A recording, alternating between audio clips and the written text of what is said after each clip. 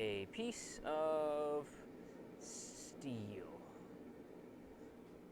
How about this one? I like this one.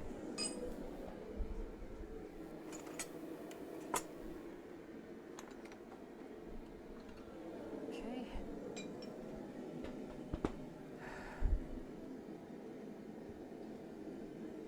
Oh, oily mess.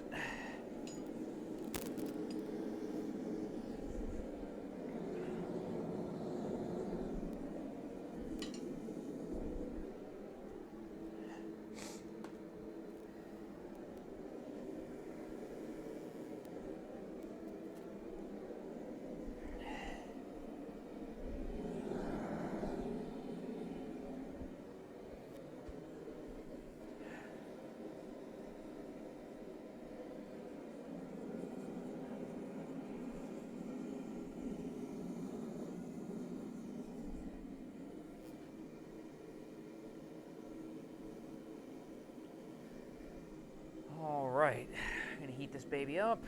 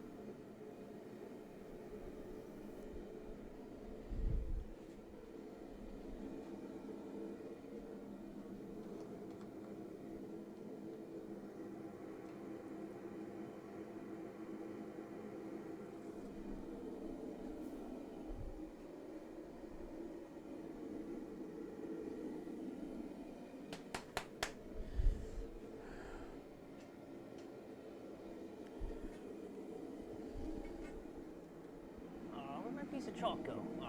Under there. Come here, you. Get out of there. Come on. Get out of there.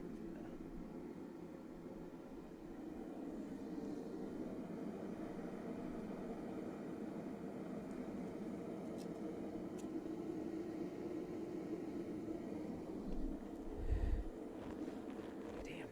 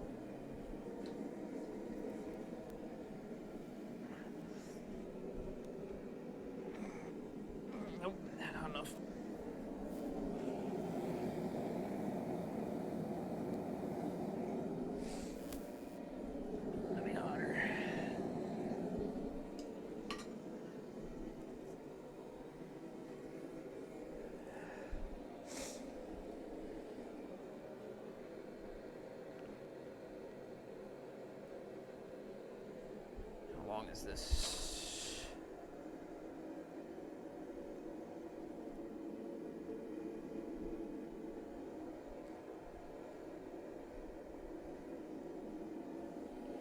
I do 13s. I can get a couple 13s out of that.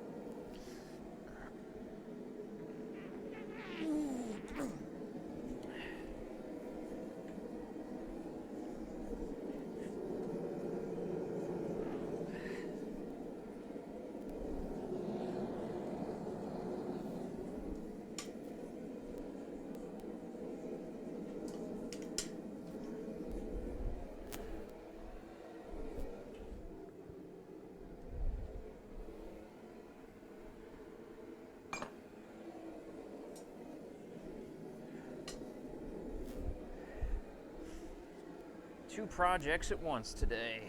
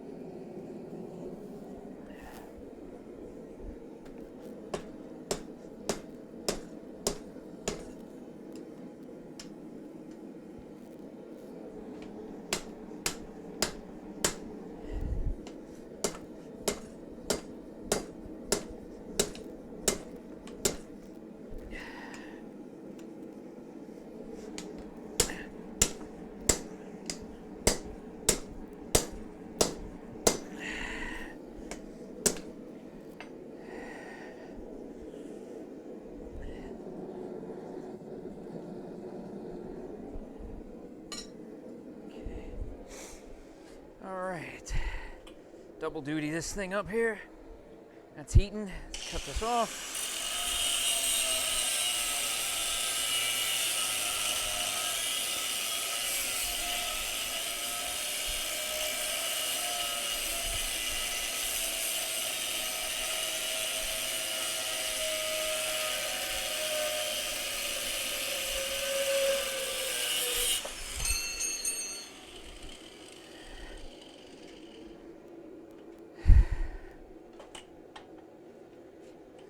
Stay there. Okay.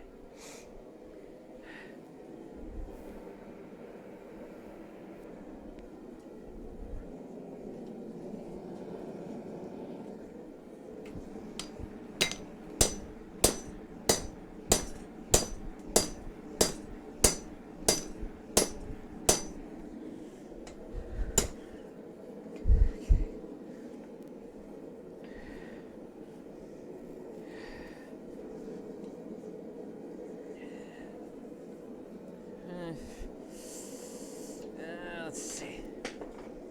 Or fall on the floor, whatever. Okay. This thing is really gonna put up a fight today, huh?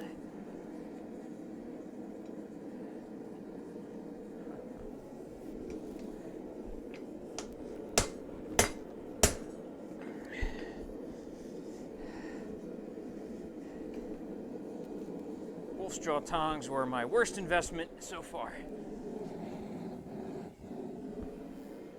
They have not proved useful for damn near anything.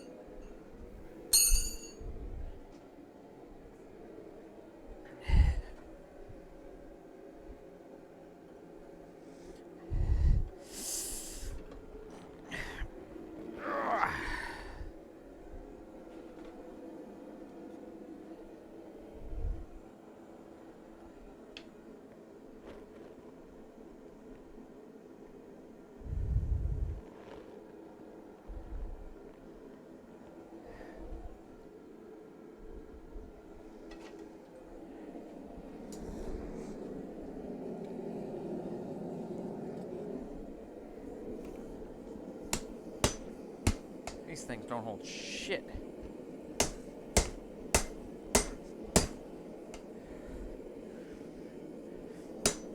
Oh, okay. Now we're getting frustrated.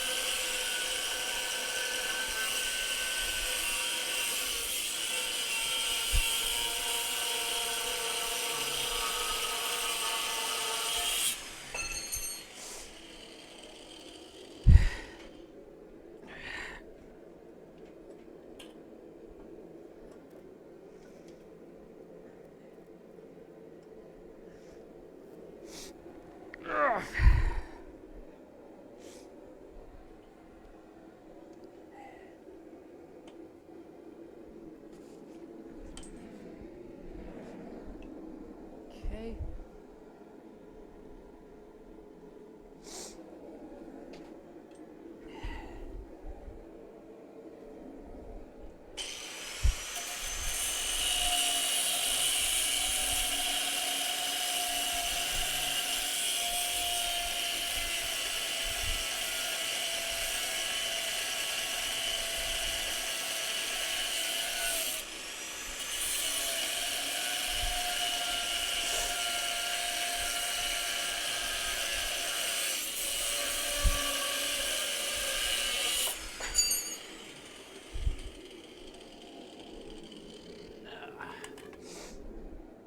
Okay.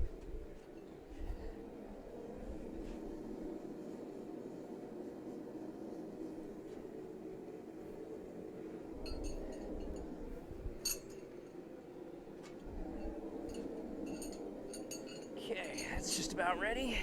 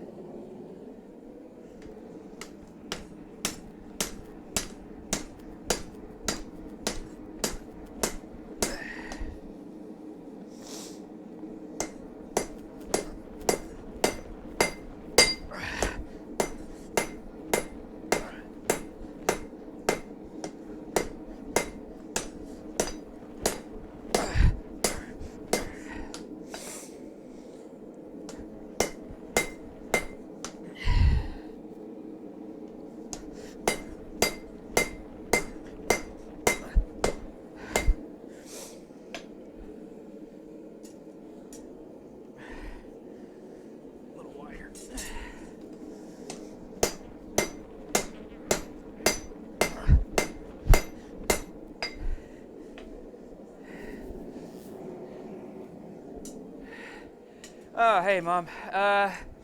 Starting on a knife. Trying to double it up a couple projects right now. I got to weld together a frame for my acid tube here so it'll stand up on its own. And probably just a small, maybe a pocket knife. I haven't really decided yet. We did this one last night. Well, yesterday and yesterday night. But I'm really pretty proud of this little guy. See if I can bring it up nice and close here. Real nice black edge, nice sharp edge. Came out real good. So I can work on some of these small guys. See what we can do here. Get some work done today. Gotta get strong.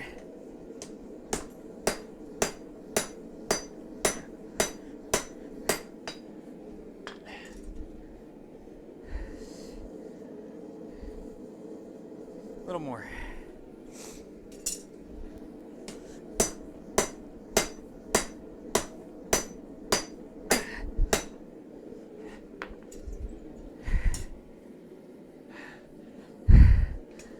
Yeah, the paracord is nice. I really like working with the paracord. Woohoo. It's a lot quicker. It's a lot quicker to make a paracord handle, obviously, than a wooden one. So that's always nice. Yeah, I'm trying to stay busy inside. You know, it's a little tough to not be active, but this is burning off some energy for me. So, you know, I got that going anyway. I needed something. I needed something. Otherwise, I was going to go crazy. So this is something. So 2 knives while under quarantine. You know, 2 decent knives.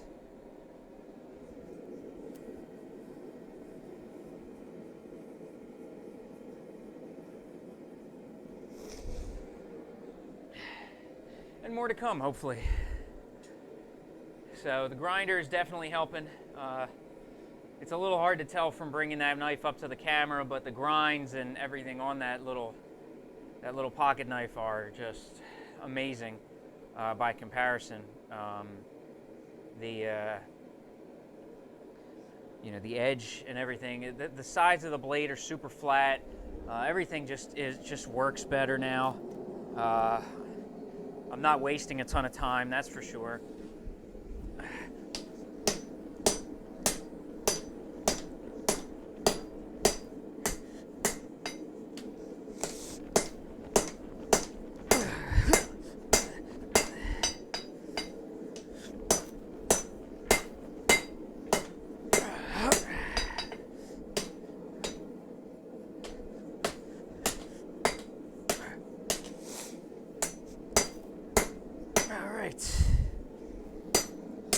Reasonably flat piece of stock.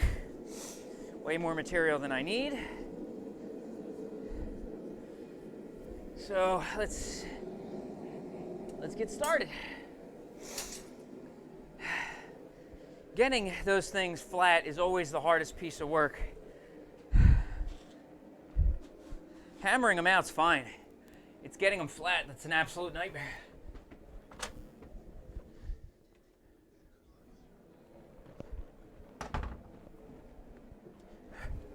I do want to do some welding shortly, so we'll see how that goes too.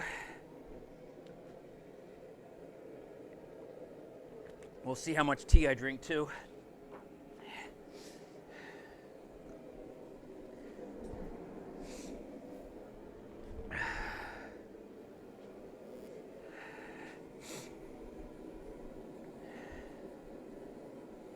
Whew. All right. I can slow down now. Jumping from project to project. Maybe I'll get this. Yeah, okay. Thanks for stopping in. I'll talk to you. Don't forget to share the video. Give it a share. Get it out there to people. That always helps.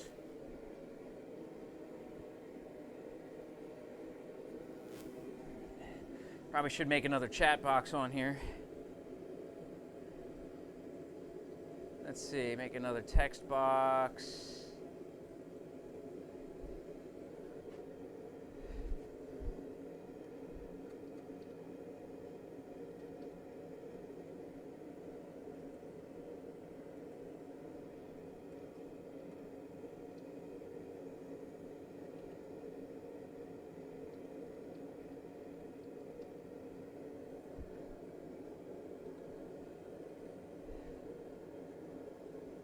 Oh, that's really big.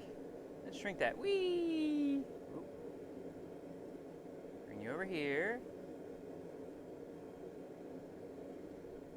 There we go. All right, appreciate it. Thank you. It does help out. The shares and stuff. I mean, I appreciate the likes, but the shares help it get out there to other people. That's what kind of spreads it around. So, you know. That's the thing that kind of helps me grow. I love having my Facebook friends stop in, but I need to grow. Unless you guys are going to buy all my knives. And you're not allowed to buy any of my knives, Mom. You'll hurt yourself.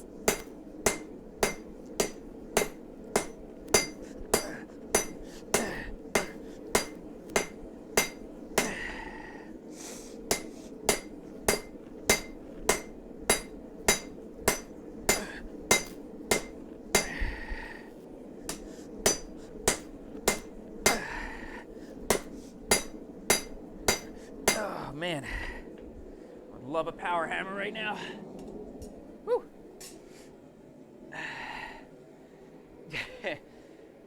Yeah, even the little pocket knife I just showed you is razor sharp, so you're not allowed to have any of those.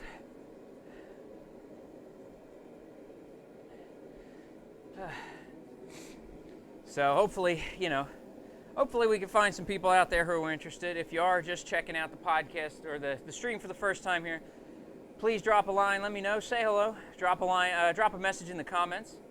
Your comments will show up right here in the chat. If you're on Twitch, same thing. Say hello. If it's your first time, definitely say hello. I'd love to get to meet you. I'd love to meet all my new viewers and say hello. So, if you're out there, don't forget to say hello, guys. Show some love. Let me know you're out there.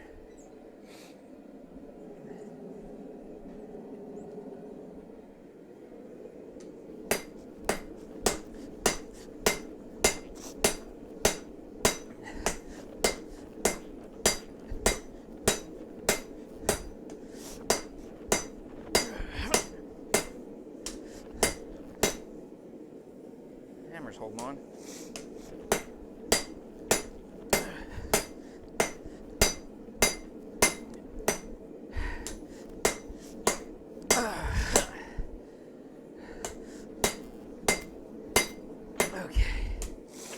It is too hot for this shirt until I start welding, so I gotta take this thing off.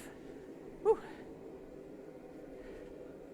All right, let's see if I can do this somehow. You know what? Everything's gonna have to go.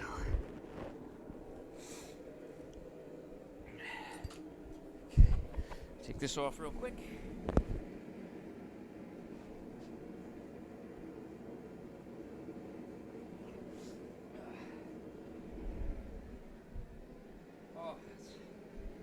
That's a little better. Oh, that's a lot better. Okay, now we're back. Sorry about that. Oh, God, yeah, that was hot.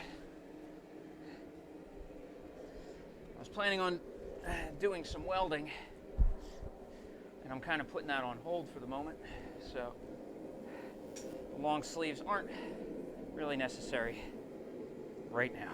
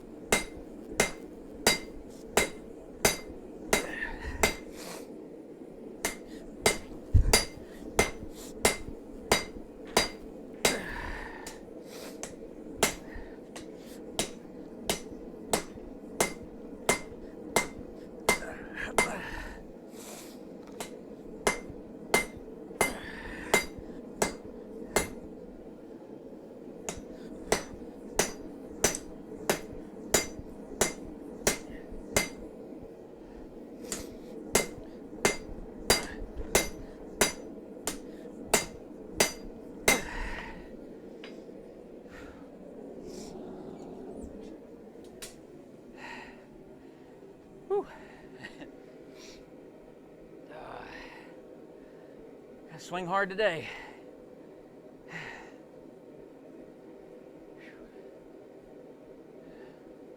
But if you're out there, please feel free, drop a line in the chat, guys. Let me know you're out there. If you have any questions also, please feel free.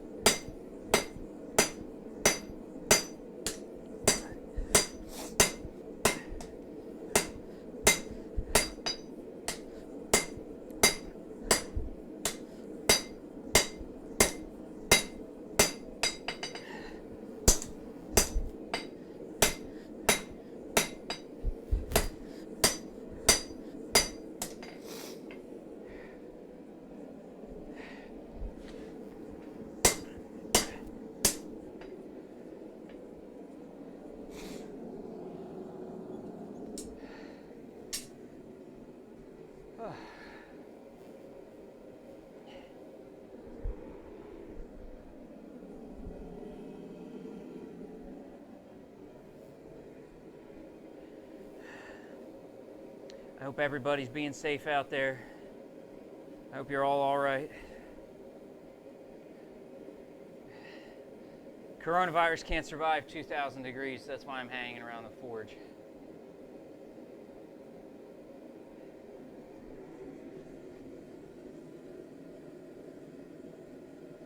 Or at least that's what I thought was a good idea. So,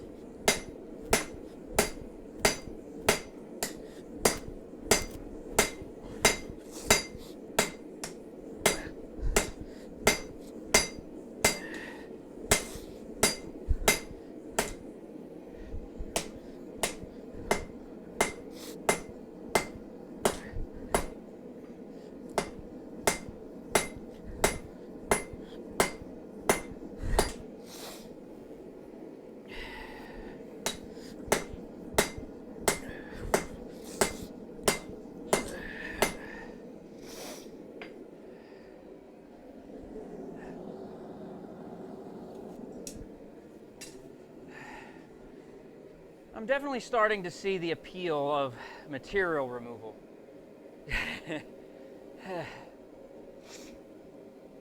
I see why people like doing that. Get a nice pre-stamped blank and just grind it right to size. I'm definitely seeing the appeal.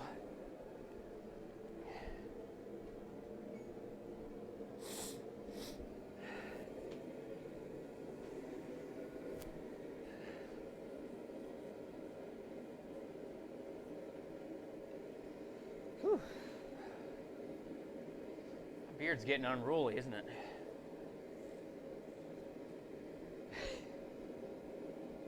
It's definitely getting a wee bit unruly.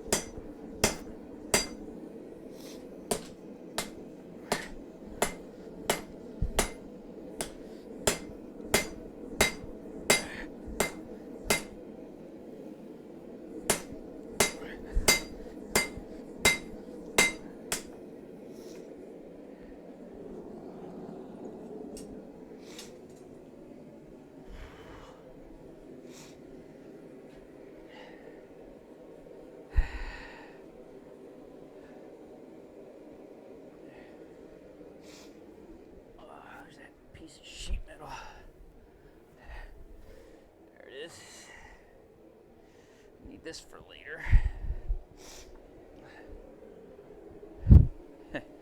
Yeah, that'll be fun. Get some welding done in a little while.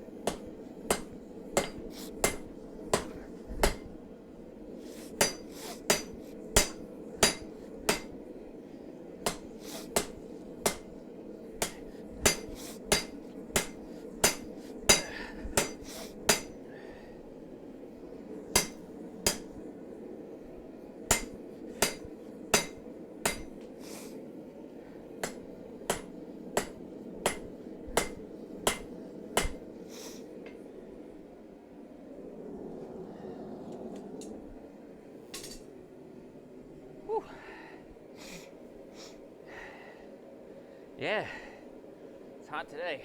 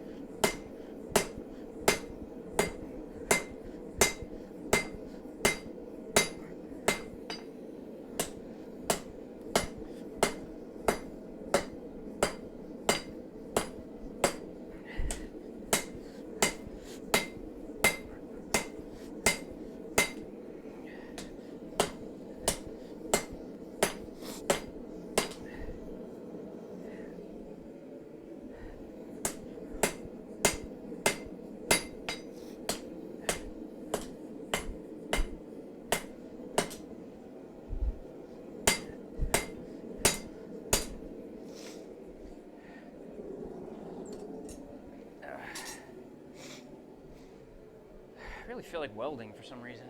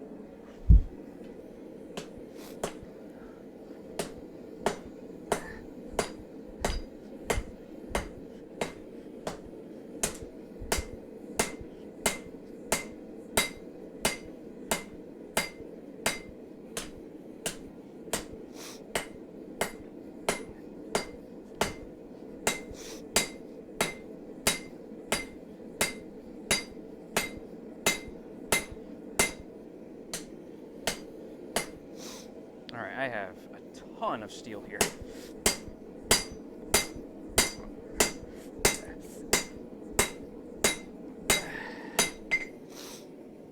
All right, I think one more heat and then I'm gonna weld.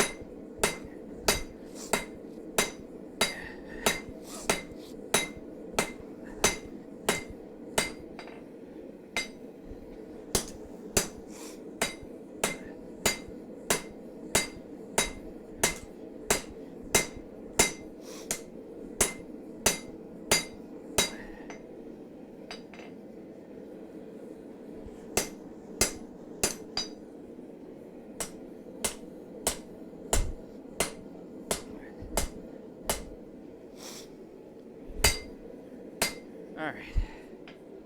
Let's give the swinging arm a break a little bit.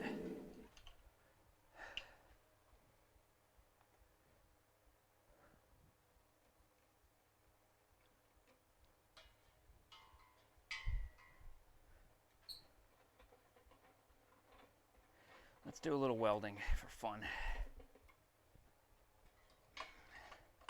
Well, and for necessity, because I need to weld this stuff together eventually, so let's do it now. Okay, cool this.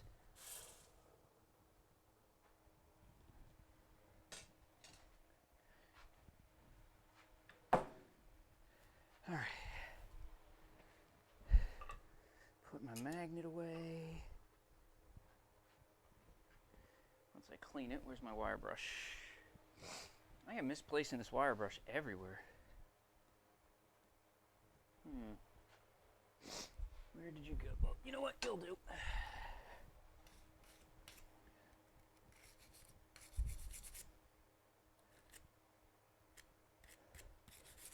This thing gets really full of filings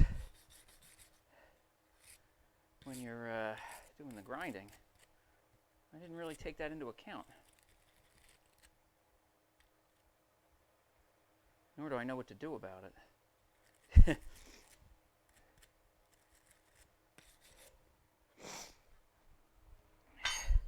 This is my bitchin' magnet. It says so because it's right on the side.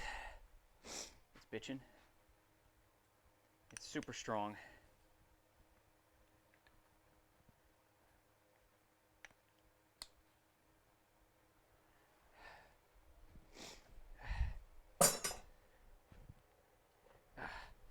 Okay.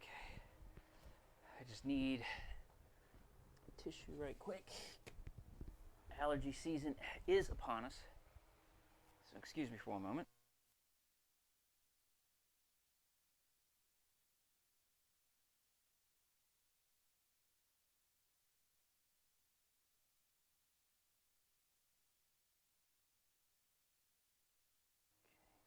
All right, and we're back. Sorry about that. No sense blowing my nose on camera. That just sounds rude.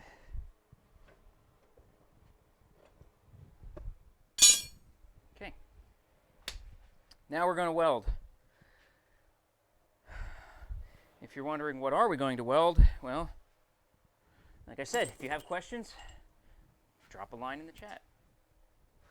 Otherwise, how will I know you're wondering?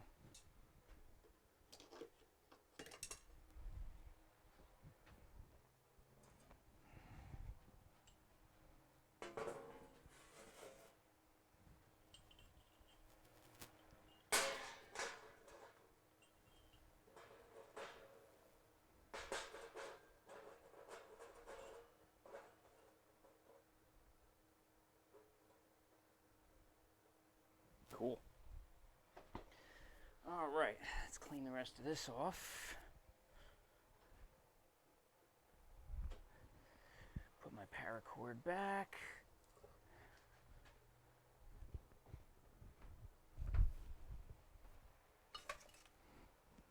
And WD-40. You can't have a workshop and not have WD-40. I think that's there are rules about that somewhere. I think. I mean, I'm not too sure, but I think they're out there.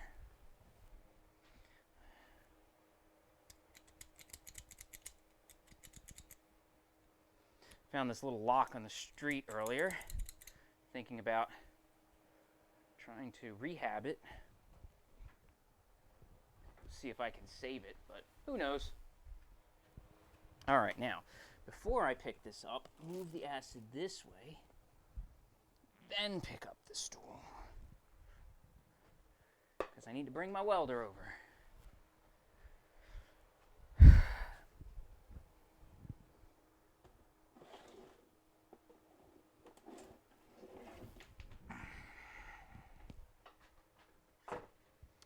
My welder. Look at that. Lovely little guy that it is, yet it does the job. I, however, suck at welding. So, seeing as I've now said the word welding, I'm sure General Broadcast will pop up. It's just the way it works. It's what he does. He shows up whenever I say the word welding. I don't know how he does it. He might not even be watching, but he'll show up. Kind of funny.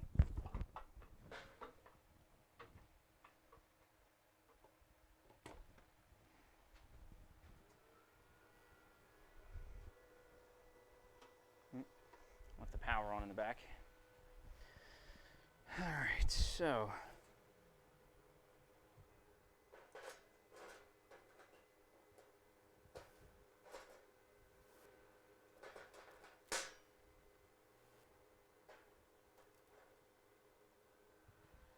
I don't know if that's going to work.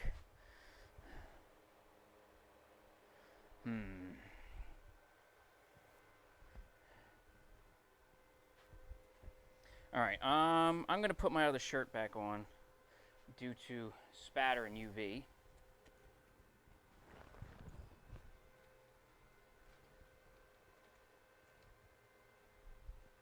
So excuse me one moment.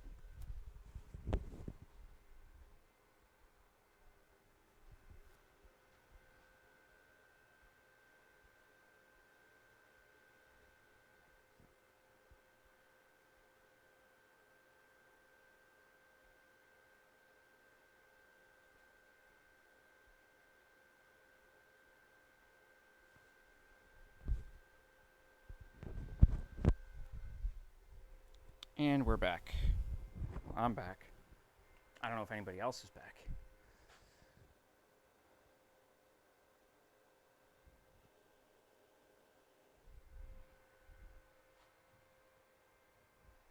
Okay, so we need a couple important things. We need the welding mask and an apron and gloves. All the good protection. Welding mask is right behind me.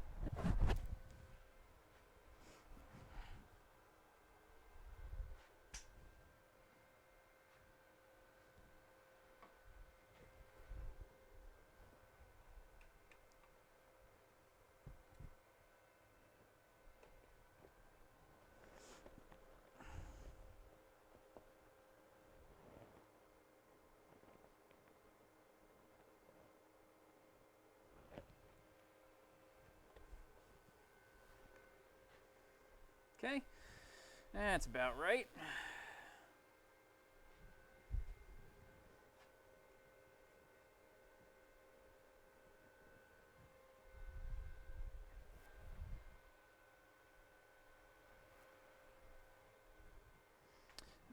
So I think I'm gonna go like this.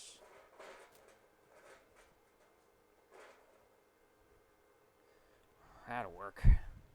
Actually, that will do quite nicely.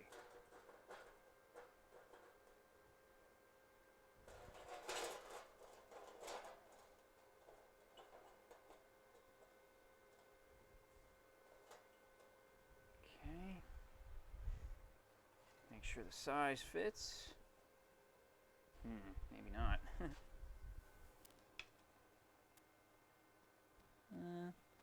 Yeah, 4.5. That should be about right. Yeah, that'll be nice. Perfect.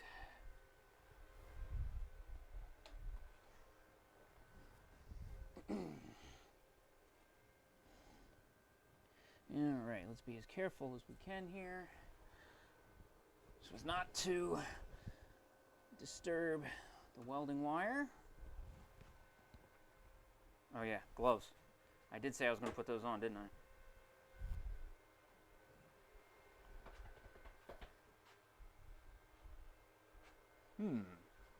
Where did I put the gloves?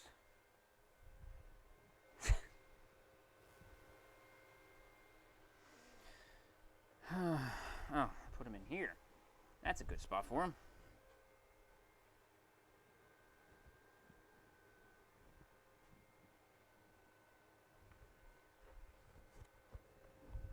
Okay. Let's see if I remember how to do this.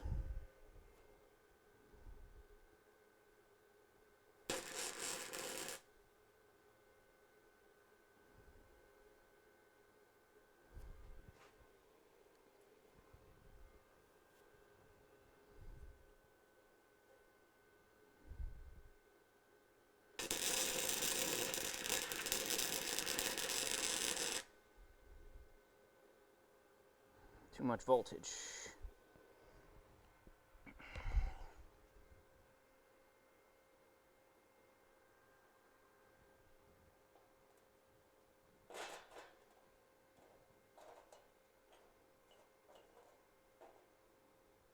Seems to hold though.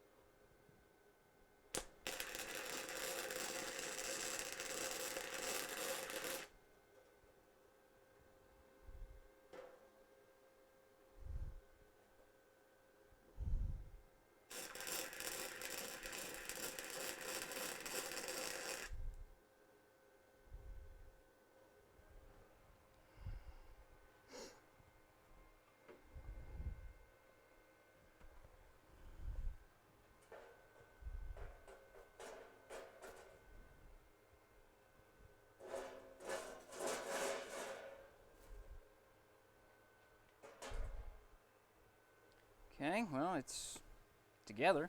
A spray bottle or something? Okay.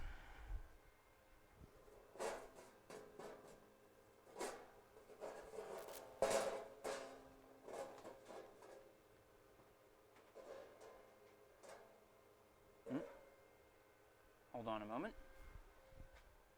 Yes? I was like, what the fuck is that weird noise? Oh, okay. My wife was just wondering what the strange noise was. She hasn't heard me weld in a while, so. When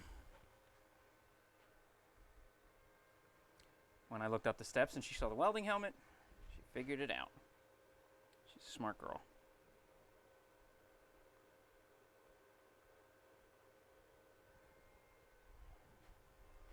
Isn't there like a... I think there is, but, well, whatever.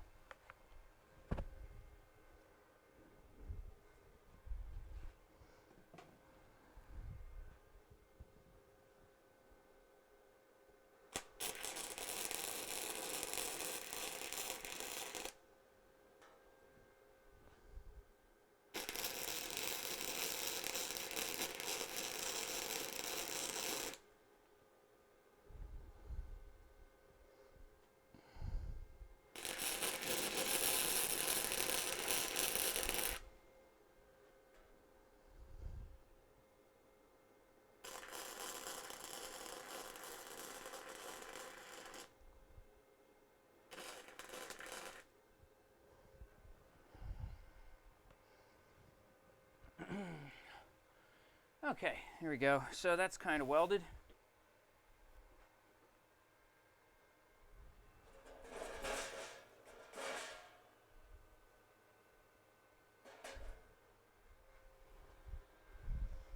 Yeah, I got tongs. Let's cool it off real quick.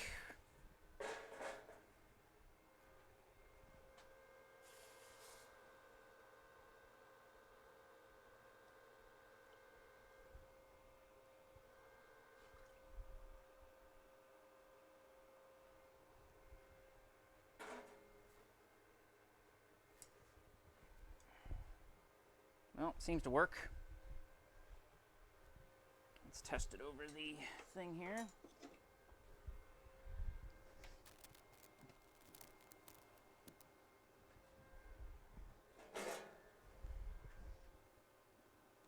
Cool, fits. Doesn't have to be tight, just has to be holding it. That's all. Okay.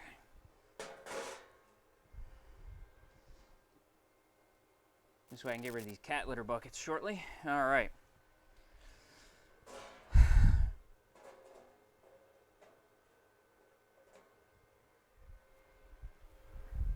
Legs. Ow. Oh, this thing hurts your head. Oh, that's because it's probably sitting too damn low.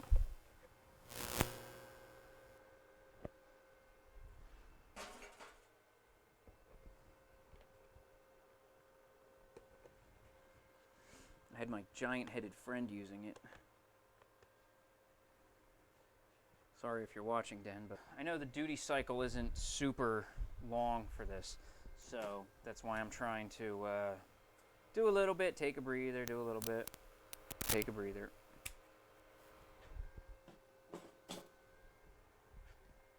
You know, that kind of thing.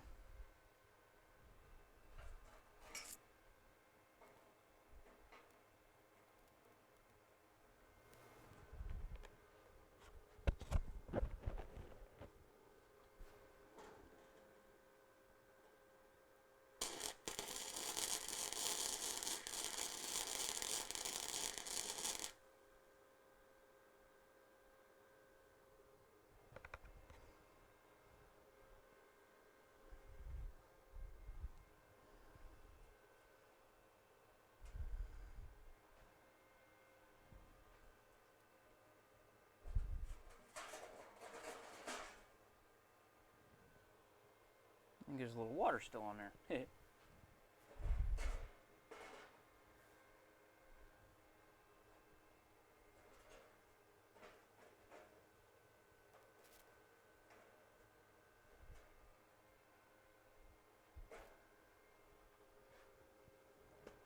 Mask down.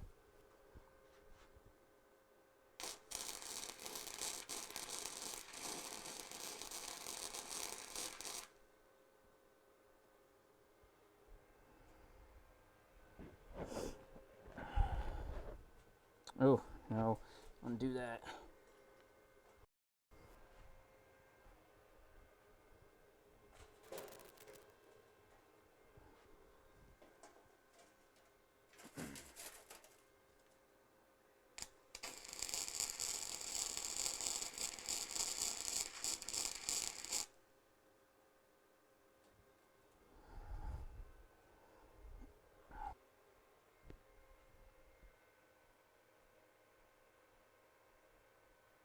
Sorry, folks. Internet had a fart, I guess. I don't know.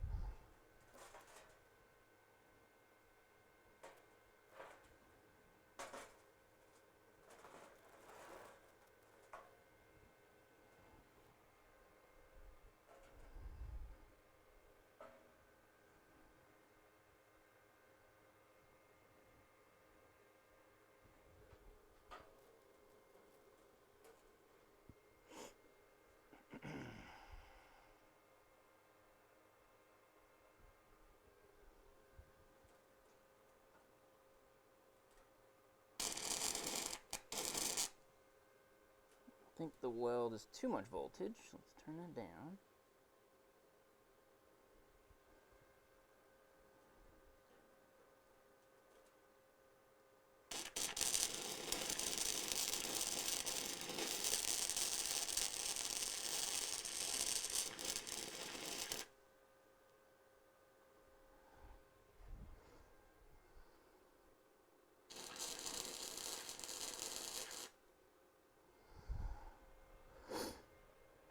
Okay. Uno mas. Sorry if there's lag issues. I don't know what's going on. I must have been some kind of server hiccup there.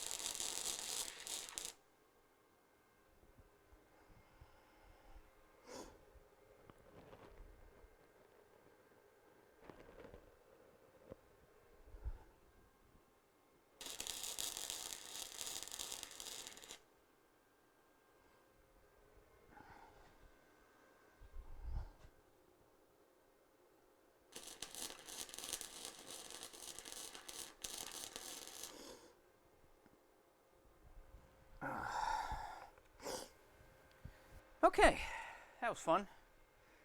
Let's leave this to breathe for a little while so I don't overdo the duty cycle.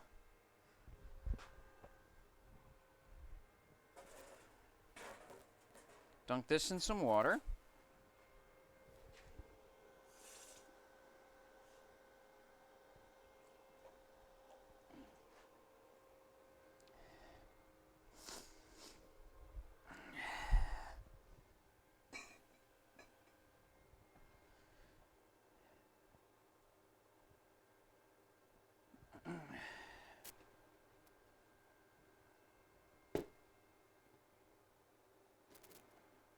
Will it fit over the lid? No, it won't. Okay, so do this. Really trying desperately not to spill this shit.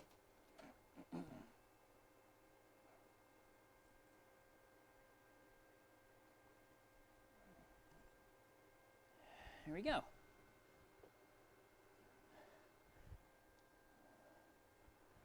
And now my ferric chloride is safely contained inside its own self-standing table thing. Yeah.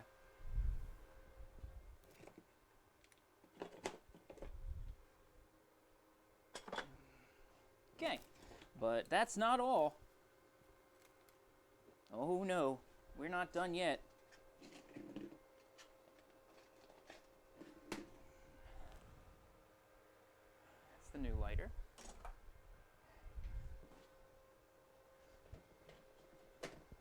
This is salt, right? Yes, that's the salt for the winter. And after this winter here in New Jersey, there wasn't much need for this bucket at all, thank God. So that was nice. And this is just extra cat litter for oil spills and the like. And I have a sticker here, which I can't get off of there. I should put that sticker on the side of this. Okay, put this over here. Clean my little area up. I got my little dangly hook thingies. Okay, put you back here. Okay, look at that, nice and cleaned up. Place for everything, right? Now the fun part. Now, welding with a purpose. Take this hat off first, or helmet off for a second.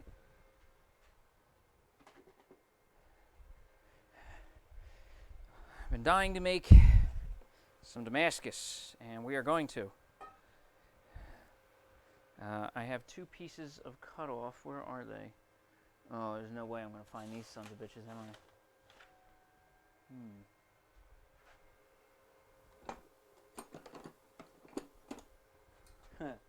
Yeah, right.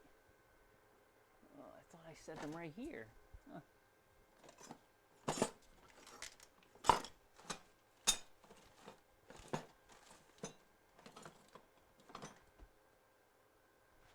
Nope, that's not it. That's junk.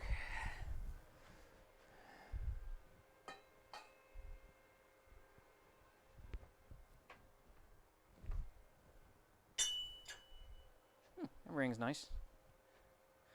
All right, now, what do I do with those 2 little cutoffs?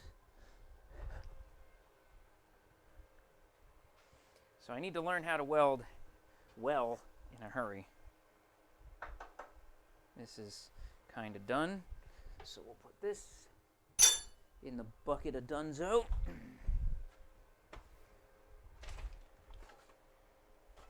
Every once in a while there is a shooting star, even if they are.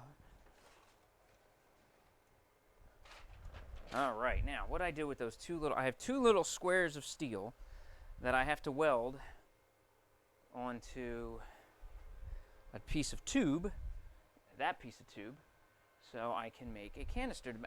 There they are, right on top of the powdered steel. Of course. Why wouldn't they be? Now, I have to figure out how much of this I want to cut. So, how big of a piece of Damascus do I want? More questions most of which will go unanswered.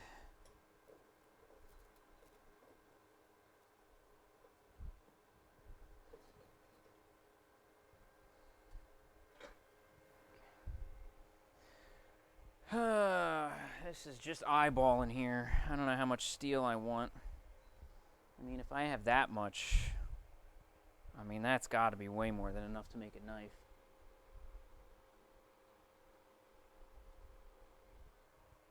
I mean, that's that much of a block of steel. That's way big enough. I don't know what you're doing, Chalk. All you're doing is whatever.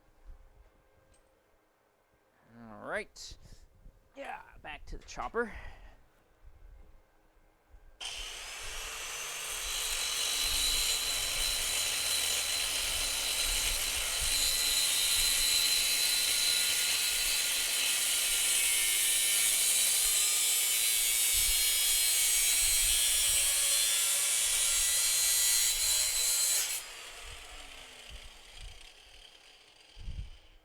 Okay, I'm not going to try to be a hero and cut this from underneath, because I'm not in that kind of mood today.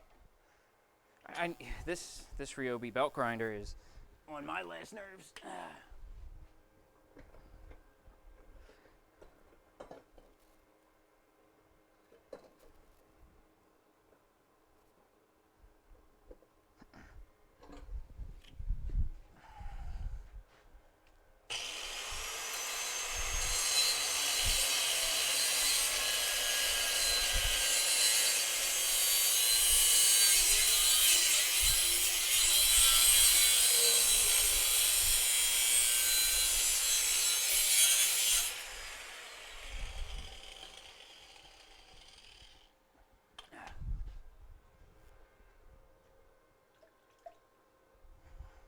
Coincidentally, I have a nice grinder that can put a nice flat edge on this thing.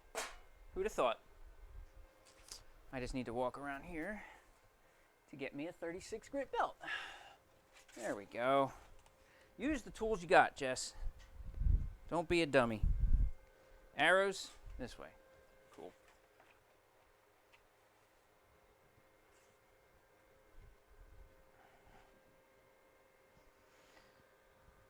Apologize, this might get a little loud.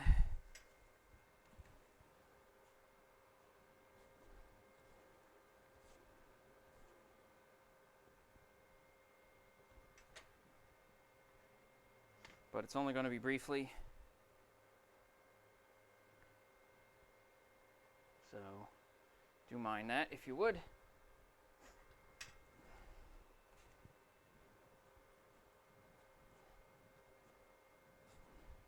Just want to square this tube up real quick so I have a nice something to weld to.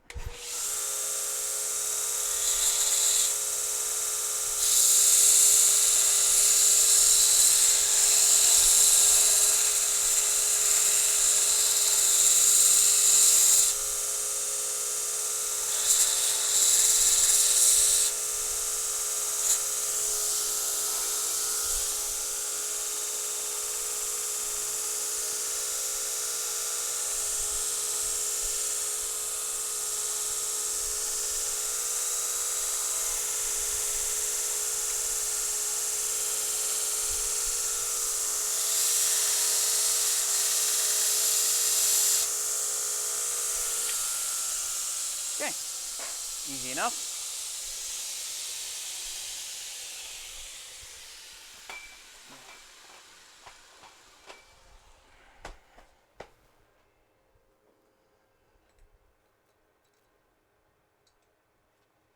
So the question is, how am I going to weld this and still keep the grounding clamp on?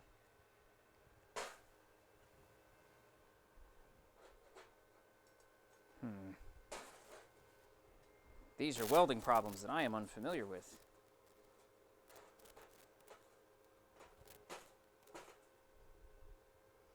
Yeah, that's sketch.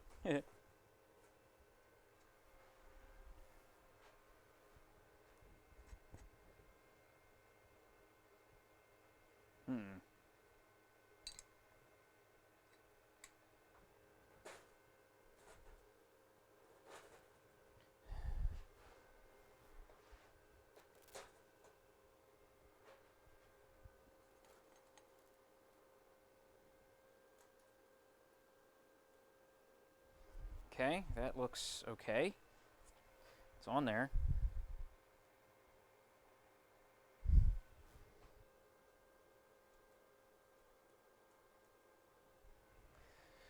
So, I need a lower voltage, because otherwise I'm going to burn through this shit.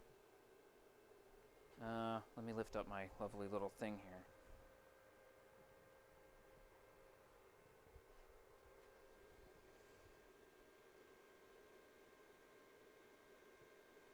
Oh, how thick is this crap? Is there something to say? Ah, here we go. 1 1/4 by 1/16. Okay. So 1/16 inch. Oh, it's in the.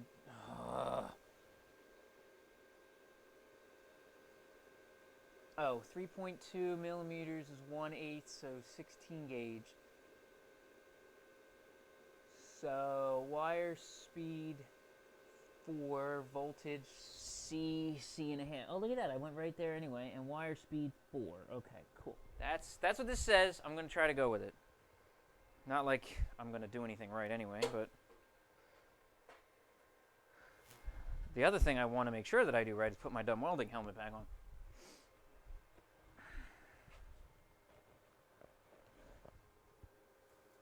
Now, I don't know if this is going to work because the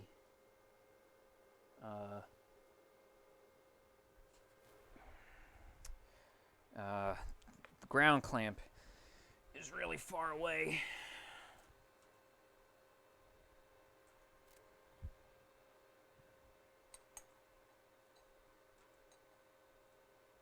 Actually, you know what? I need the file. Because this is not...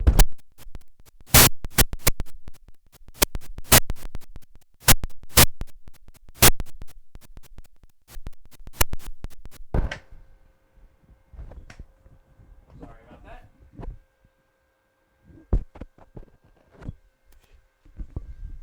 Sorry. I don't know why this just fell off me.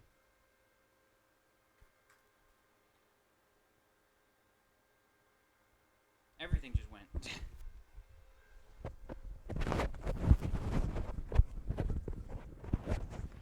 And the battery came out and everything, so... Real professional, right? Okay. Alright. Let me touch this up with a file. Get a little clean.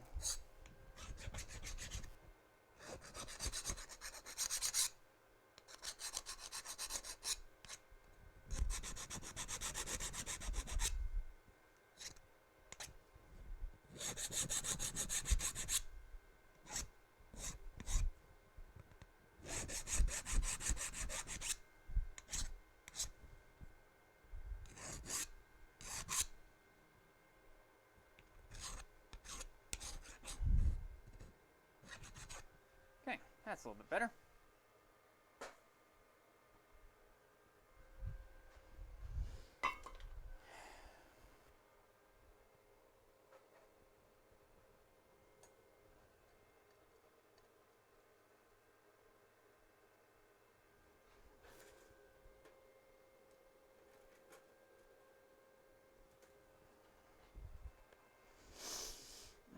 See if I can do this without knocking the mic pack off today here. Oh, because it's right next to my foot. I probably kicked it off on my own. Because I'm smart. Just got to get this tacked into place first.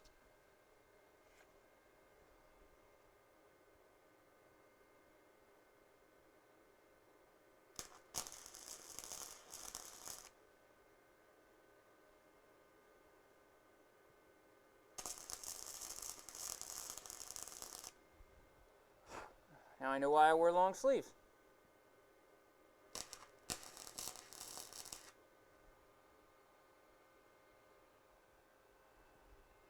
I'm glad the grounding clamp still works from down there.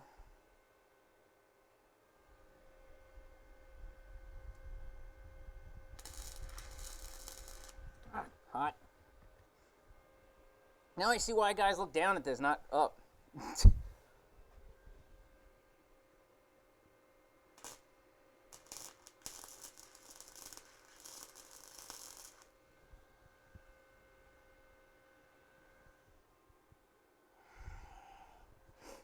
Need a bigger grounding clamp.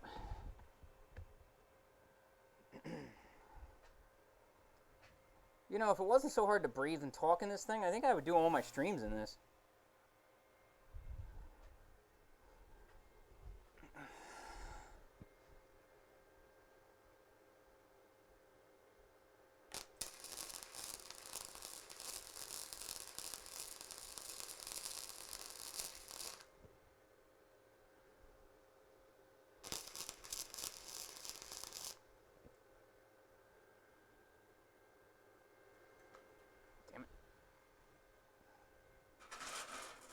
When I lean on the button by accident. Touchy little button though.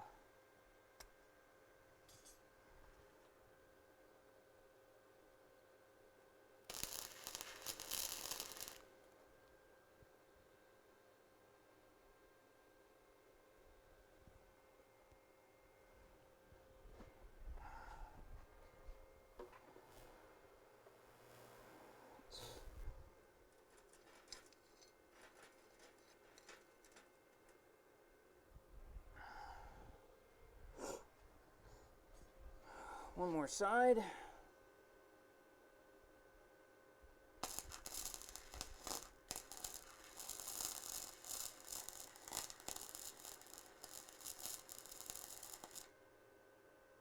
Ah, fuck. Burn through it.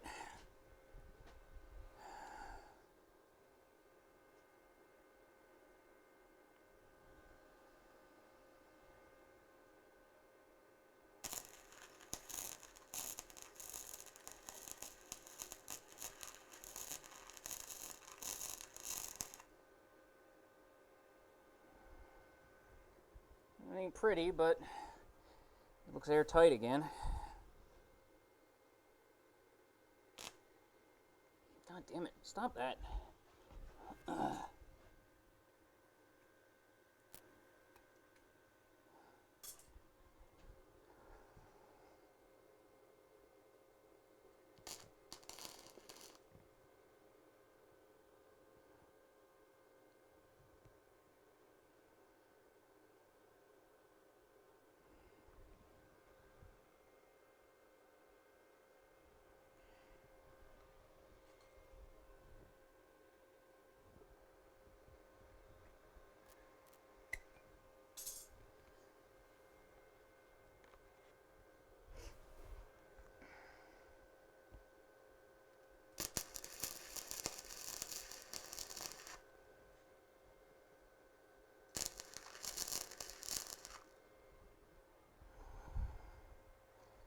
Little glowy thing.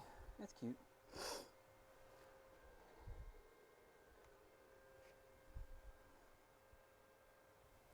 Alright, I think it's ish. It's hot. That's for sure.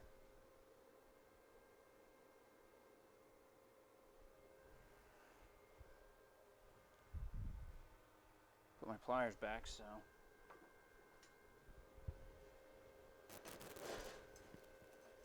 Let's just cool it off.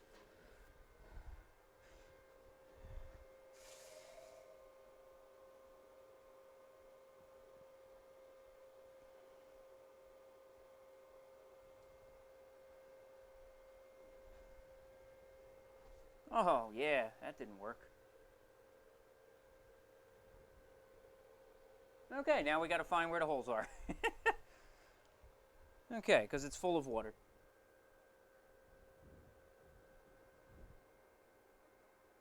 Oh, I think it's that side.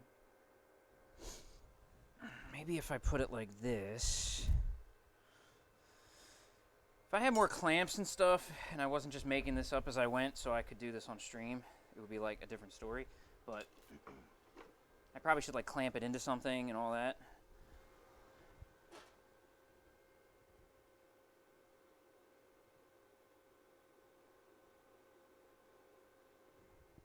These other sides actually look pretty good.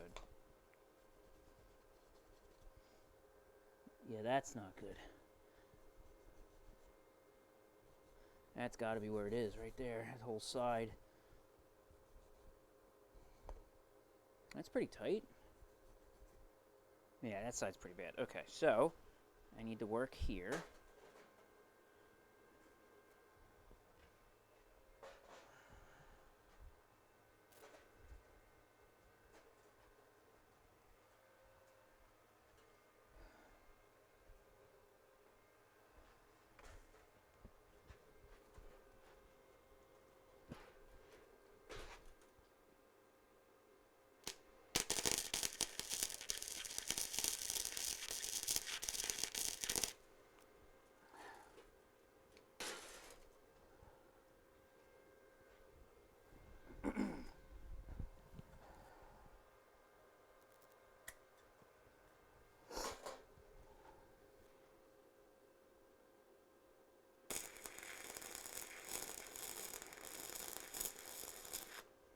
Oh, I want to ruin my sticker.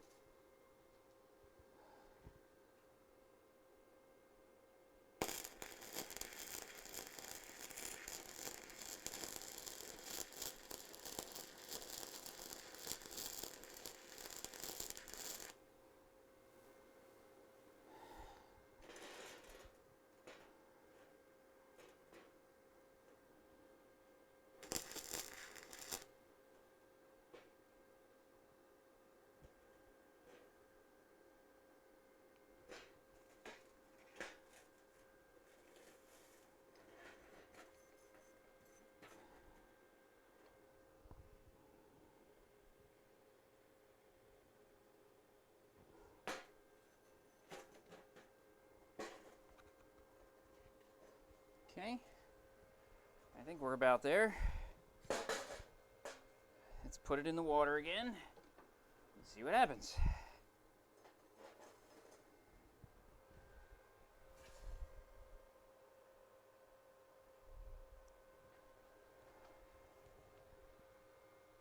Hey, no water came out of the middle this time. All right. There we go. Nice. Just water dripping on the side. That's perfect. Perfect. That's what I'm talking about. That wasn't too terrible. It was kind of terrible, but it wasn't too terrible, right? Okay. Let's give this thing a little break. It needs it.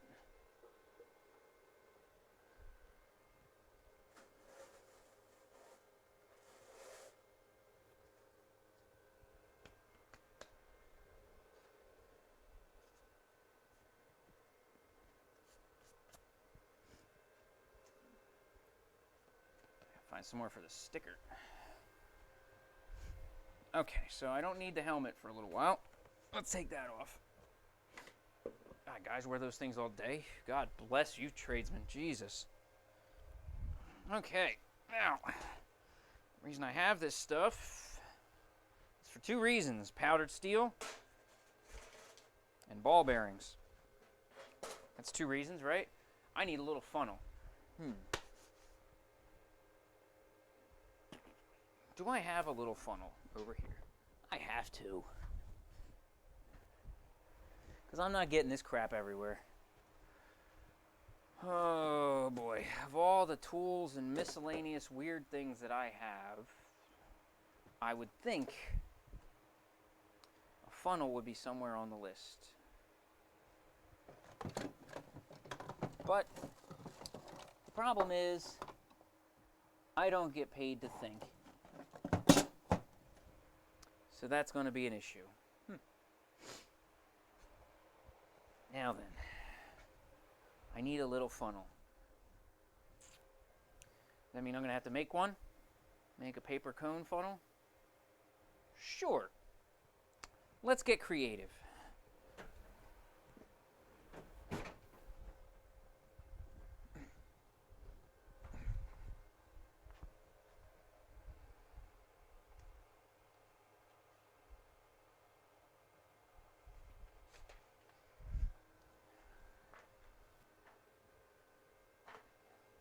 I am going to have to go upstairs and get myself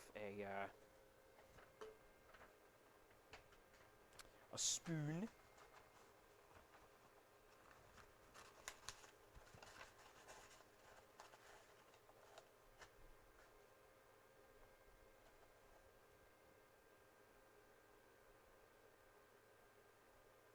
Spoon should be totally spelled like S-P-E-W-N. I don't know. Like new and spoon. They sound the same.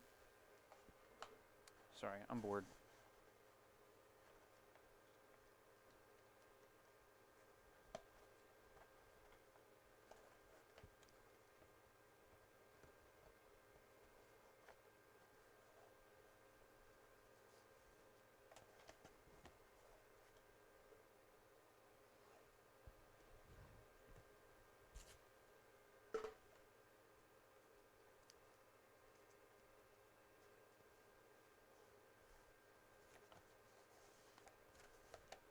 So before we do this, as per what they tell you, you should put white out inside. And let it dry so that the steel does not stick and you can cut it off when you're done.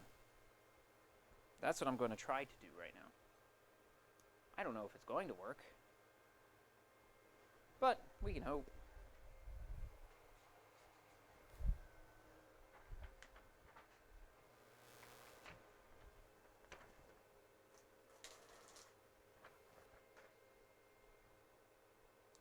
Shake this up just a little bit more.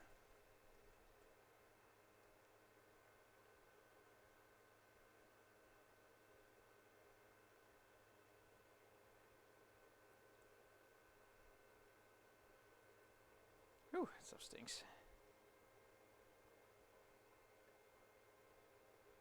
Actually, one more thing I want to do first, though.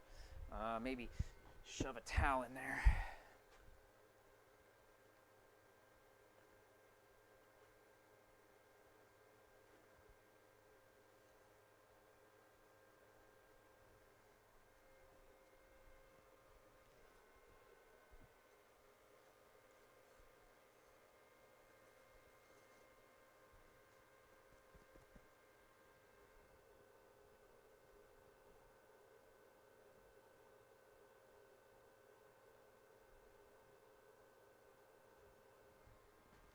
Okay.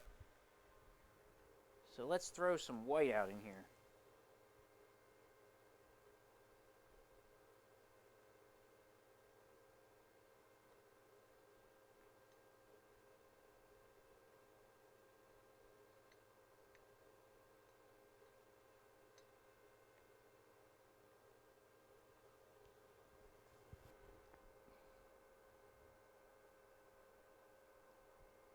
This is really weird. Like, I've never used this much white out at one time.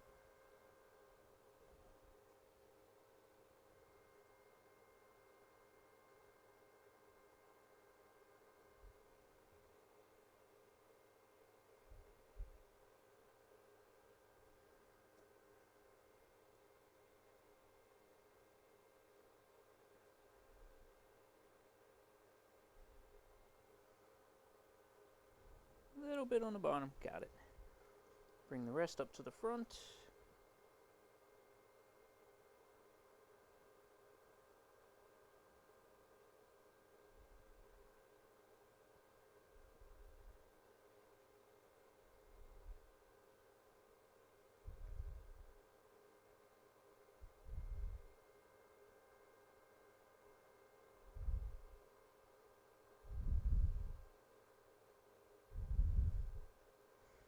There.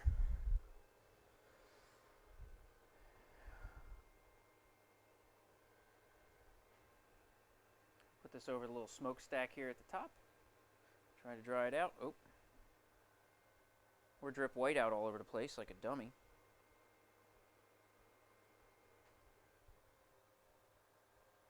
Guess it's still hot.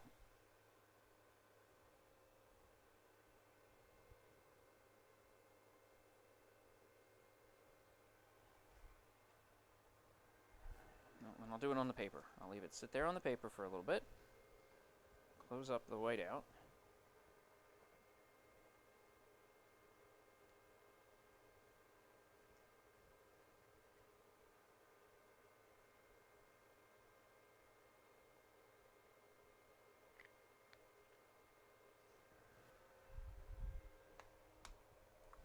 There's still a good amount in there. I can get like 2 or 3 out of them for that.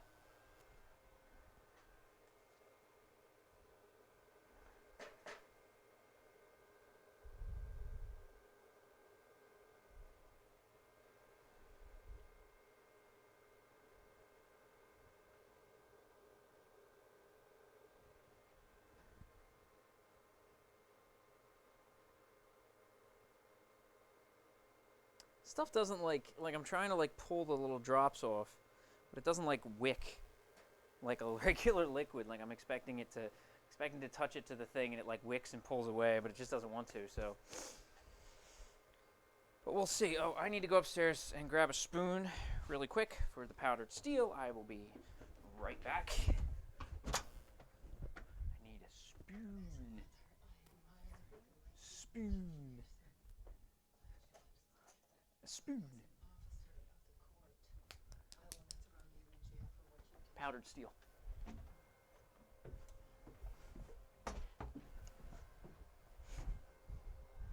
My wife was wondering why in the world I needed a plastic spoon down here, which is a fair question.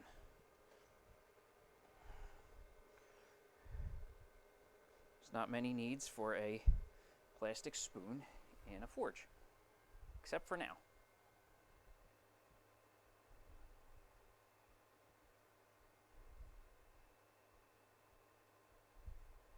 Let the little smokestack heat up and dry the rest of this.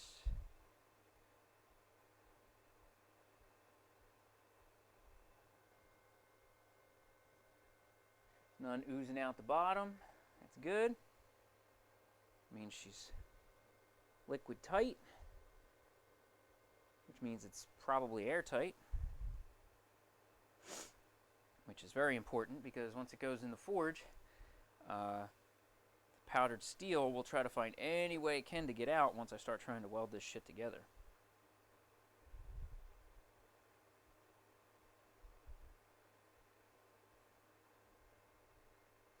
I wonder if I have anything else that's hardenable that I could throw into here.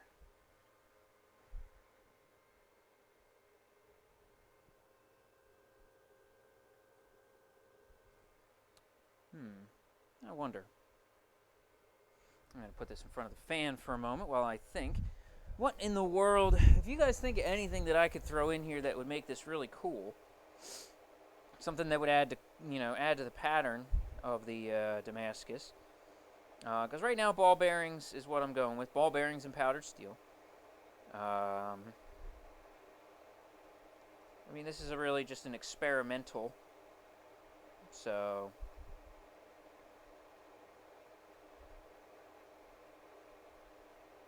this whiteout takes a lot longer to dry when you're waiting for it to dry. You notice how you try to put whiteout on something, I mean, it's dry before you even, like, lift up the little brush. Now I'm trying to wait for it to dry, and I'm pretty sure I dripped most of it out, and it's still like, nah, it ain't dry, boy. Just keep waiting.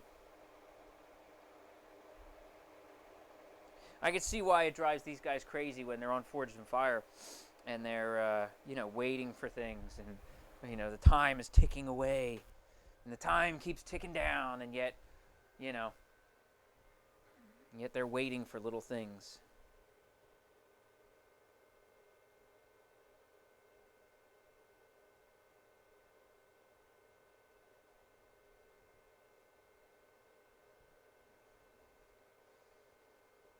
Big globs right up here. Get them.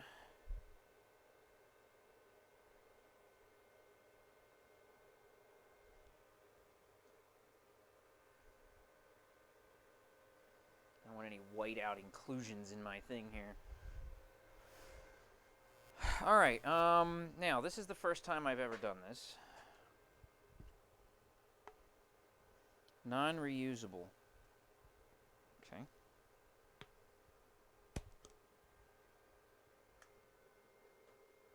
Comes in like a little mini paint can. That's adorable.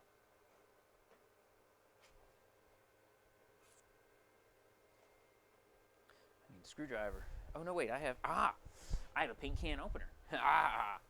Paint your house enough times, you buy one of these suckers at Home Depot. These things are amazing.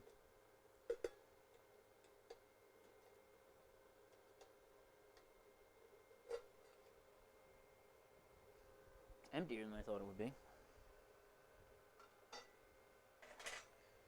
Fair enough. Okay. So,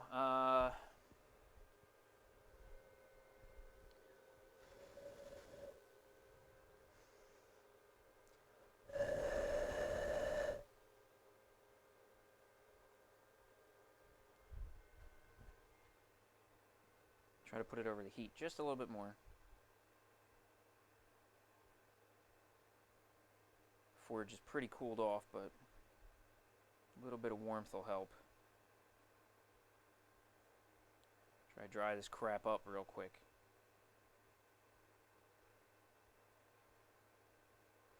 I just don't want stuff sticking.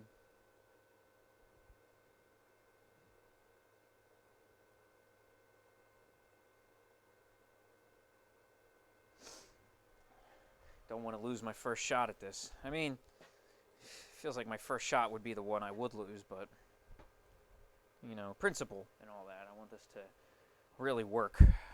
So, but yeah, if you're out there watching, if you do have any questions, please feel free to let me know. If you're wondering what the hell I'm doing, please feel free to ask. If you're on Twitch, drop a line in the comments. If you're on Facebook or YouTube, also same thing on the comments instead of the chat. So Twitch just, you know, Twitch has its own chat. Facebook, you can drop me your line right in the comments as well, and it'll show up right there. So this is the ball bearing and powdered steel we're going to go with today. So we're going to see what we can do here. I mean, I can't, this can't get much drier, can it? I mean, this is, still smells a little bit.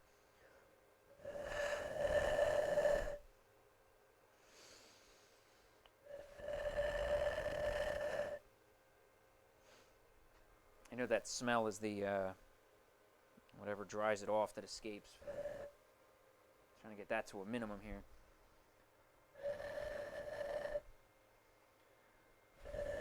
Alright. I think that's good. They don't wait nearly that long on Forge and Fire, so. Okay, so we're going to stick this in here. I'm going to put some in the base first. Some powdered steel.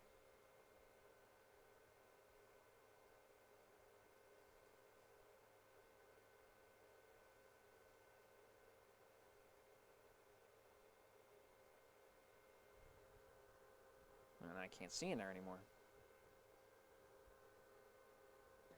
Okay, cool. So it's in there, obviously.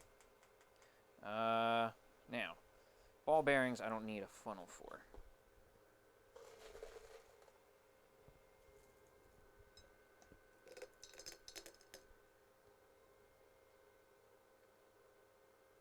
Yeah, see, that's going to be a mess, so.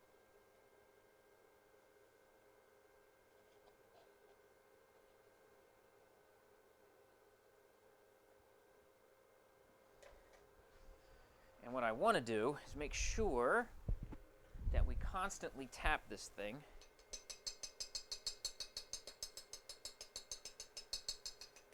To get this stuff to settle as well as possible. Okay, I don't need either of you two. I don't know why you're over here. Okay. And then we'll throw in more ball bearings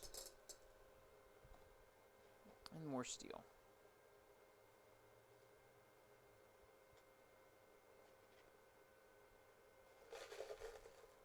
Some more ball bearings. Oops, come back here, you.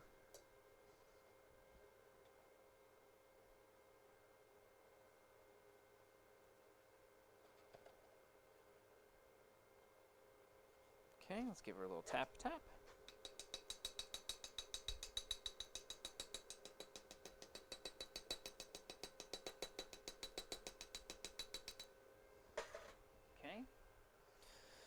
A couple more ball bearings.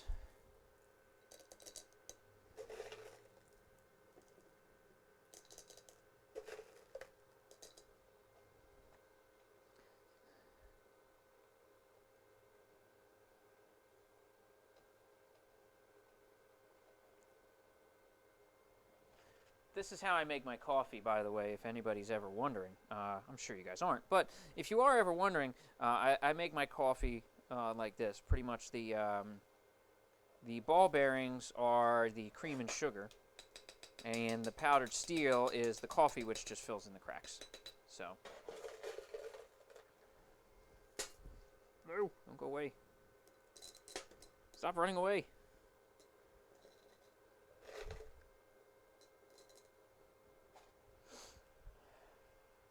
I know none of you care how I take my coffee, but if you do, now you know.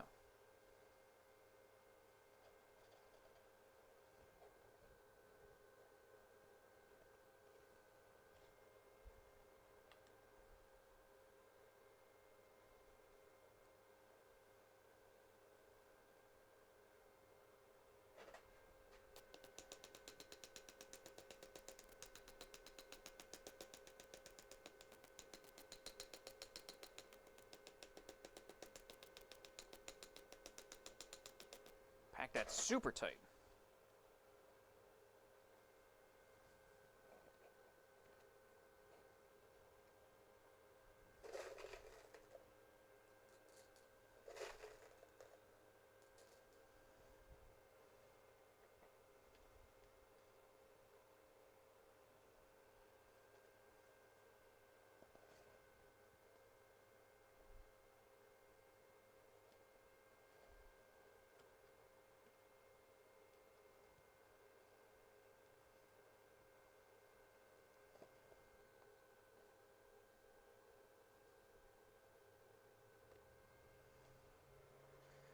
This is a very zen process, really.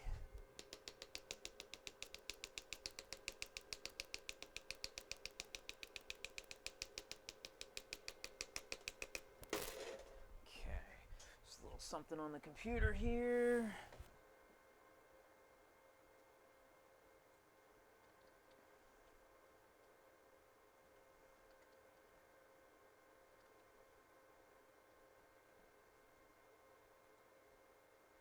Okay, let's update those. Cool.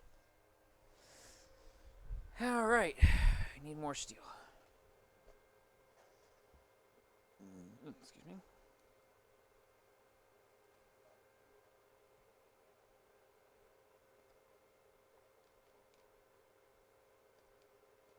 Yeah, it's very zen and relaxing doing this.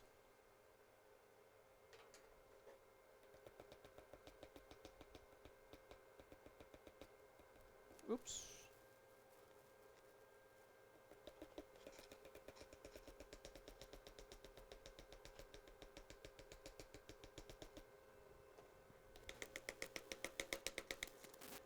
No air. Wow, this is heavy.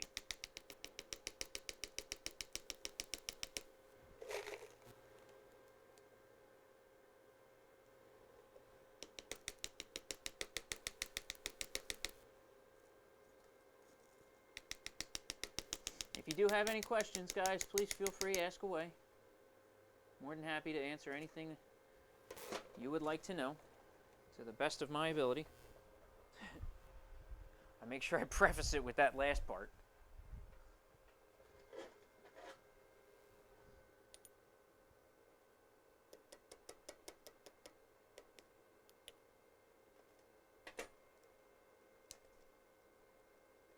Okay, one of you gotta go.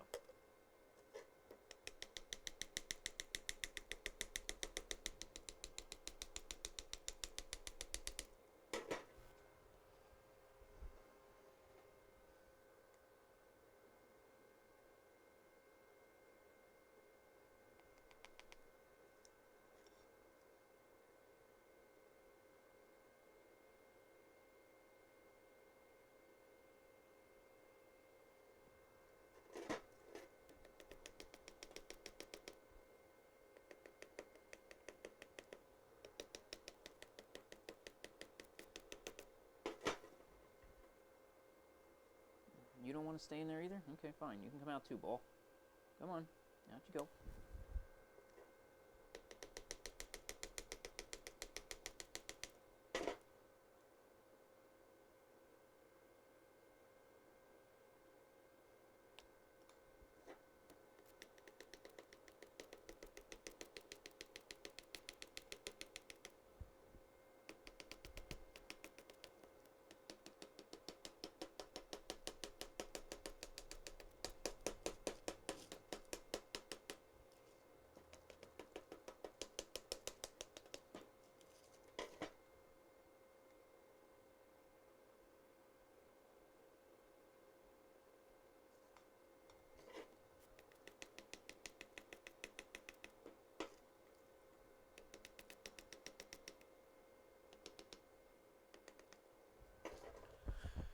Well, it's just about full. It's heavy, way heavier than I thought it would be. I mean, I've picked up steel before, but I just didn't think that the block, this little block, was going to get this heavy. So, you know, whatever. I'm learning as I go.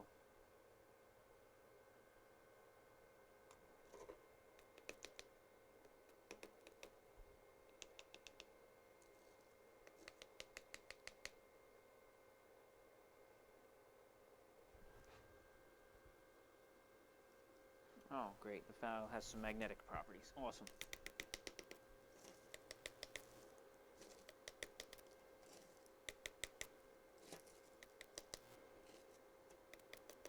Okay. Cool.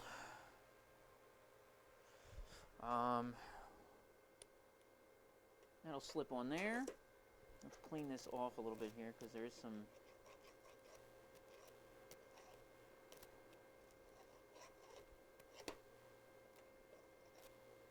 a little bit of whiteout hanging around on there.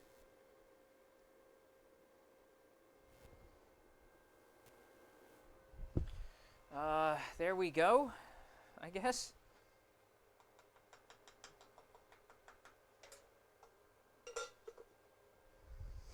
Hammer this lid back on. I don't think I need that little plastic seal anymore. I'm not shipping the damn thing. So we can toss that. Got my little funnel. I need that.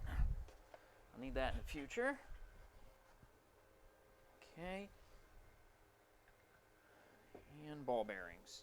I need you guys. All right, now make sure this doesn't fall anywhere.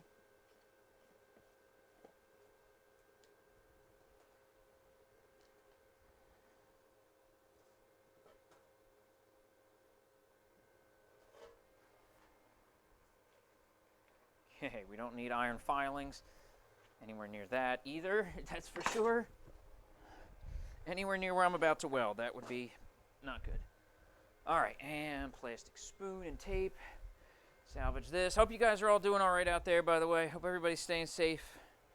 I hope the quarantine is helping. I just hope everybody's doing well. I really don't have any other words for it at this point. I just hope you're all right, that's all.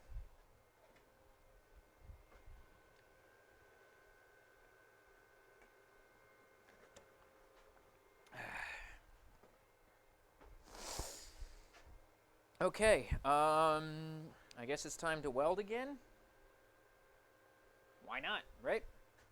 Gotta weld the top on this sucker. Can't go anywhere till it's done. So, I need a bigger grounding clamp.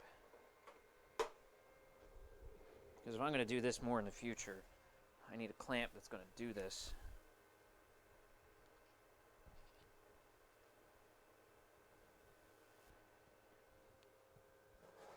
It just doesn't fit there.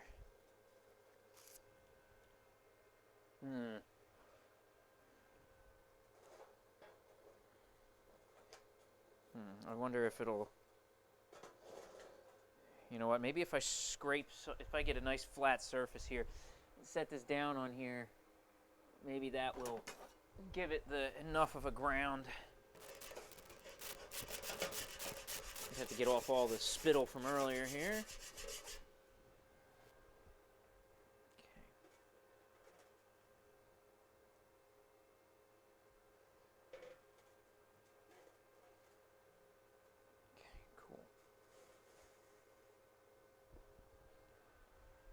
Well, I hope it'll work.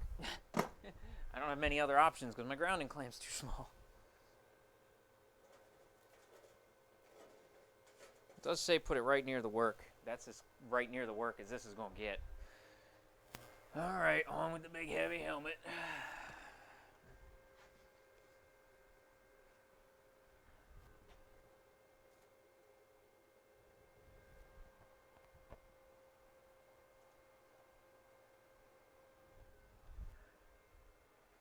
Okay. Any questions? Now's a good time before I get into the welding. If you're out there, do just please say hi as well. I like getting to hear from you guys. If you're a new viewer, Please say hello. I rescue min pins. Oh man, min pins are miniature pinchers are awesome. Hey, how are you, I rescue or min pins, whatever you'd like to be. Welcome to the channel. I hope you're enjoying. I'm about to do some welding, so you tuned in at the right time. If I say that any louder, well, at the moment I'm working on a canister steel Damascus. So this lump right here, this tube, is full of powdered steel and ball bearings. And basically, right about now I'm about to weld the lid on the top to contain all those things so they stay inside. Then it's going to go into the forge there, and once it goes into the forge, it's going to all weld into one big piece. I hope. That's the plan. So I've never done this before, and I'm hoping my forge will get hot enough to do it. So there's a little bit of hoping and praying involved, but that's the general gist of what I'm trying to do. So I just have to do this little weld and get everything tightened up so it can go into the forge without all the powdered steel just basically escaping out of the can, which is what I don't want. And then once it's all done, I'll be able to hammer it out into a blade of some kind, and then acid etch it. And once it's acid etched, you can see the ball bearing pattern, and it looks really cool on a finished project. Okay, I'm gonna try to do this and not knock the mic pack off my butt this time. All right, let's hope the grounding works. Everything's good there.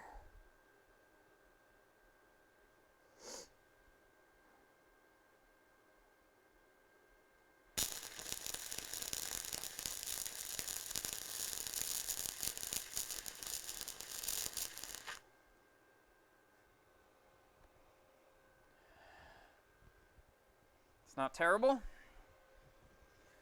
Well, it's a type of Damascus. There's several different types. The hell? You know, you can do like a layered pattern. There's a lot of different ways you can do it. This is the way that I've seen as, I guess, the cheapest and easiest way to do it. So.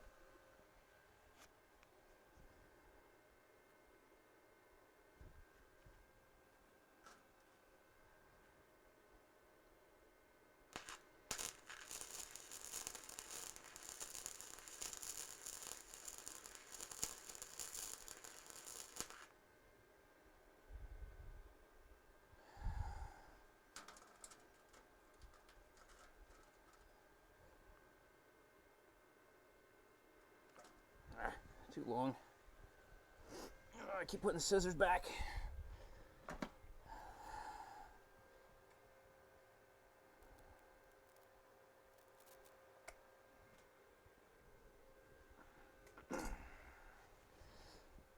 But I'm not a very good welder, and that's the first problem.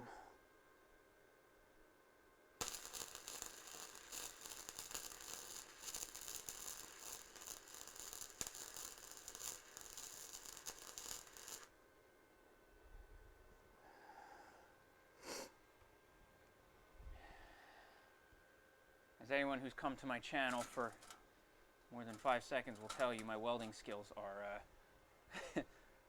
let's use the word suspect.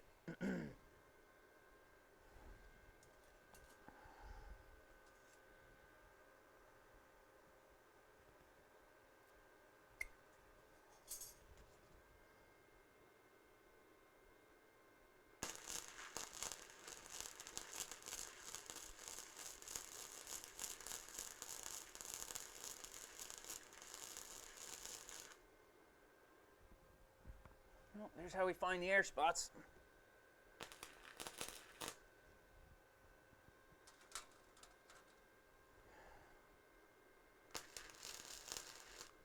Ah, hot.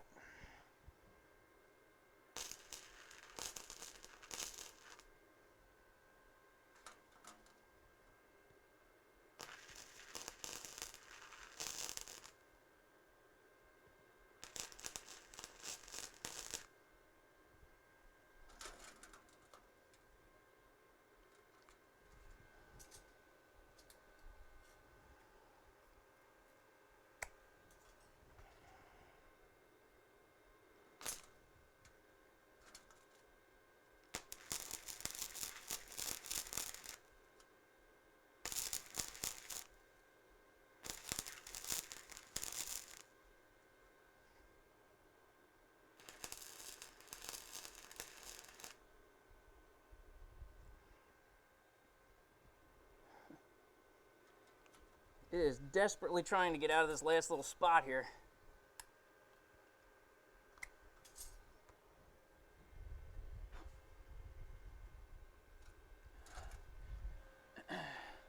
But like I said, my welding skills are suspect.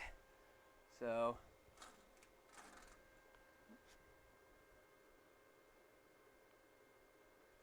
I think I can maybe put this down.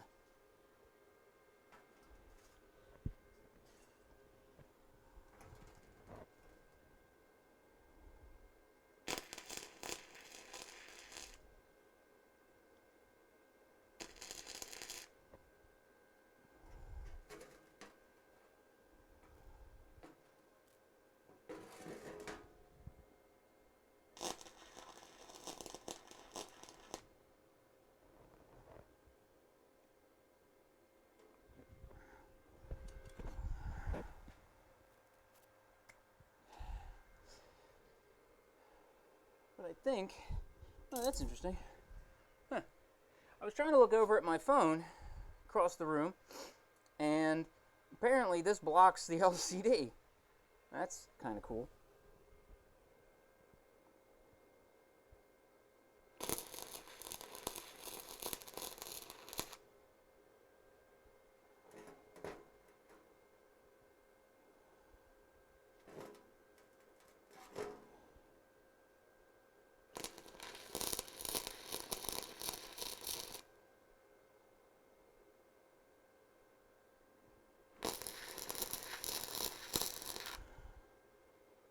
Alright, I think it's sealed up to the best of my abilities.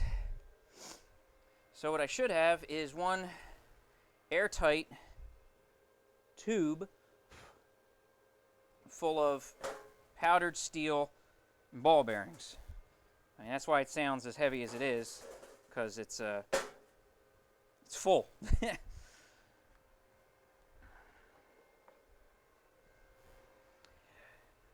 So it's not really cutting.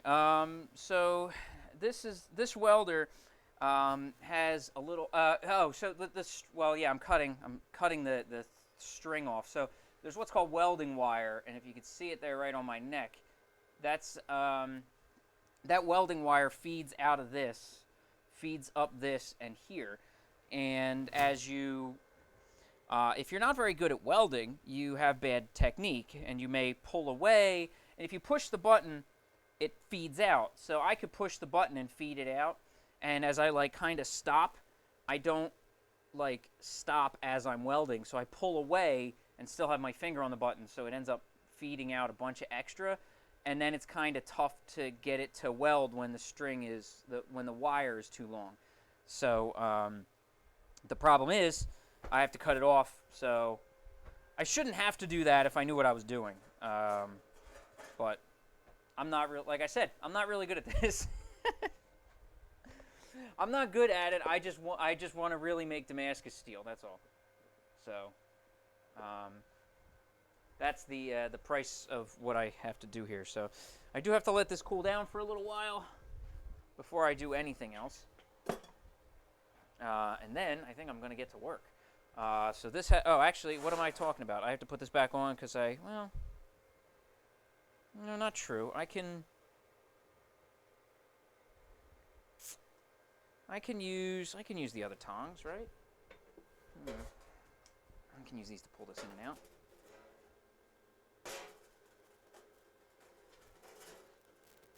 Yeah, this is tricky for this.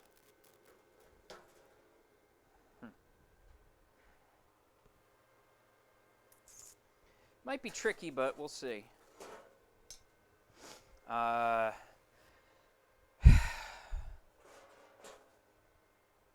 You know what? I'm going to weld a handle onto it.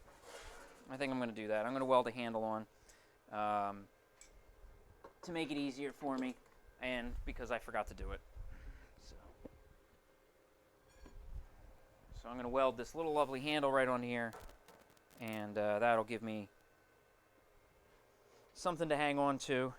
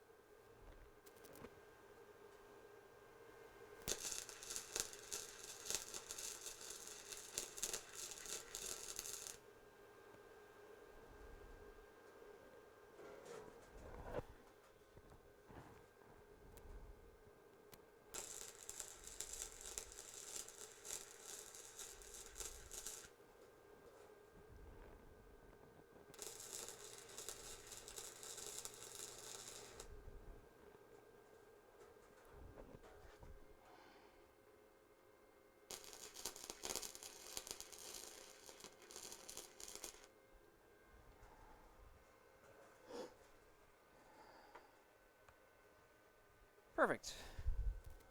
Well, maybe not perfect, but it's on there. That's all I care about. So then this goes in the forge right there. Oh, that's going to be fantastic. Look at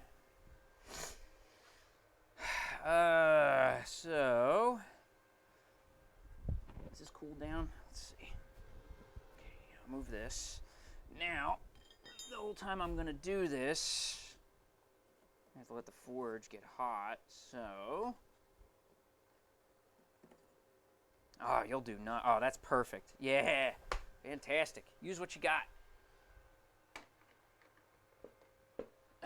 Yeah, but some of the stuff I've been making recently, while I've been under quarantine, I mostly do like chef and kitchen knives. This is the one I did last night. So just a little pocket knife. Because this is high carbon steel that I work with. This is not stainless, so it would rust. So I do acid etch them to give some rust protection. And here's like a little skinning knife. Just a little tiny guy. So, thank you. Yeah, they're just little things I was messing around with, seeing as my office was closed, so I've been stuck at home for the last couple days. So, make use of myself, right? Make use of my time. Put this way. There we go. That hides that. I want to leave that on to cool off a little bit longer. And I want to clean off my anvil. Did I take my WD across the room again? God damn. Yep, I took it over here again.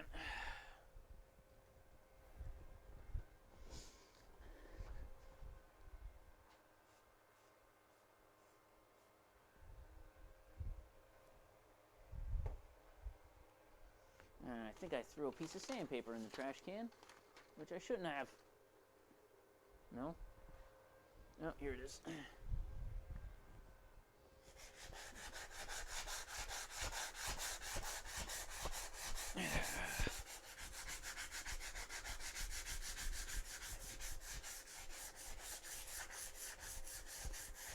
Some water got on there, and I'm not a big fan of rust on my anvil, so.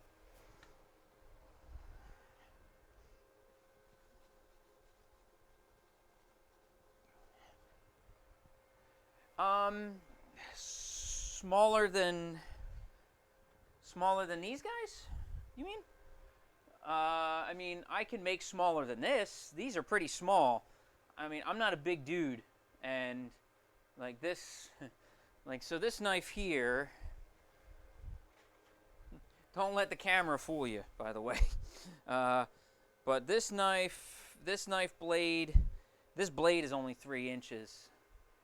So,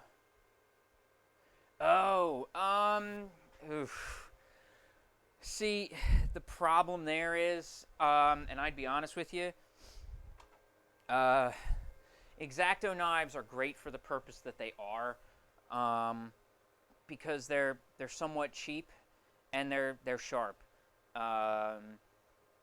For me to make stuff like that and hammer out really small knives, you'd have to keep them super sharp. I mean, these do get sharp. These are razor blades. But as far as like model making and stuff like that, I'm not gonna lie, to make something that's small or precise, yeah, it would be, it's tough. You'd honestly be better off going with the blades, because honestly, X-Acto blades are high carbon blades, razor blades. They're made to be what they are. They're sharp, they're hard. They do what they do. And unfortunately, like these blades, it takes me a while. Like this blade that I'm going to work on right now, I don't know how it's going to come out. I've never done Damascus steel, so I don't know what's going to happen. But no, I don't bullshit people. If I can't do something, I'm not going to say I can. But for something like that, your best bet is going to be X-Acto knives. I mean,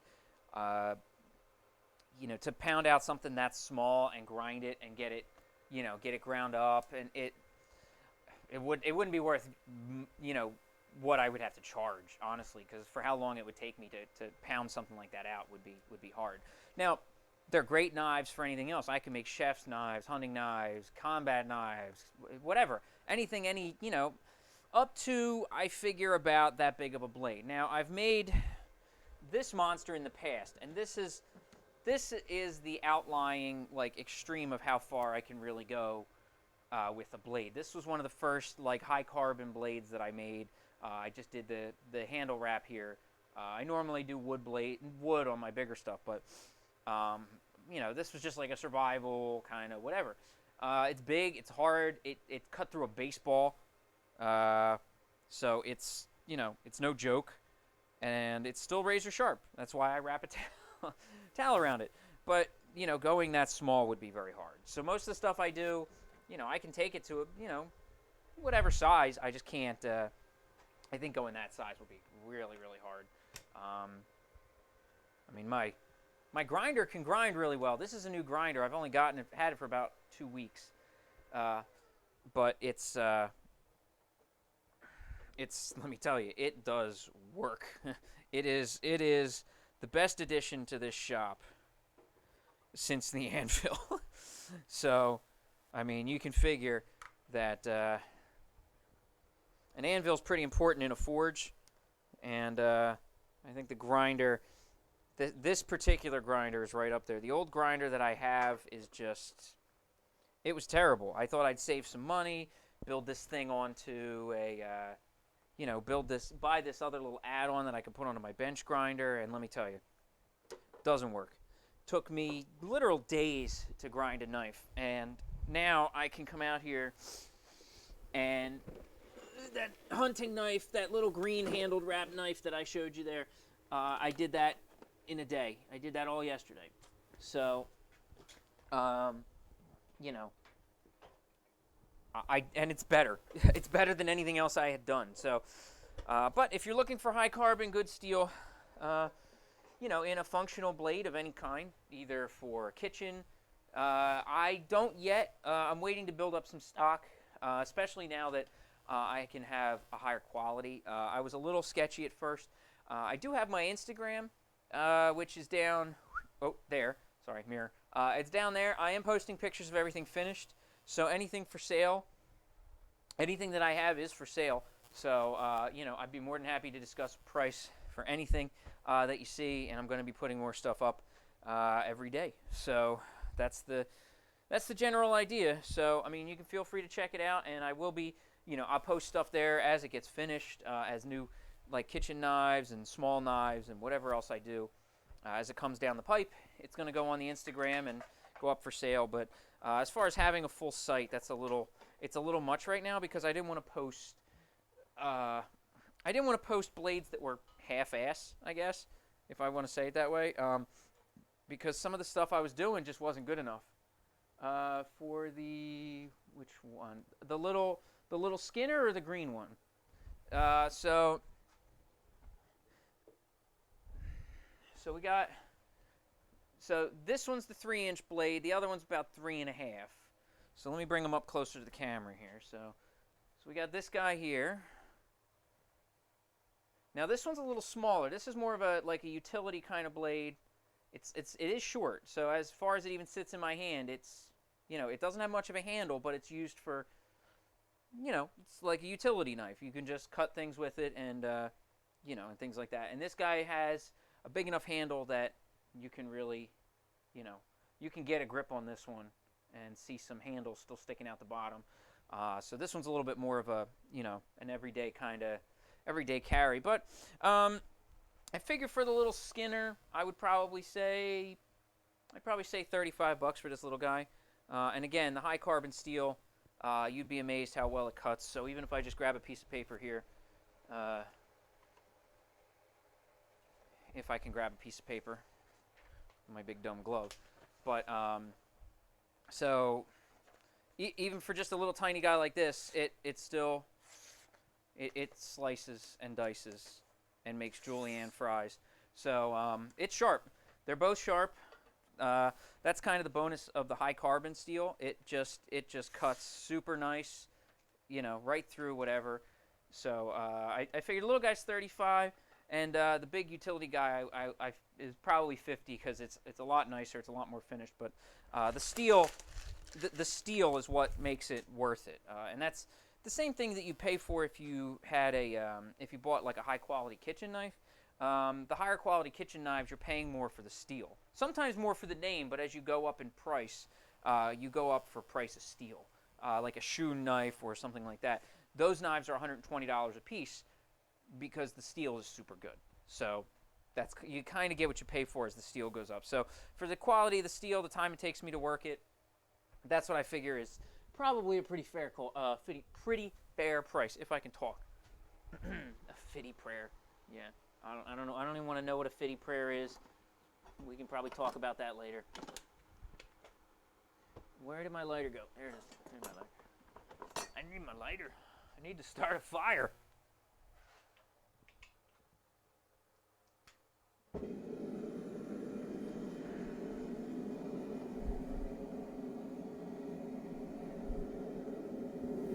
Okay.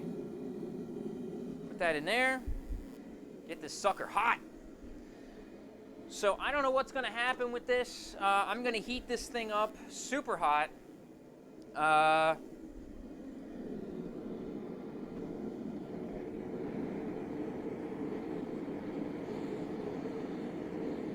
there we go, right in the middle.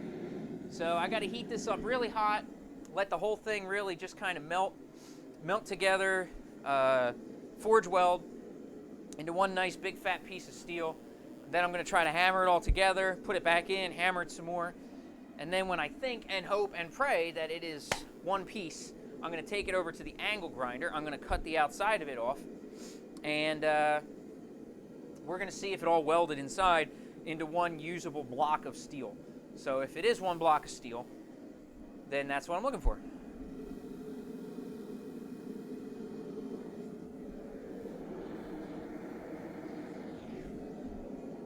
Okay. I don't think it's going to work with the block there, because something ain't smelling right. I don't think it's burning off enough of the propane.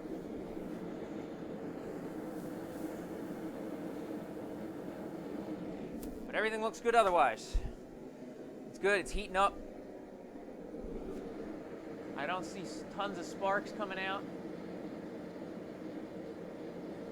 If I was seeing sparks, the problem would be that there was a hole and the steel filings powder is coming out and is escaping, and we don't need that.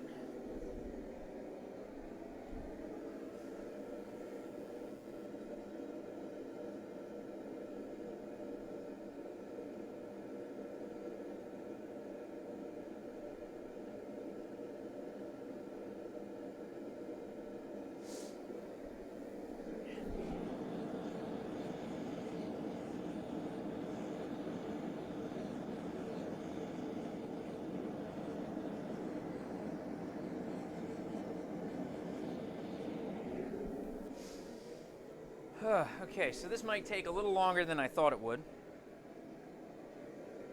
Well, no, actually, I thought it was going to take a while.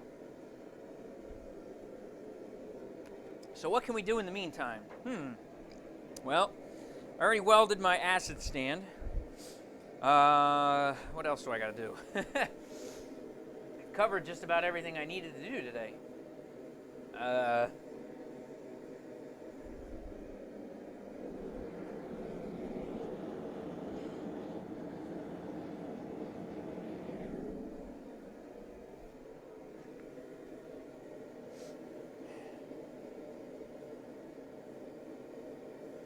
I do need I need a bigger forge at some point. I think I need to figure out how to get a bigger forge. Well, I don't need to figure out how. I can probably get it, but I need another tube of. There we go. Get more propane. But I need to add basically another burner into the forge to really kind of add a lot of extra heat in there. I think that's kind of what I need to do for bigger chunks of steel like this. So as I try to build the heat all the way through. love how I can see that apron moving in the background over there. And I keep thinking, like, what is that? And then I have to remember that it's the apron. That it's not a person sneaking up on me. It's nice having a rear view mirror, basically, with my camera.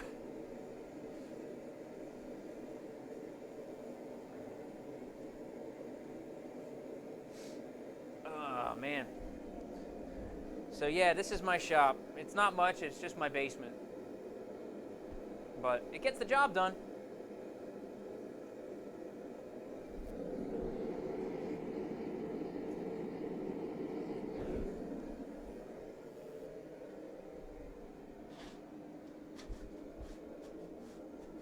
Maybe I can sweep a little bit while I wait. I got some scale and some grinding dust to pick up. Gotta have a tidy shop. It helps.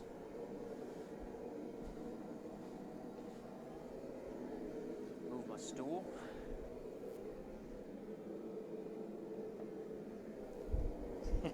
It does. I mean, it's... I would like to have a garage, so probably in the next place, our next house, we're definitely looking for like an outdoor shed or garage for sure. You know, my wife doesn't mind that I do this. She really doesn't. You know, it keeps me busy. It's not too bad. And I mean, if it was just outside, you know, it wouldn't be as bad to be working and doing it in a shed as opposed to, you know, dirtying up the house. Like, that's why I have the boot scrubber here, because as I walk around in all the filings and dust, it just starts to, you know, I can track all that crap up into my house. Oh no. My welded stick is coming off.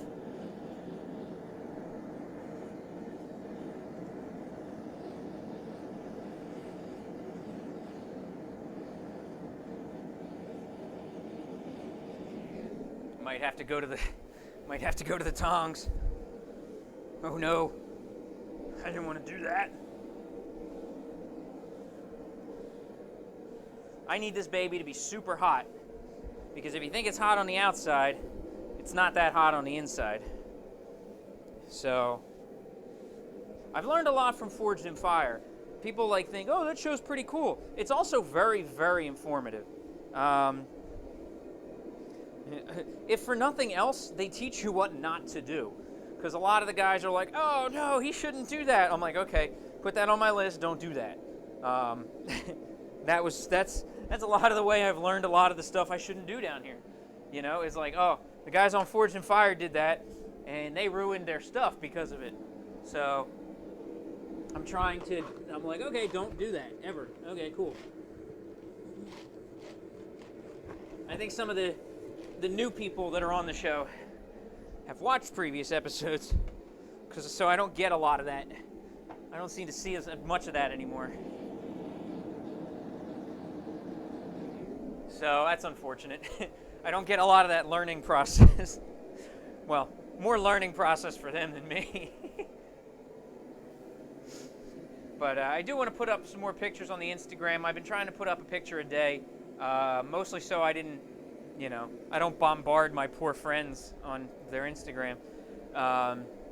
So I'm trying to, slow it down a little bit and just post a picture a day. But a lot of the stuff that I have for sale is going to be showing up on there over the next couple weeks. So I do have some cool stuff upstairs, some chef's knives, a nice big heavy kind of chopper, more like a poultry chopper, and a whole bunch of regular kitchen stuff. So. Oh, shit. Well, that didn't work.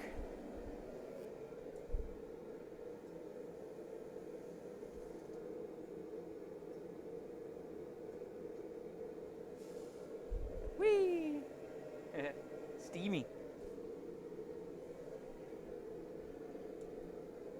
Okay, well, that's about what I expected to happen. Looks like we're going to the tongs, ladies and gentlemen. Big surprise.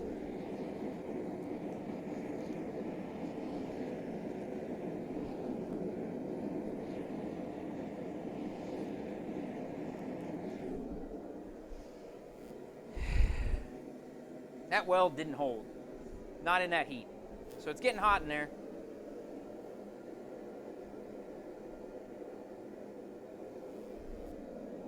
Put this other block up there. Ah, hot. That'll keep some of the heat in. I need better tongs for this. Will this grab the block? This might. Let me try these. Where are you?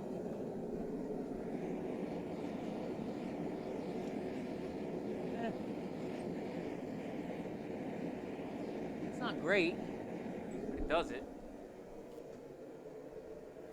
I think I need to switch gloves soon. Maybe I should go out and buy a new pair or two. These Husky gloves are great. They last a really long time. But the first thing I'll tell you, as far as if you are thinking of forging, a piece of knowledge that I learned when I was first looking for stuff and resources online and things like that was a guy who said, first thing you want to do when you get gloves is leather only. You may like your HG gloves, like those, or the FG gloves from Home Depot or whatever. And they're great gloves otherwise. Nothing against them.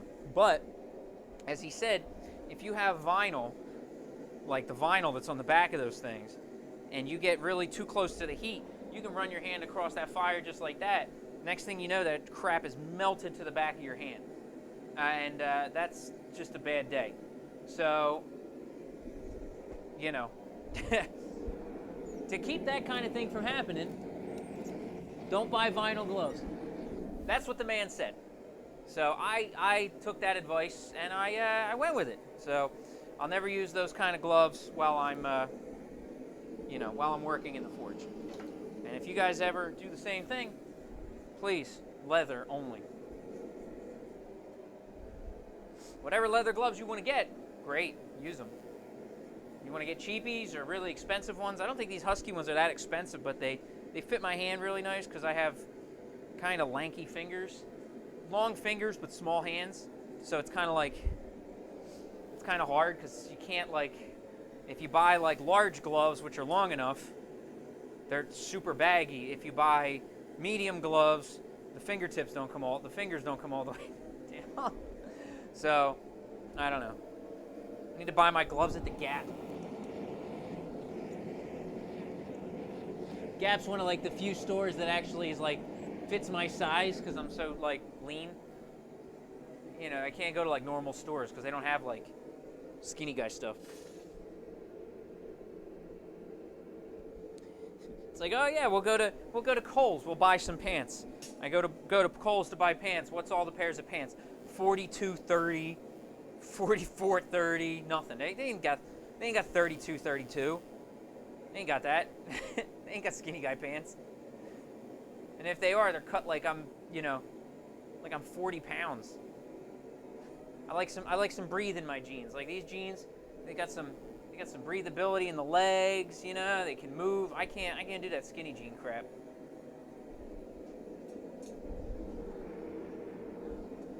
I don't know how much I'm supposed to heat this up. I keep heating one side, then the other. I don't really know how much I'm supposed to heat it. It's getting hot. My weld came off. It's got to mean it's kind of hot, right? I might have had the voltage too low, though, as well. But I was too scared of burning through the top. So, but if anybody else is out there, if you're watching and you're enjoying the stream, please feel free, say hello. If you haven't followed, please do. It does help out a bunch, guys. I do stream across YouTube, Facebook, and here on Twitch. I kind of started it because a lot of my friends that have Facebook couldn't figure out how to use Twitch. I don't know why, don't ask me.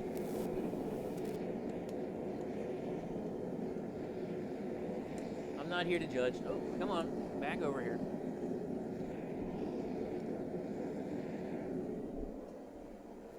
A lot of heat going into this thing.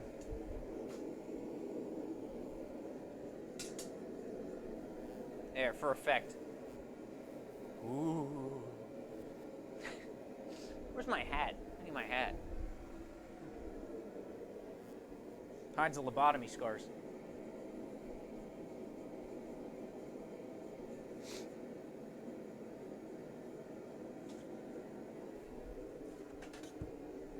Let's put this back. I got belts for days. It's good. I'm gonna be trapped down here for days.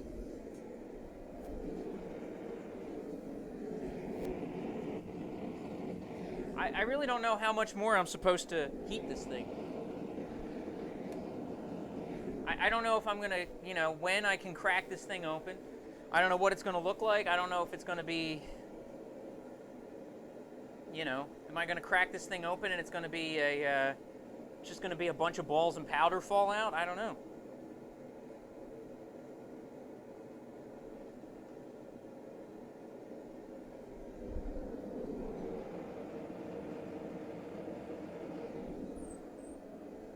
I've never done this before.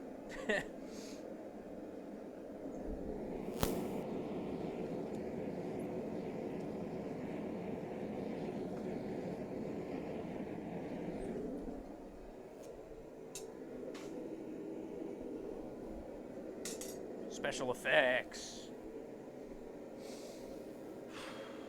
All right, a little more drinkage, a little more heat, and then I think I'm going to I'm going to bring it out. So what I'm going to do is I'm going to bring it out. I'm going to hammer it to try to set together some of the steel that's inside. Anything that hasn't fused, I basically want to hammer it and push it together as much as I can. I don't have a hydro press. If I did, I would probably use it. But that would be the ideal way to do it. You hydro press everything together while it's heated, and that gives you a nice compressed block of steel. Heat this up a little bit more on the other side, and then I'll break it out and I'm going to try to hammer it up. Is this going to fit in here? Yeah, okay. I don't know what's going to happen here. I apologize ahead of time if this gets screwed up, but live and learn. That's all.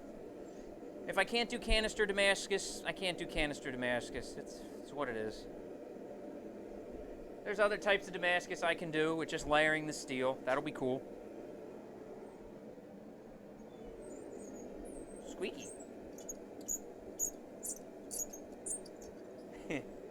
Sorry, I'm easily amused. I've been trapped down here for too long.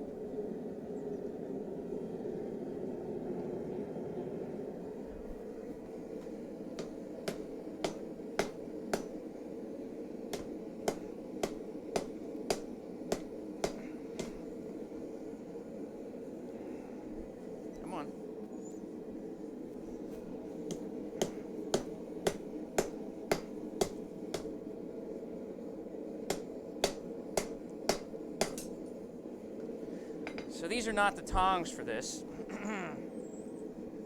Not great.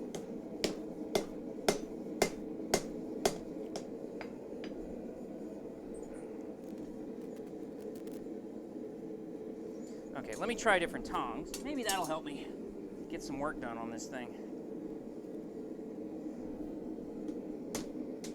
Nope, not those. How about the wolf's jaws? Anything gonna work? Nope, not really. All right, back to the boxes. Let's put this back in the heat for a little while. Start down the end, work our way up.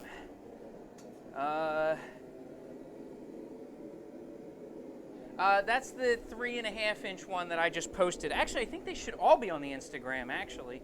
Hold on, let me see. I thought I posted both of them. And thank you for the follow, by the way, if that's you. I appreciate it. Thank you. If that is you, thank you so much. I did post both of them. They're both on there. The more green one, the more green wrap is the one that you liked, if that's you. That's the more green one is the 3.5-inch blade. The 3-inch blade is the more tan desert camo. sort of wrap. So I know it's a little harder for me with the camera here. Let me see if I can bring them up real quick while this thing reheats again. So the one you liked is this guy here. That's this one. The blade's a little longer than this guy. This is the other one that's on there. This is 3-inch blade. This is the 3.5-inch blade.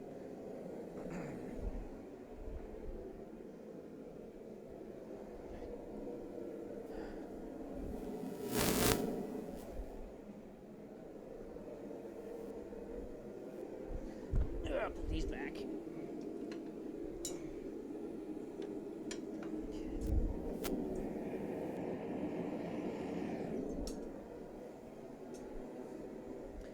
So I really hope this works. I really hope I'm not doing all this and wasting all the propane for nothing. I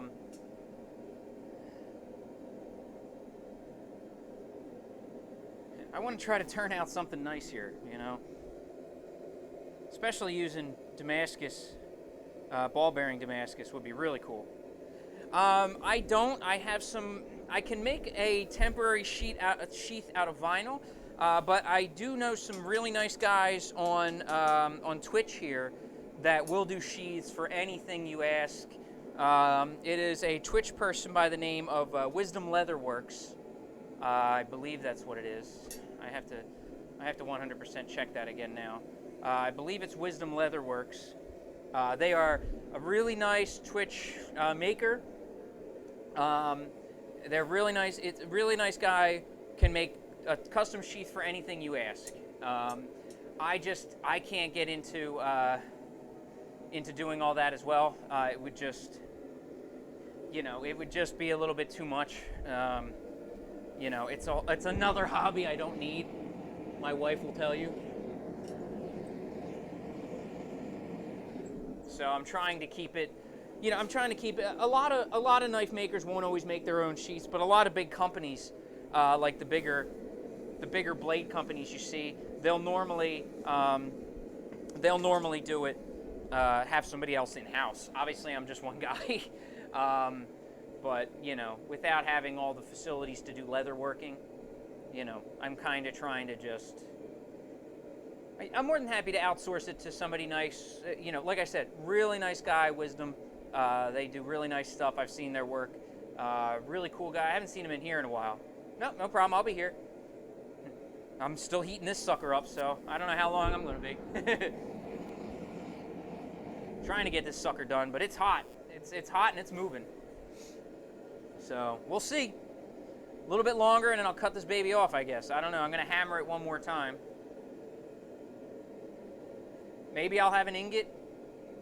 Maybe I'll have a tube full of powder and ball bearings. I don't know. I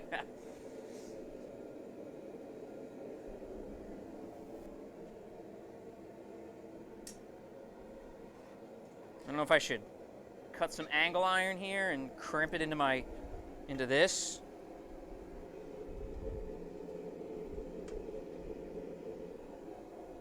Squeeze it in there. No, that's a bad idea waiting to happen. That's getting scale where scale don't belong. All right, let's try hammering again.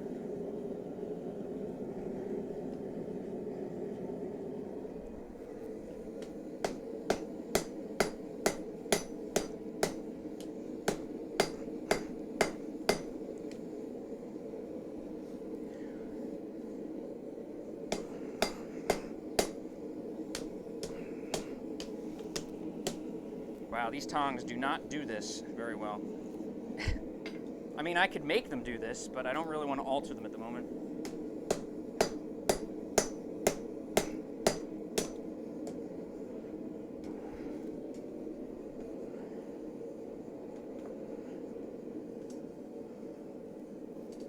Okay, I'm going to put this in one more time. I'm going to heat up this other end and then hammer that far end because I didn't really get to hammer it. I want to do that, and then we should be good. And I was wondering why I was getting so hot in here. It's because I'm still wearing my long sleeves.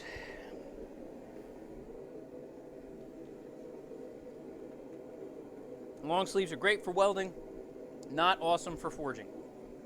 Another little tidbit for all y'all out there.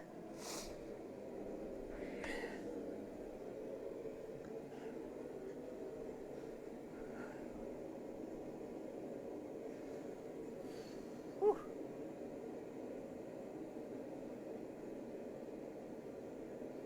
All right. If you are out there, folks, if you haven't said hello yet, please make like I Rescue Min Pins and say hello. Drop a line in the chat. If you have any questions, please feel free. If you're not new and you're just lurking, come on, say hello, guys. You know I like talking to you.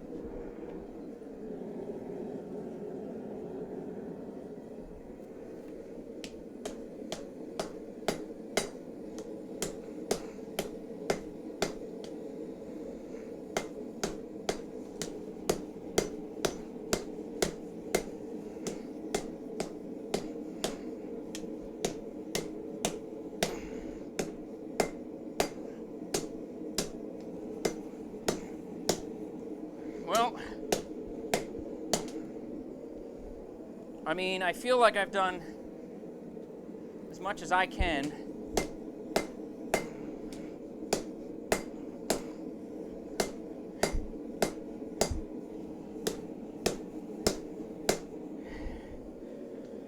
So, I guess I have to just let it cool off. That is the next logical step, because I can't angle grind it while it's hot. I mean, I guess I could if I was crazy, but I'm not. So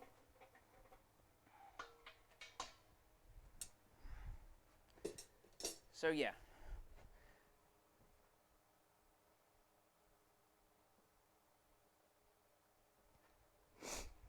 So that's what we've got. We've got one block of steel. I'm gonna take it over in front of the fan and try to cool it off a little bit, so it doesn't take me a month of Sundays to be able to actually use this. So I don't know what this steel is going to come out looking like. I'm hoping like a homogeneous block. I'm not incredibly hopeful. I'm slightly hopeful. I have a feeling that I didn't put enough hammering into it, but I'm not sure. I mean, it may have just been hot enough to kind of weld everything together. We'll see. It feels, which is good, it feels very loose inside. It feels like while I'm hammering the actual like tube on the outside, it feels like it's definitely not attached to the rest of the metal. So that's a good feeling, because I don't want it to be attached. Like, it feels like as I'm hammering it, like it's there and there's no metal right behind it. Because as I usually do the 1065 stuff and everything with the rail anchor, when you hammer something that's that thick, and this is way thicker, it feels like there's something, you feel when you hit something thick. This doesn't feel like there's much behind it. So that could be a good sign. It could be a good sign that it all just welded up tight. It could be a sign something went wrong. But we're here to learn. And that's what I'm doing. I'm learning. I was thinking of building some kind of press, maybe with like a pump jack. Like using some kind of pump jack and putting like a steel surface on it, so that when I do something like this, I can pump it together with the press jack, with the pump jack, and that'll kind of compress it. I don't know how much the hammering is going to do, so we'll see.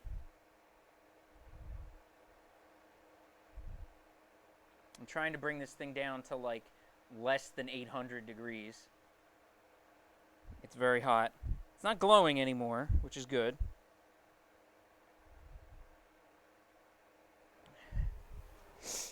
But I want to see how hot it is.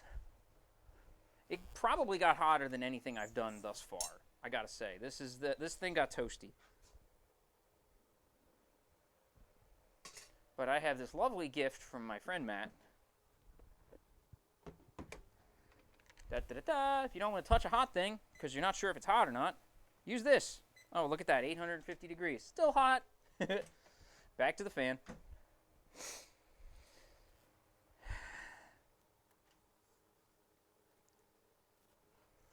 Back to the fan we go to make some Damascus, I hope.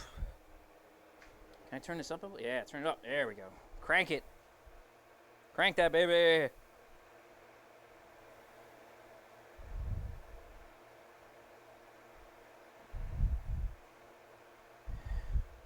I mean, it did go from hotter than the surface of the sun to 700 degrees pretty quick. So, you know, cooling it down the rest of the way shouldn't be too bad.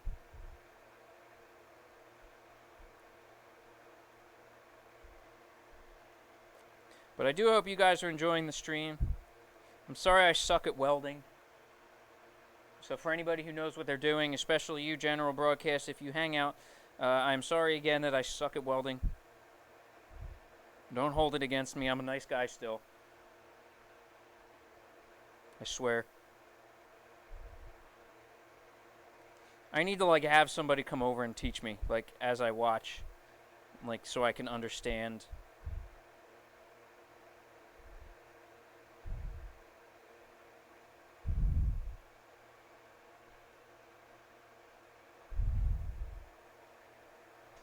It definitely looks like this tube is, like, ready to fall off of here.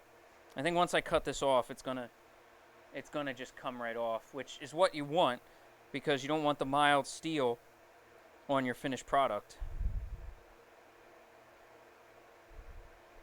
Okay, let's see how cold it is now. Went from 850 degrees.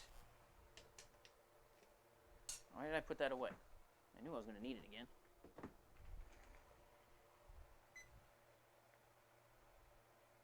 To 640, 650. Yeah, okay, it's taking a little bit. I knew it was going to take some time, but I gotta say I'm a little confident, not cocky confident, but I feel like this could actually work, which would be neat. It would be neat, but I'm also like I'm not too overconfident, so I'm not, like, worried when I set myself up for failure. This is a weird thing. Like, most of the time when I work on something, you know, and I work on a blade or I work on my wood shop, and, you know, you see the project as it comes.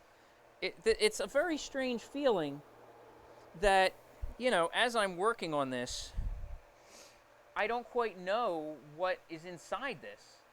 It's like a mystery, and it's very weird.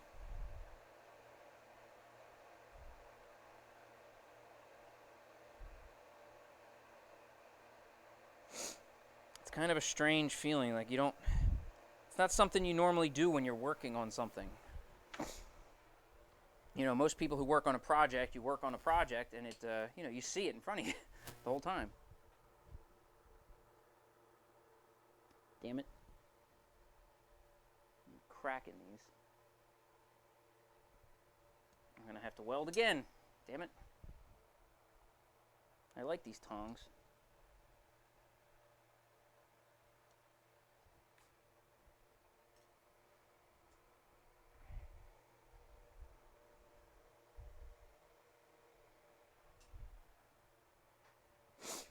Well, I'll have to weld them. That'll be a project for another day.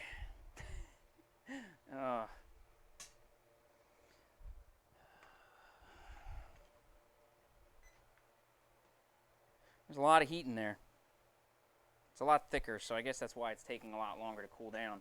There's a lot more heat inside than there usually is.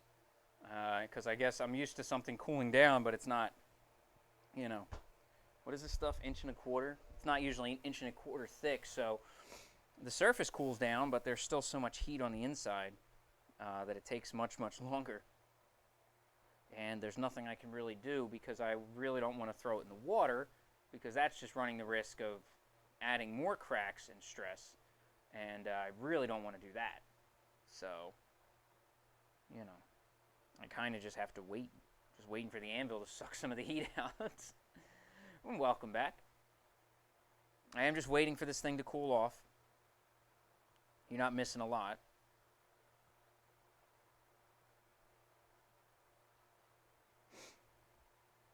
It's it has to just cool off a little bit. I've had it in front of the fan, but I'm probably going to just let it sit on the anvil. That anvil will pull some heat out of it.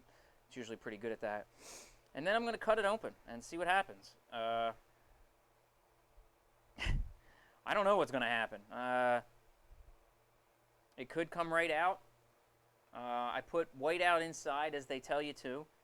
That keeps the steel from, the powdered steel and the ball bearings from sticking to the mild steel.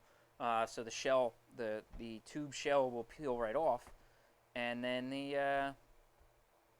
I just hope it's just one nice block inside. I hope. I don't know. It is weird. Before you got back, I was just saying that it's kind of a strange feeling to work on a project like this. And, you know, I always have, like, as a project goes, you can see how you're progressing and you see what's happening and things like that. And now all of a sudden to just be looking at something and go, it's a mystery. You know, I don't know what's inside. I really don't. And it's kind of a strange feeling. So, it's, so we'll see. I do have to give it a little bit more time. I'm going to take it over one more time in front of the fan. The anvil's not going to suck that much heat out, so it's exciting, but it also is kind of sad, you know? It can make you sad that you did all this and you put the whole thing together and then you take it apart and it just crumbles. Like, it'll literally crumble if I do it and it's not right. It will just crumble to pieces. So, and then there's nothing to do but throw it in the trash. Like, you can't fix it. So it's just, it's a little exciting, but it would be more exciting if I knew it was going to work and I knew that when I opened it, it would be something awesome. But because I don't know the actual, like, process with my forge, it's kind of scary, I guess. That's all. It's exciting, scary, I guess, a whole mix of those words.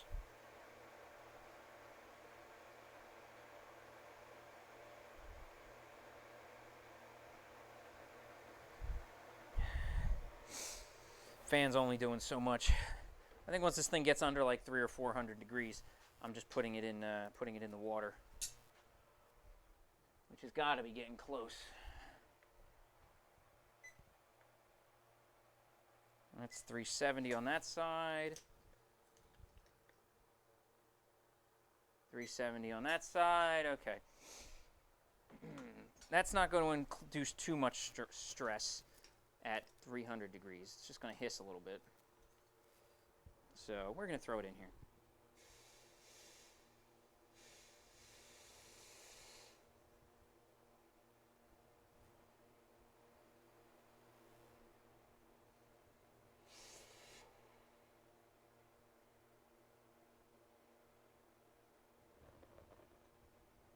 Well, the outside's cooled off now. Ish, yeah. So I dunked it in the water, and just like that, it'll dry itself right off. Isn't that convenient? It's self-drying. Oh, yeah, and the steam smells like stale, dirty water. That's gross.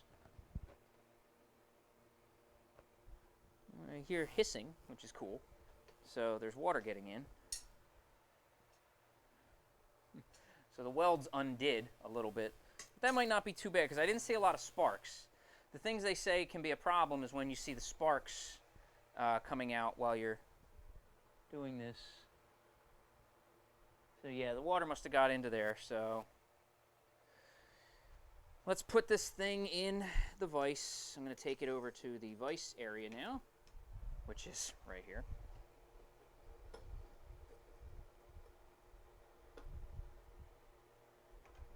Okay. I have to add that to the need to weld pile. So, we should cut this. I'm going to cut it right along here and start to see what we got.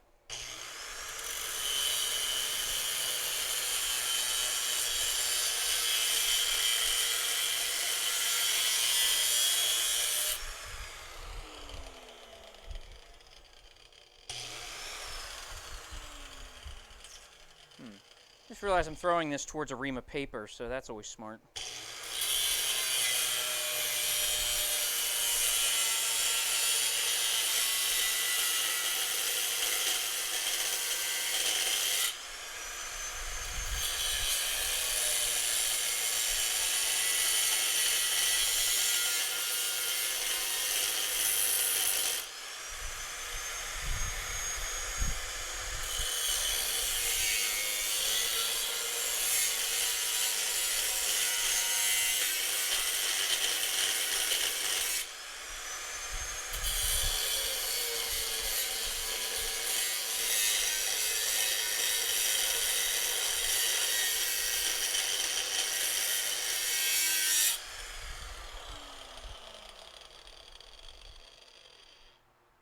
I think I'm almost through. Can't really be too sure. Maybe I'm not. I don't know.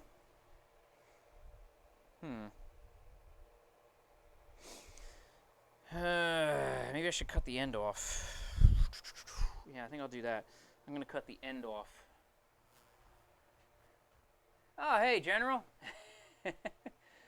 I knew you'd show up. Well, you missed the welding. I knew when I said the word welding, you'd show up eventually. So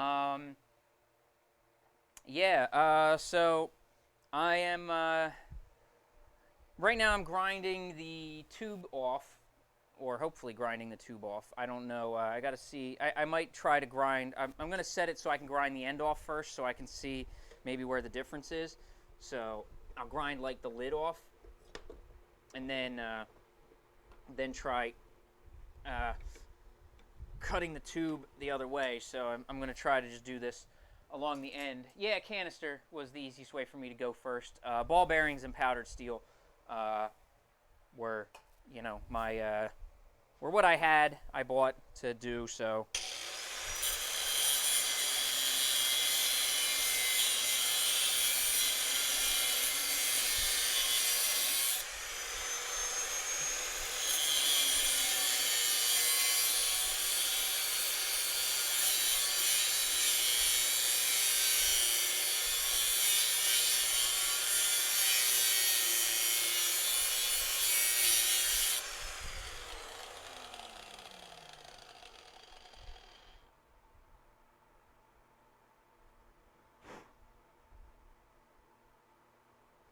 I don't know. I can't tell where I'm at on this thing.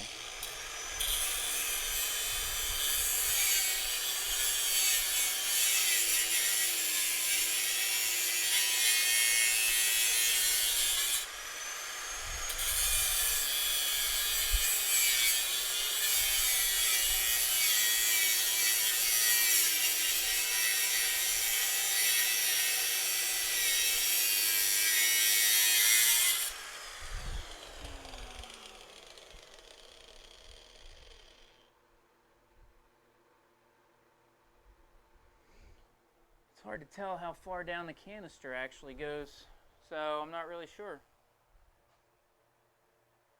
I got my apron. I ain't gonna light myself on fire. Give me some credit. Come on now. I was just welding all day and I didn't light myself on fire. You should be proud.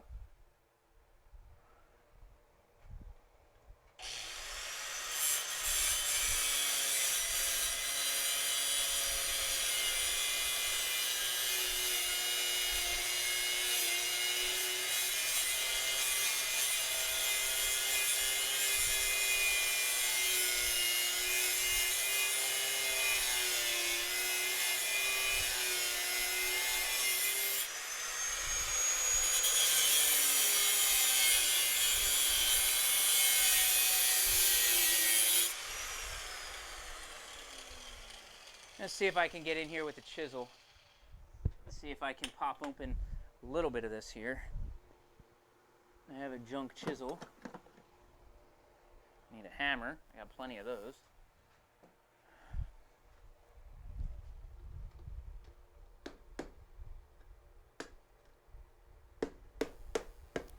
Yeah, that's gonna work.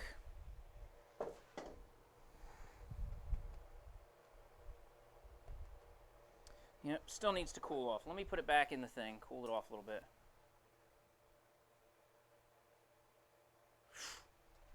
Well, I mean, as much as I would love to have a ton of safety protection down here and just cover myself in all sorts of stuff, the only problem becomes, you know, the more safety protection I add, the less you guys can hear me. So, like if I put on like face shields, respirators, and all that for every step of the way, you guys aren't going to hear a damn thing I'm saying. And that just kind of takes away the streaming experience. Then I might as well just do it myself and just save you guys my mumbling. I see a hole there. Yeah, maybe I'm still not all the way through the... No, I gotta be through. Yeah, I see it. I'm through. Okay, so I gotta set this because I am through. I just have to get to a spot.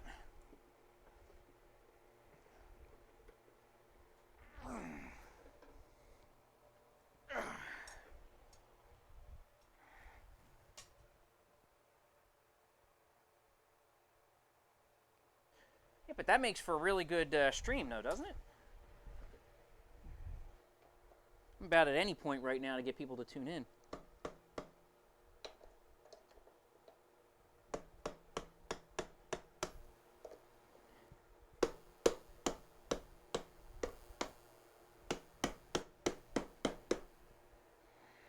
Hey, it's coming off. The whiteout works, baby.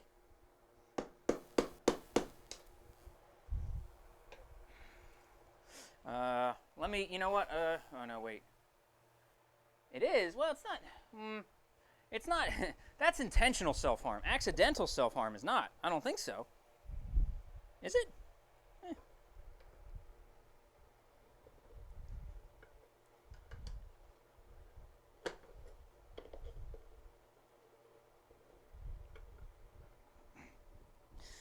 This thing's not perfectly flat anymore because I hammered it, so it's not really sitting in the vise.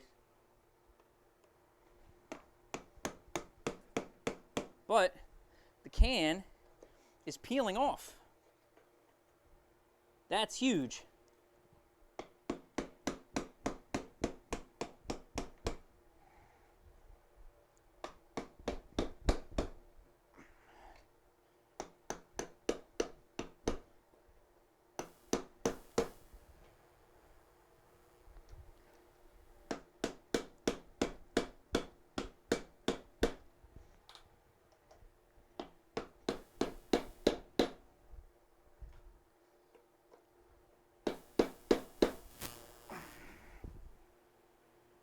Well, it was a valiant effort, but it's not going to do it. Sadly.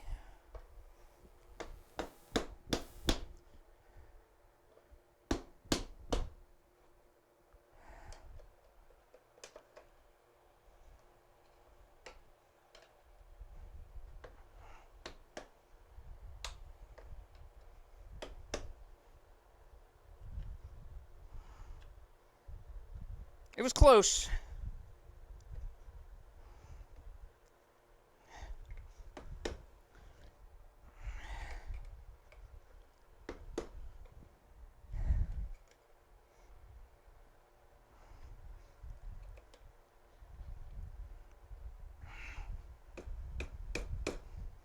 But it's not going to do it. It's cracked in a couple spots. I mean, I might be able to salvage some of the steel, but yes, I did white out in the tube. I did white out in the tube, which is probably why it's actually coming off at all. But I'm going to try to take the rest off here. Let's see if I can get this stuck in here.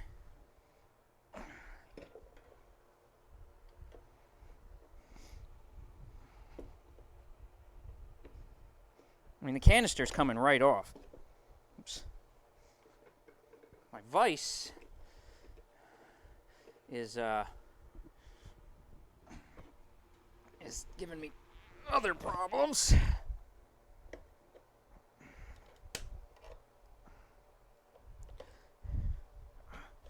I mean, I may be able to weld this and try to throw it back in, but I'm going to see. So, let's see if I can bring it up to the camera here. It's not terrible. So, you can see the steel in there. You can see the cracks about, god damn, I can't do this, about there. But the steel that's in here does seem to be okay. I don't know. It looks too cracked up to be of any use, unfortunately.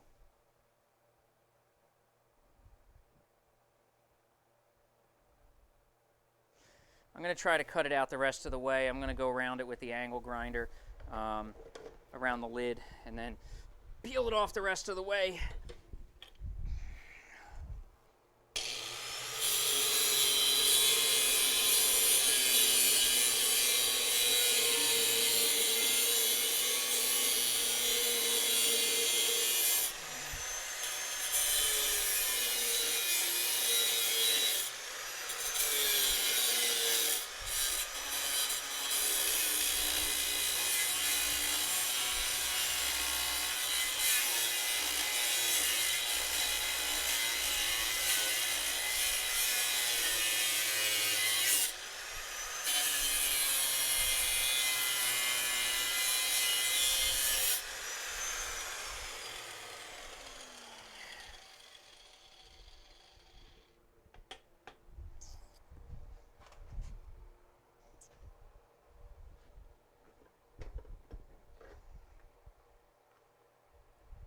Let me cut it off over here as well.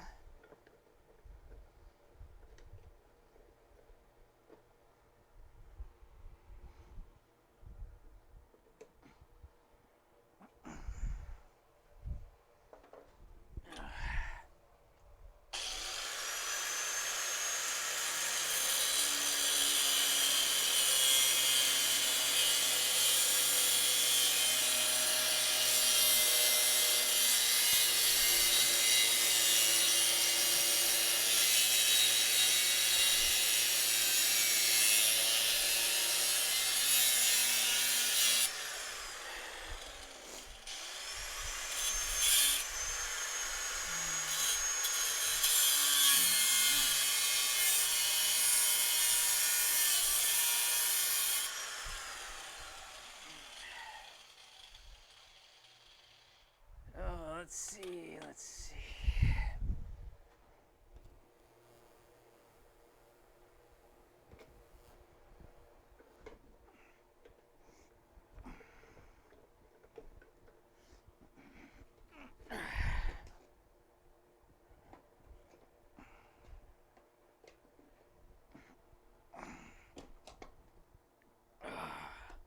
Oh yeah, this ain't even close.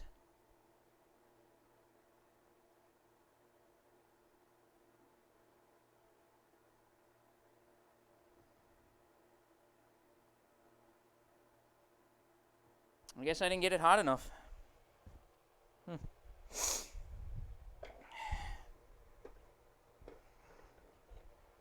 So,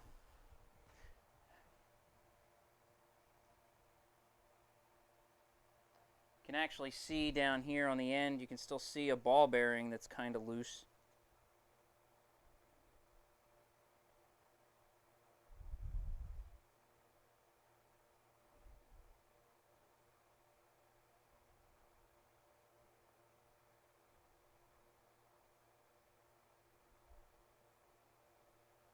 I wonder if there's any quantity of this that I can save.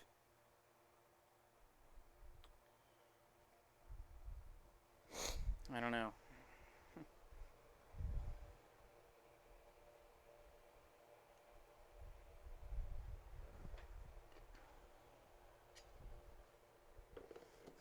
Let's find out.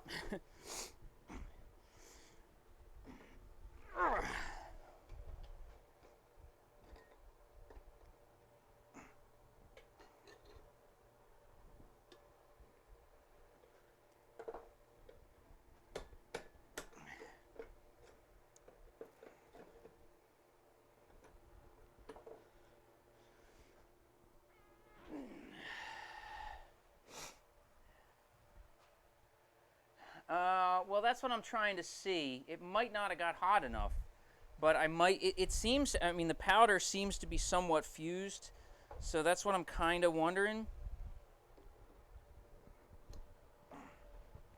But it's very hard for me to tell, because quite frankly, I don't know. It looks like it kind of bent, probably when I was trying to hammer it to kind of, press it all together. And like one side definitely didn't get hot enough. Looks like the side where I had the welding stick, even though I did leave it in for a really, really long time.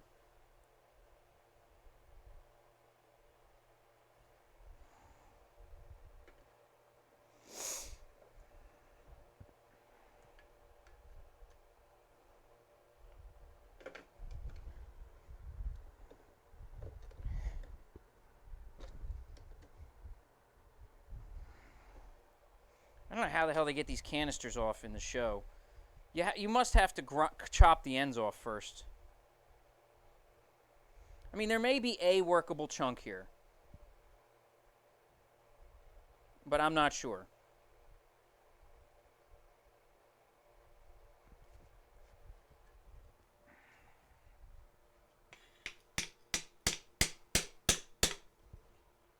I mean, it seems pretty hard. There's some surface cracks, but I might be able to press it back together. It just seemed like as I come all the way up towards here, it's definitely not hot enough. Like, it was definitely not even close. All right, let me try to cut this end cap off.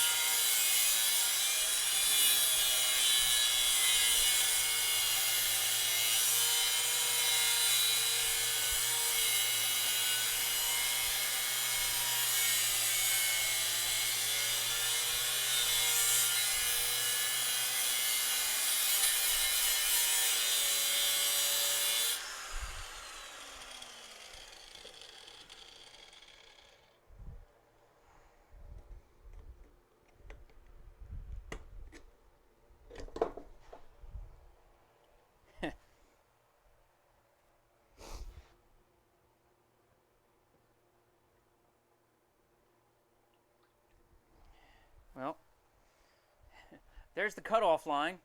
Does that answer part of your question?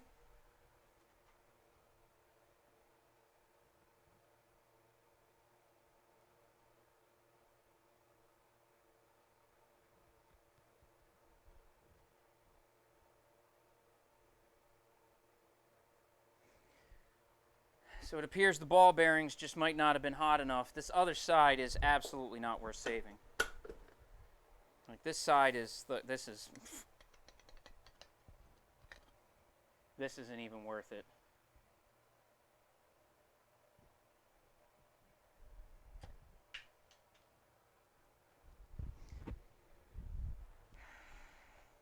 So that answers that question. So let's test some stuff here. Let's see some things before I get back to that other piece.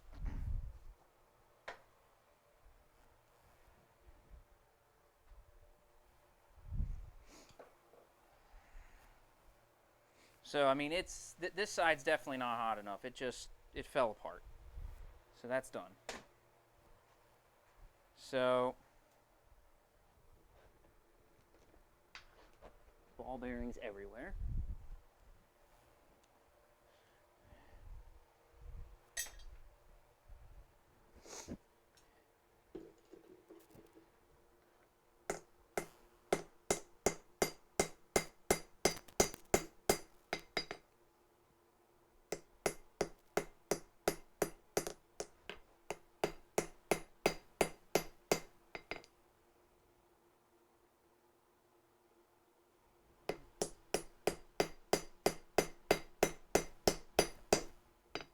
Yeah, this side's starting to crumble to dust. So some of these pieces are, well, yeah, it didn't get hot enough. So the powdered steel is just crumbling apart.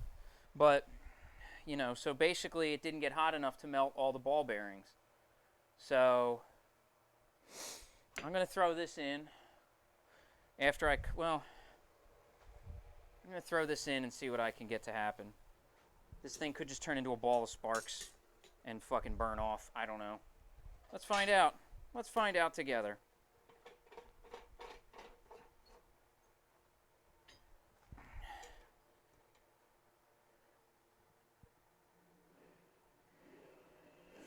Hey, Bycox88. How are you? Welcome to the channel. Hope you're enjoying.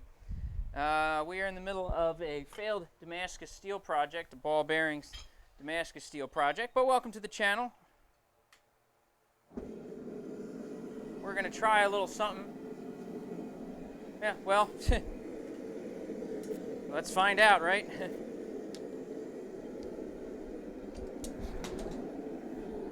Well, I dropped it and it didn't break. That's something.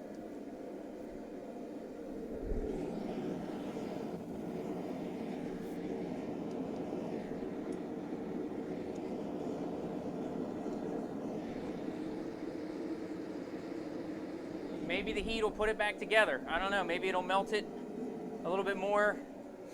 I might be able to use it. There might be usable steel there, but the ball bearings apparently have to be super hot. So, Bycox, though, welcome to the stream. I hope you're enjoying. If you do have any questions, please feel free, drop a line, let me know. I'll try to answer any of them to the best of my ability. Oh yeah, first hammer strike will let me know, that's for sure. I might not even have to get that far.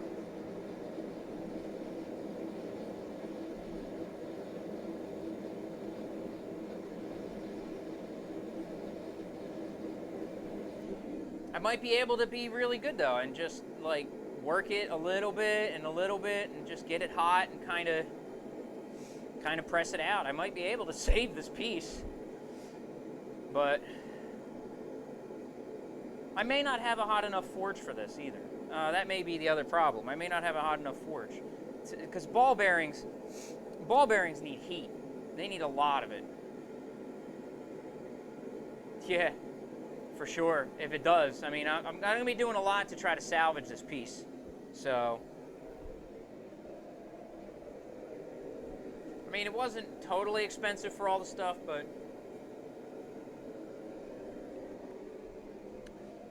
maybe next time I'll put it in the forge, go upstairs, have some dinner, come back down, watch it a little bit longer.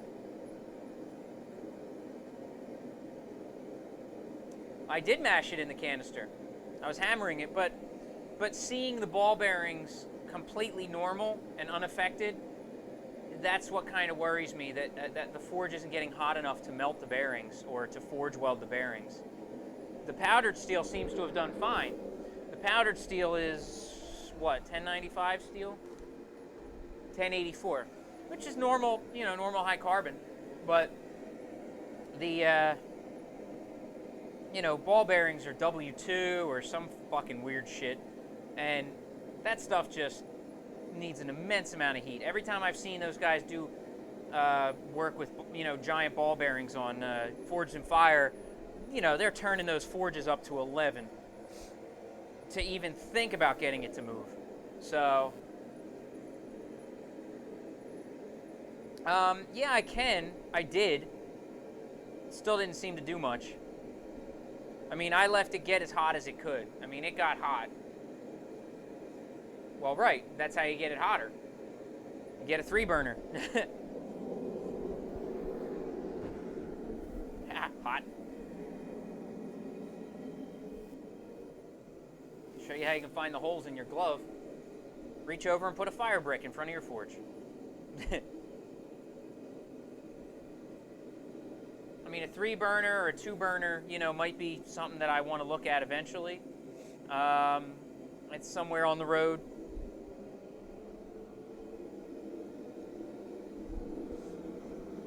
I mean, it's heating. I'm just going to leave it in there and let it soak. I'm just going to let it sit there and soak for a while.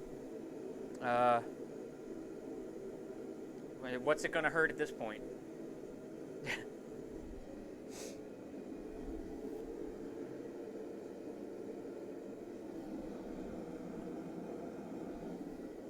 If I can salvage something, I mean, even that piece that it is, that half a piece that I threw in there, I might be able to get a small blade out of it.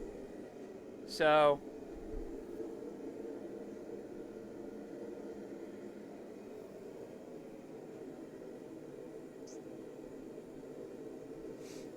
I got some more welding to do later on. I might,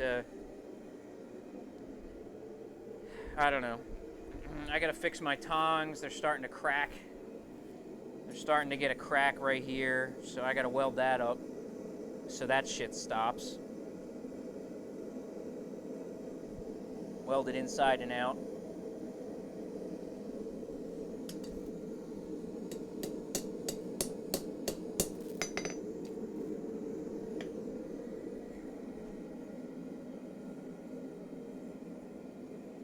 Try to knock them back a little bit.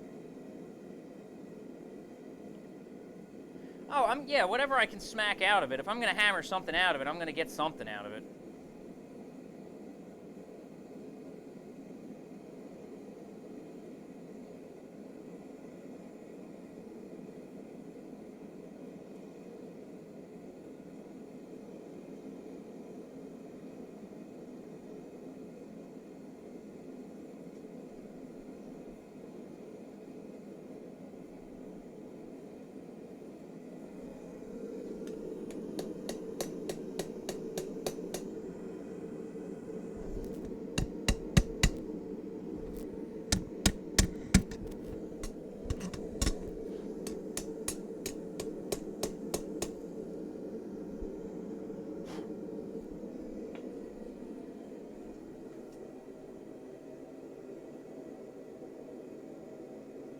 Well, it's not so much the grip, but so the problem I was having with these tongs is that the tongue here didn't come down far enough, and now it does because I fixed that, but now this side thing here is starting to crack. I guess from when I'm hammering here like this, it's starting to, you know, it's starting to pull up like that, so that's a lovely color in there. It's going to get hotter. Let's just get it warm.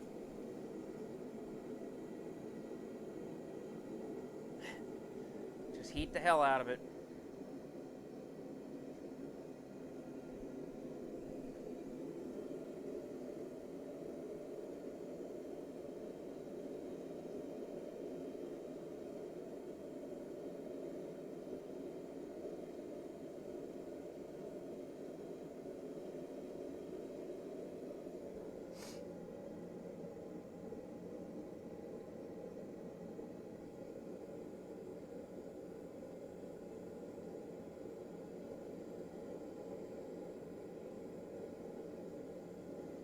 My wife tagged me in some stuff in Facebook.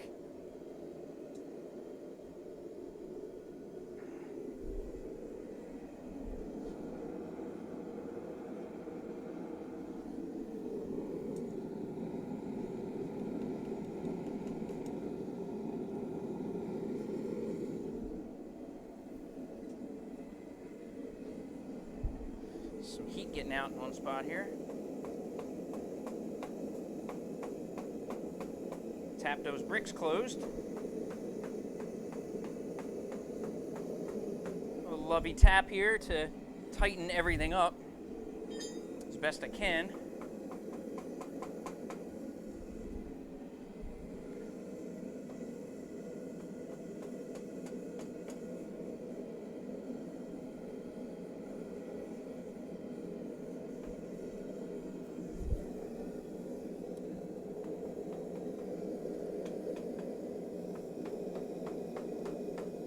There, that's nice. That tightens everything up a little bit.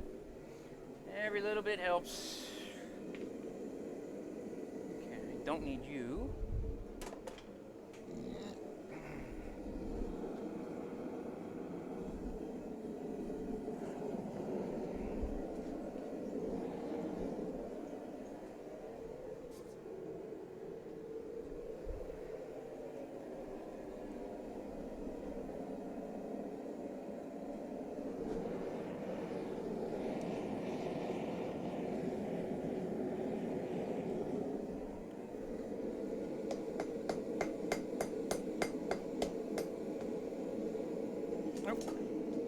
Well, there goes the lid.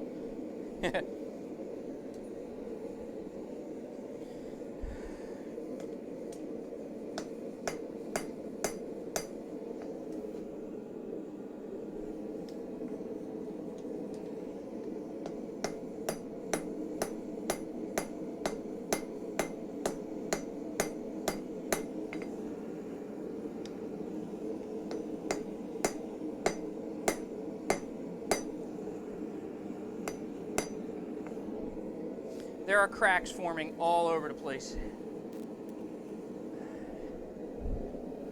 I'm gonna put this back in here. I got an idea. I got half an idea. It might not be a good one, but I'm gonna try it. I'm gonna cut a piece of angle iron over here, long enough to be in this. So, how big do I want this here? There-ish. Okay.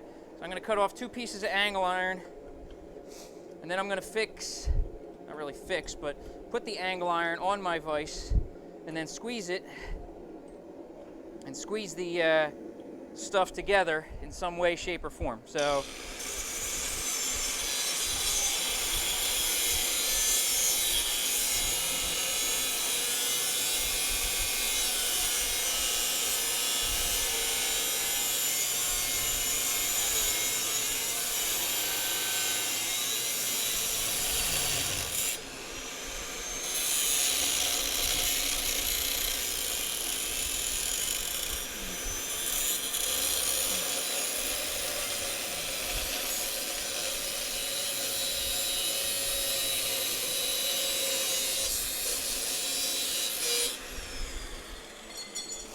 One piece.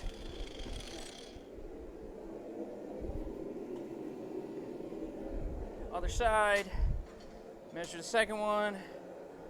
Chalk.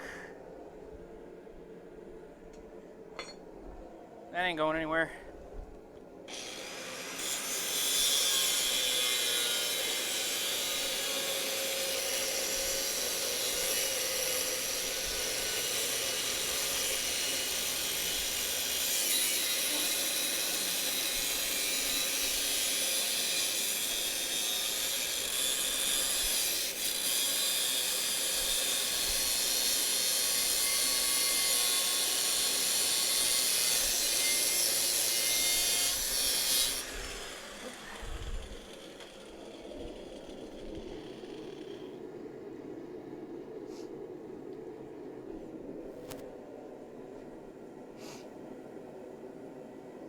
Well, that's what I'm going to do right now.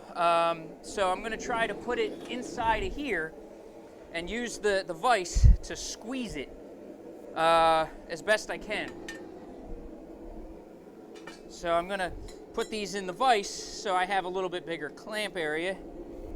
And then I'm going to throw it here into the vise. God knows if this will work. But I'm going to put it in here and then squeeze it, kind of a more hydraulic pressure type than the other way. than just hammering it. I'm glad the lid came off though. That's kind of cool. Oh yeah, wow. And it actually, this is interesting. I can't, well, let me just dunk it in here. So,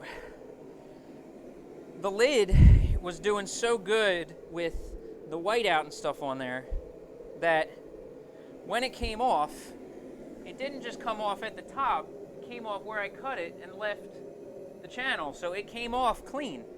So the whiteout really did its job. It did an amazing job. So we know that process works.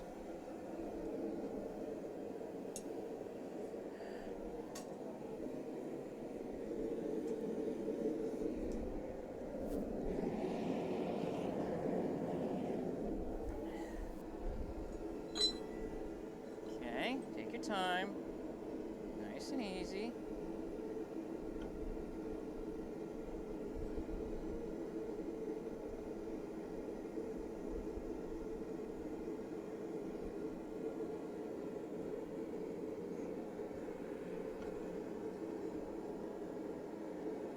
Oh, wow. Yeah, it's coming apart even worse.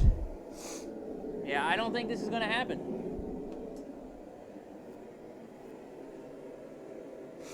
Yeah, the welder did a good job. I got the settings right-ish. The problem was I was kind of working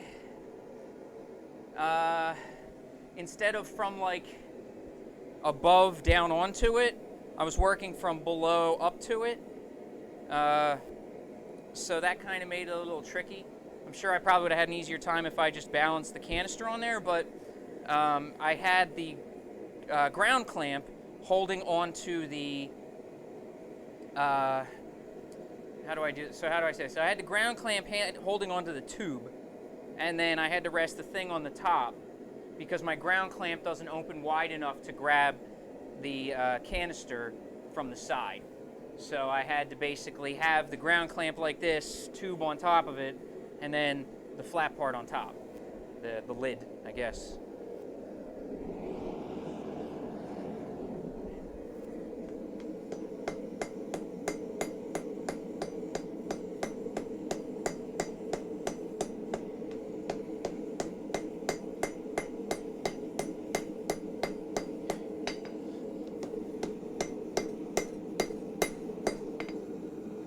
All I'm coercing this into doing is breaking.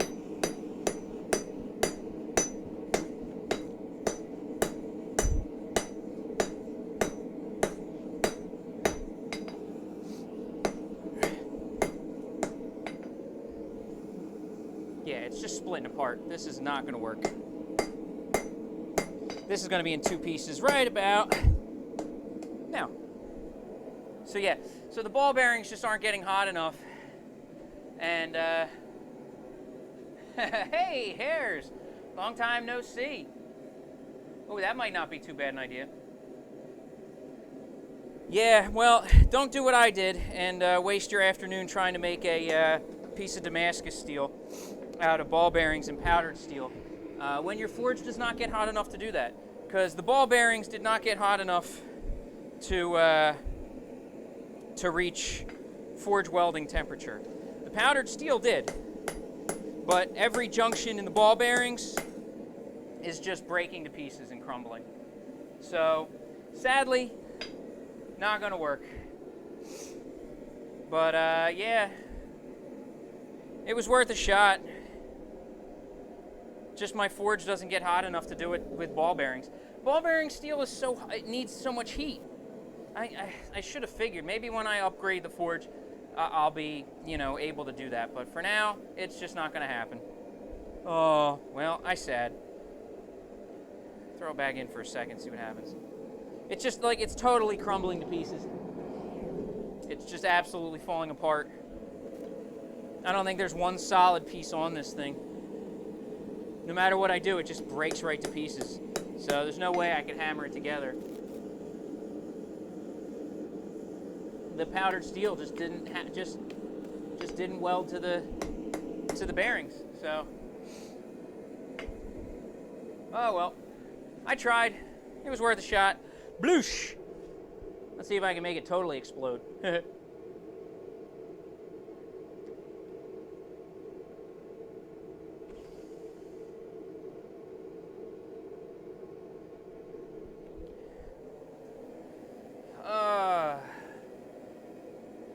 Kind of upsetting.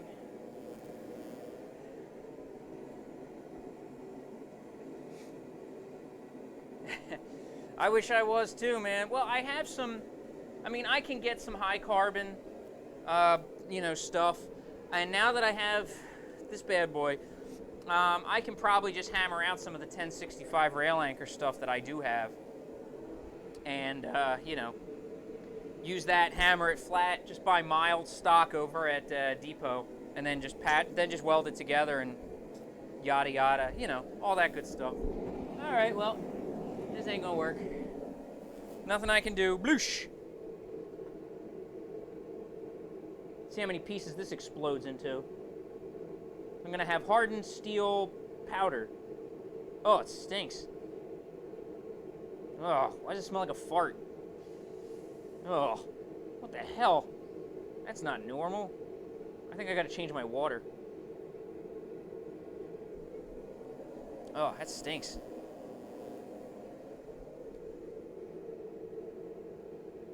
Oh, that's weird.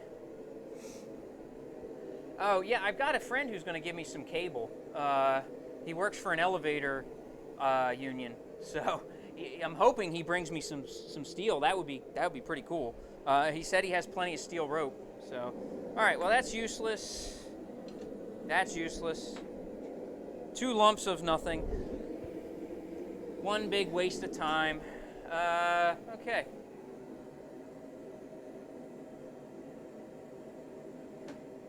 No, I don't. I don't know why it smelled bad.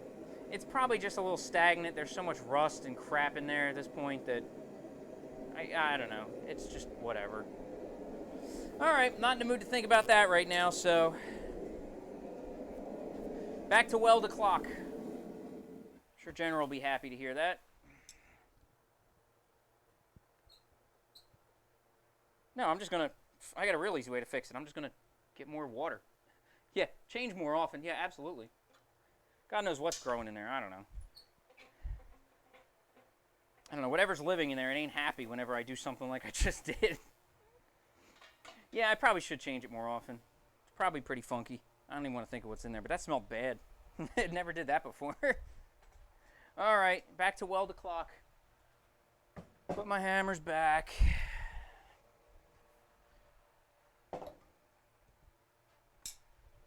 It's Corona water? Yeah, it's fresh import from China.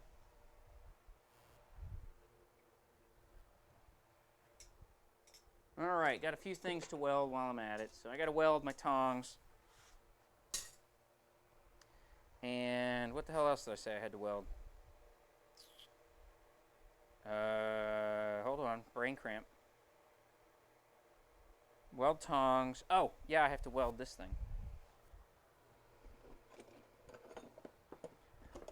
My splitter. Oh, well, there goes a cup.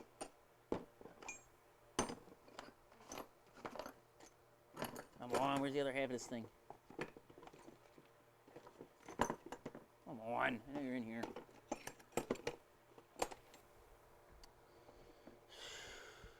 I need a little light over this stuff here. This is a mess. Well, it's not a mess, but just everything's black. You can't see in here. All right, I had a piece of tube steel. Where the hell did it go? It was in here with this. God damn it, anyway. I am a mess. I gotta weld some stuff on. I gotta weld the other half of this piece of tube steel onto this so it'll fit in the hardy hole.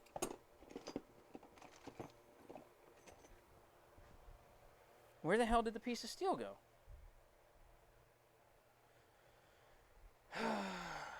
I'm falling apart. Oh, let me see. Well, it's probably something like that is probably what I need, to be honest. Oh, right, you clamp the thing on and you magnet. Yeah, that makes sense. That would be smart. It probably wouldn't be a bad idea for me to pick that up. So, something like that so I can just, you know. I can't believe this. I had a half of a piece of, did I put it over here for some reason? I had a half a piece of tube steel that was around this thing because the sleeve was the wrong size.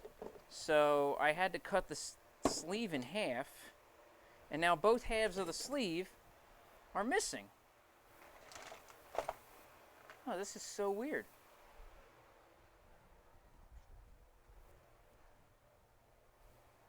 God damn it. You gotta be kidding me. It's gotta be around here somewhere. Like, I know I needed the part, so I wouldn't have thrown it out. Or I hope I wouldn't have thrown it out.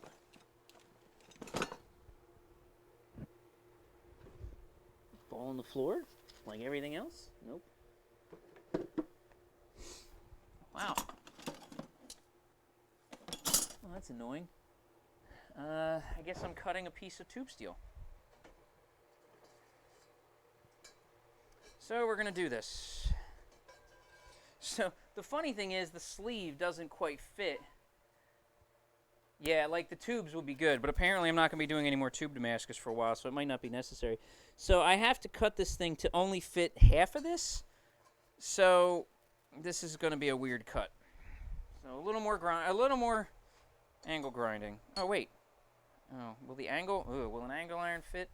It's probably too thick.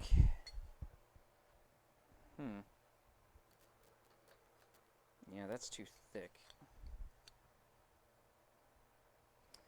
Shit, this tube steel might be too thick too. I need to find this piece. I really need to find this piece.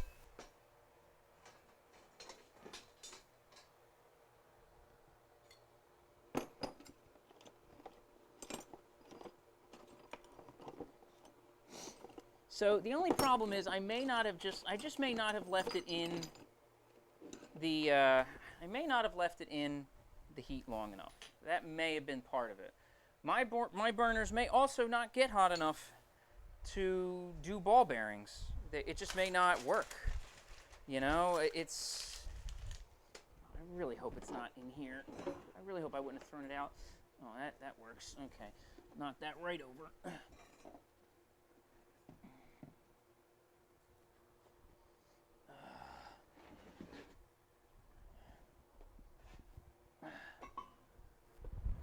I'm just wondering if it fell off the side here. That's recyclable. Let's put that over there, out of the way. I'm really pretty sure I wouldn't have thrown it out, but oh man. It could be in here. Oh, man.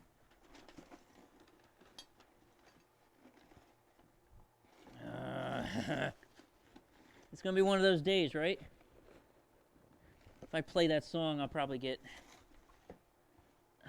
trademarked, but it's fitting. I think even the creators of the song would understand had they been watching the stream. God damn it, where'd it go?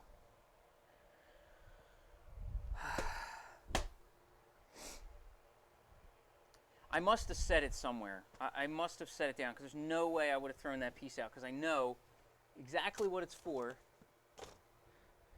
I know that I need it, so I wouldn't have tossed it. So it's got to be in one of these bins. Why it's not in the bin with the part it was going to get welded to, I don't know. But I have so many of these bins, this is what you get. Okay, check this bin. Pieces of wood. No. Nope. It's just a little tiny piece of angle iron that used to be welded onto this thing. The splitter. Oh, I found my green lighter, though. Oh, I was looking everywhere for you, little guy. Ah, I'm sorry. I missed you. That lighter kicks ass. I've been using these shitty Scripto things.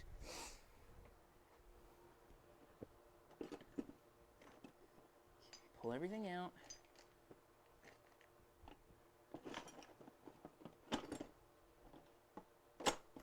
It's really not in here.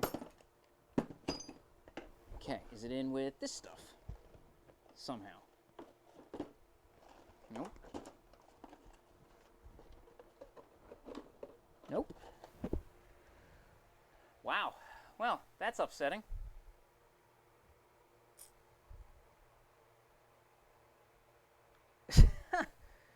I can't believe that. Where did it go? I must have taken it out, and I think I had it because I was showing off the piece, but I might have had, I think I had like the tool out, and obviously I had that with it, and I thought I was showing it off, but did I leave the piece I needed to weld somewhere, like a dummy? Because I really need that piece. All right, you know what? Forget it. We're going to do this my way. To hell with it. We're going to do this the cheap and easy way. We're going to cut another piece of angle iron to size and use my kick-ass industrial strength grinder to grind one to the right size and shape. That's the way we're going to do this. I'm not messing around anymore. Okay. Simple. Okay, piece. You are here. You are here. So we'll grind it to the right thickness. Let's see. So I only need to do a quarter of this. Cut there. And there. That'll be enough to hold it. Cool. There we go. So I hope everybody is staying safe from all the corona stuff. I really hope you all are okay. I hope everybody's well. Hope your families are all right. So please try to take care of yourselves as best you can. I know I'm on quarantine, and it's made me stay busy here in the forge, which, you know, has its bonuses, I guess. But you know, I'd rather there not be widespread panic at the same time. Back to the grinder.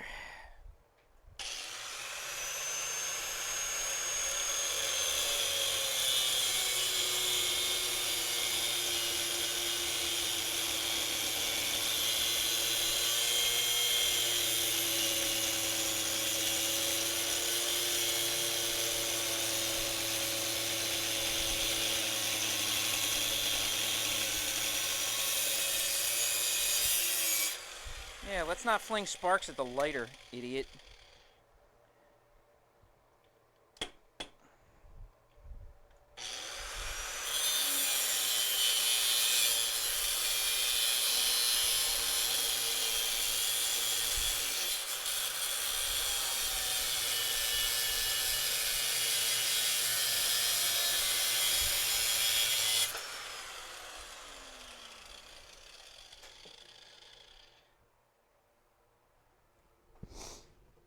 Okay, let's dip the piece in the water. It's hot.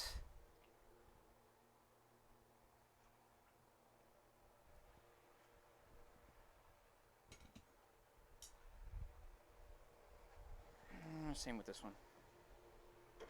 Before I come touch it and burn myself later.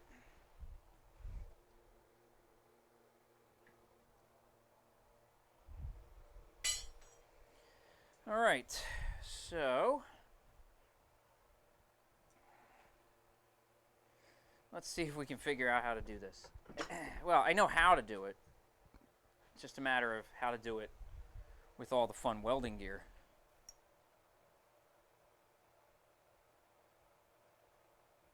Because this doesn't quite fit in the hole. So I need to thin out all this around here. So Joshua Kerr, okay. I apologize, Matt, but I'm not quite sure what you mean by that. Welcome aboard, but what's Joshua Kerr? You have to excuse my ignorance, if it's something I should know.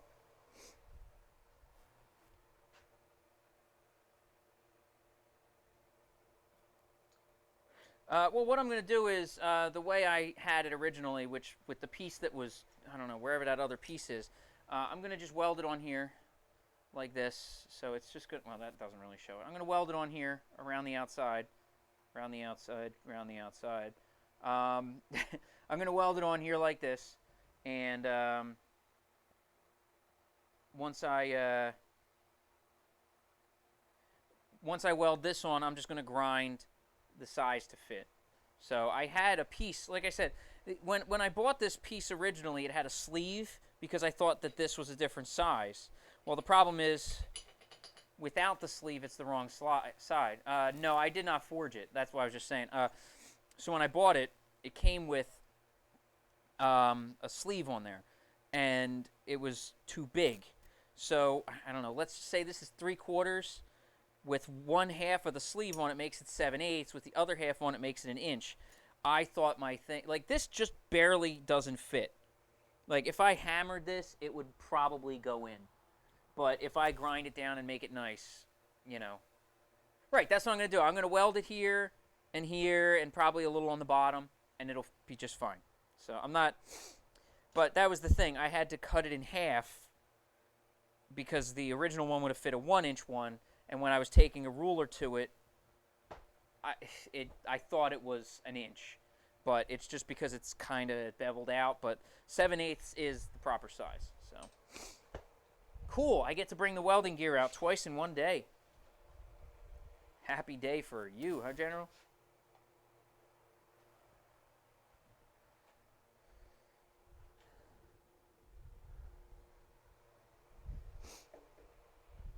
All right, welding stand thing.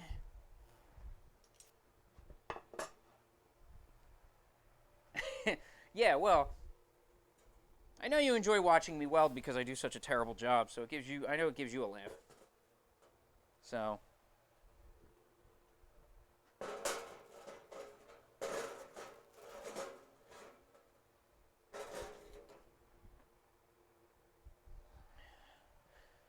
we'll see what happens. I need my welder. Okay, everything else is pretty much right around here. I know I'm going to find that piece of angle iron probably within an hour after I weld this sucker together. I guarantee that.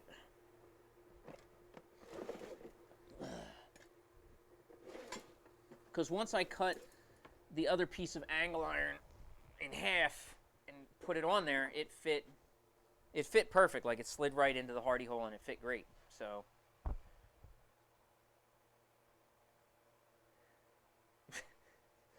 yeah, fair enough.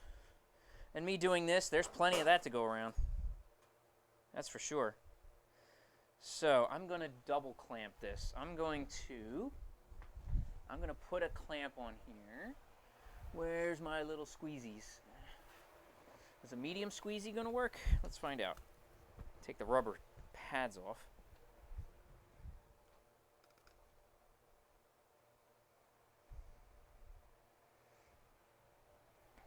Oh, that holds nice. So let's hold it like this so I can work down. Working down I found is much easier. So I'm going to put this like this. I'm going to put you to the side. I mean, it's fair enough. I mean, with, you know, I know not everybody likes to just sit and watch everybody succeed. I mean, some people like to watch the speed runners and watch them succeed, and that's cool. I get it. You know, but for me, it's, you know, the same thing. I try to bring you guys entertainment. So when I screw up once in a while, it's fun, you know? No harm, no foul. As long as I don't get hurt, I'm pretty okay with it. But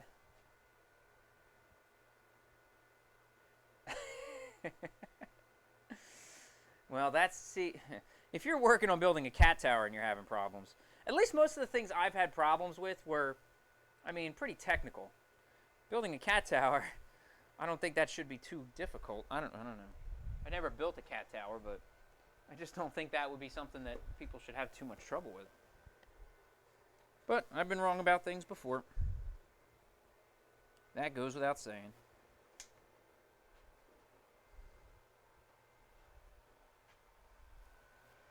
I think I'm doing a pretty good job at taking care of these wires so far and not really screwing them up too bad. Let's see, will this stay on here or it's going to slide right off? Yes, of course it will. Let's put it here. Nope, that doesn't fit. Yeah, see, now I see exactly what you're talking.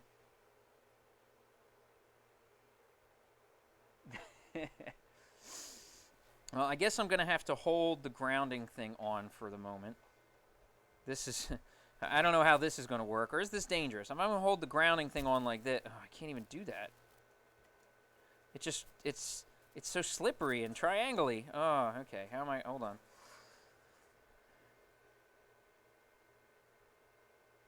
I haven't gotten there yet.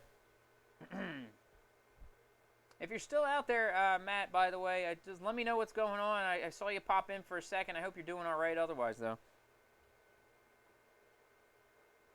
Yeah, that's what I did earlier, and I think I'm going to try it again. I'm going to clamp it really close to a clean spot here. And right here, I'm going to put the resting spot right next to it. So let's see what happens. I'm going to turn the voltage up just a hair, C.5. That's a measurement, right?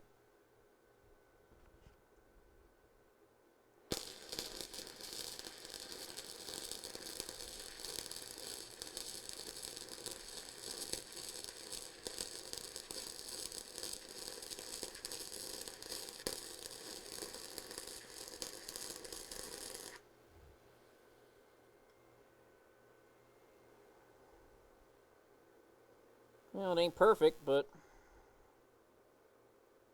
nobody is. It's getting there. I mean, I turned the speed down a lot. It's at 4 on the feed tube and D or C.5 on the voltage. Okay, I don't need this anymore. That's not going anywhere. I don't want to burn it any more than I probably already did.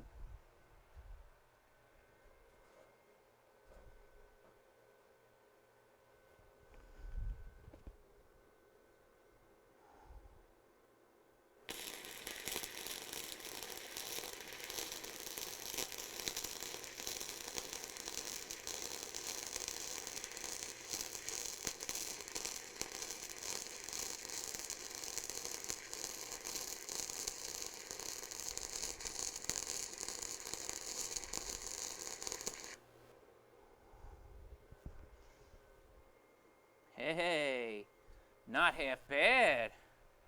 Hey, I got to show off this one now. I think you're going to be proud of this one. Where's my wire brush? Hold on now. Where's my clampy clamps? That bitch is hot. I learned my lesson. Clampy clamp. Brushy, brushy. Try to get some light there. This is difficult as hell, but it's not awful.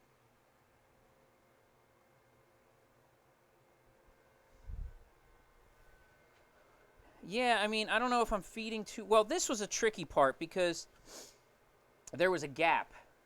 So what... Well, so there's a question to ask then. Since there was a gap on this, what should I have done?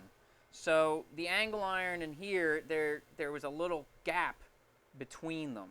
So what do you do in that case? Up the feed so it can keep up and like fill in? Or what would I do in that situation?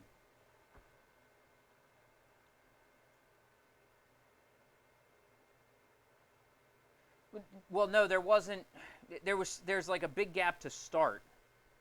So that was like, that's what I'm wondering. Like, was there, like, how do I fill that gap? I should have shown you it before. But the other side looks okay too. But the other side was tighter. But there was no gap. Oh, okay. So move. Okay, I follow you. I got you. I just kind of went down. That's kind of why it pulled the. That's why there was some space off the angle iron side, because there was that was why. That's why it looks like that. So. Okay, I need my tongs now. This should be okay to dunk in the water now, right? Cooler off. Oh, it's hot. Yes, it's still hot. Okay, still quite hot. All the way down. Wow, hello. That's why I wear gloves, ladies and gentlemen.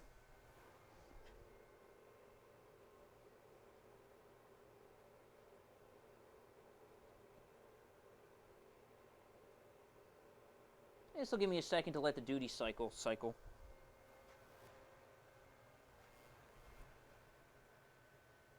Yeah, okay.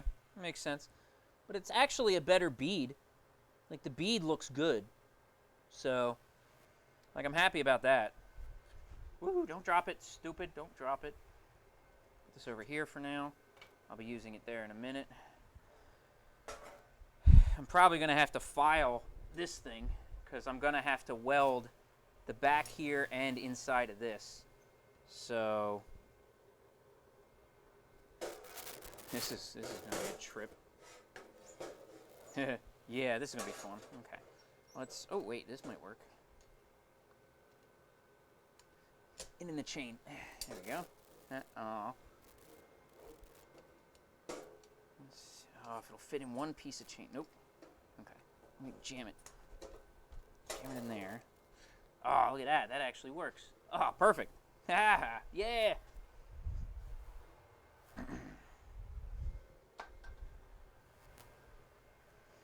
Oh yeah, no. I'm just gonna throw the clamp right on. No, I just haven't adjusted it yet.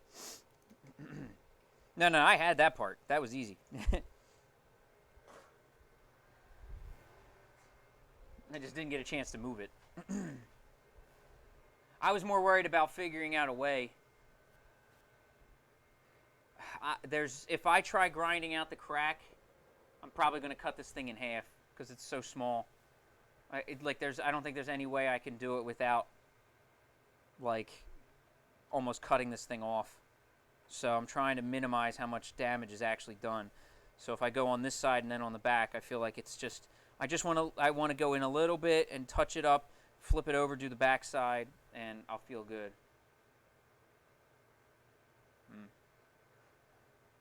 I just don't feel comfortable because the crack is so hairline. But if I take anything out of it, it's going to be so weak. So.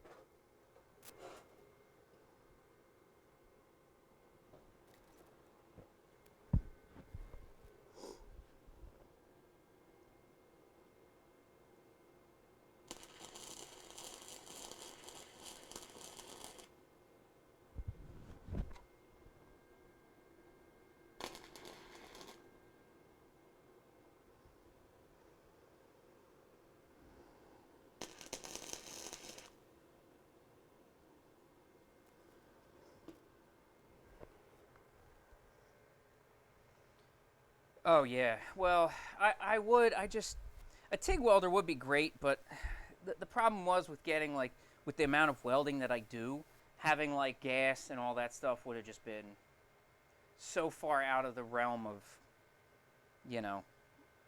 of what I wanted. And if I had to tell my wife, oh yeah, I have to have argon and stuff like that, she'd be like, no, you're not getting a welder.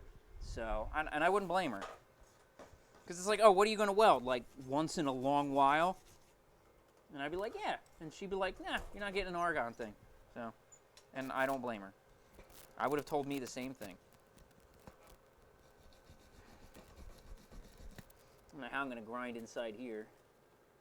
Get the angle grinder very carefully.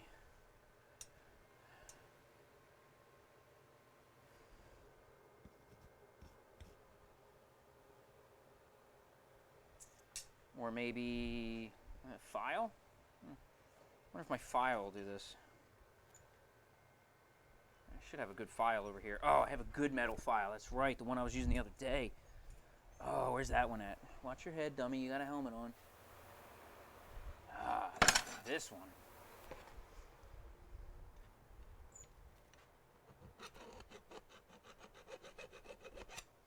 Yeah, that'll do. That'll take me a minute, but it'll work.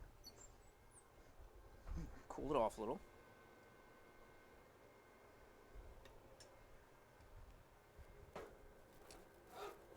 Yeah, this will work. Okay, so let's put you two over here. This. You think so? I would think the grinder would just be so aggressive. I figured nice slow file would, would be the safer bet. That's what I was thinking. Especially because it's not very big. But I don't know how I'm going to get on the inside. This is such a touchy little...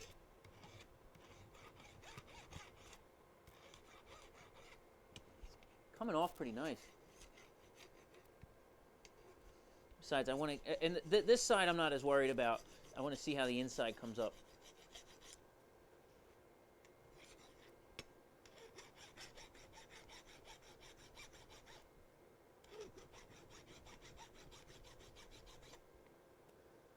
It's doing work.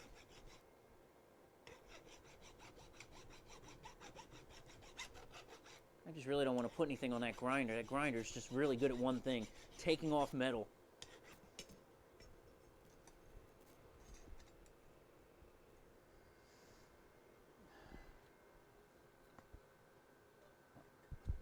Well, this file's taking it off pretty good, so it doesn't sound like it's like skimming, so... It's just the only problem is, how do I get at it?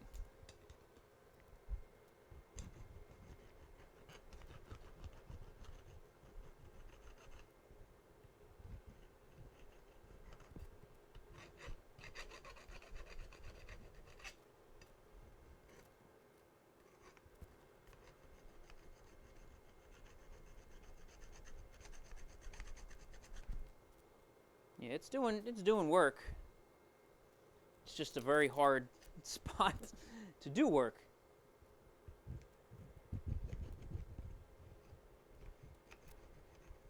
And this part of the file isn't exactly the best. Oh, I just realized the other side's cracked.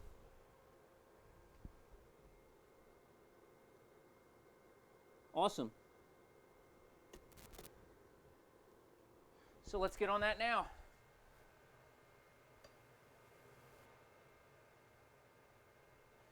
I have a flap wheel. Maybe a flap wheel would be good for this. It's a 40 grit though. That just seems angry. You know what? Maybe. Well, let me grind this other one up. It's actually cracked on the inside, so I'm gonna do this one up right now. Let's see. How can I keep this side open now?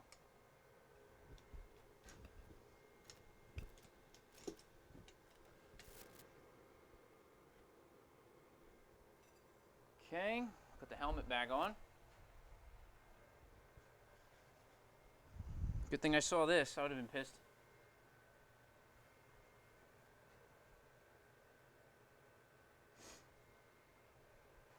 Yeah, 32 is pretty good. 36 is what I use on this grinder, so I can probably get away with changing it over to like a 60 and touching it up. But these inside things are what I'm worried about, these inside grinds. Like that, it's a tight little corner.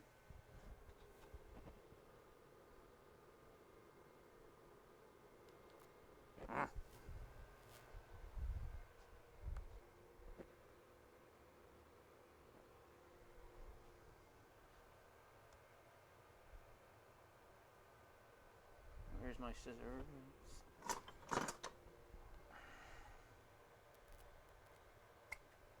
Oh yeah, that's why it didn't work, you dummy. Forgot something.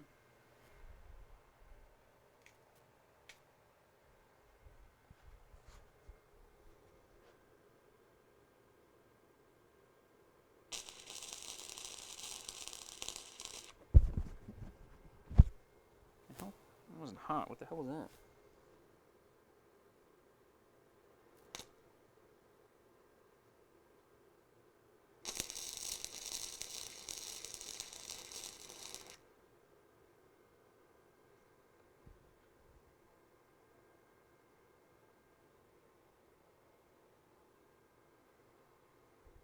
Well, that's something.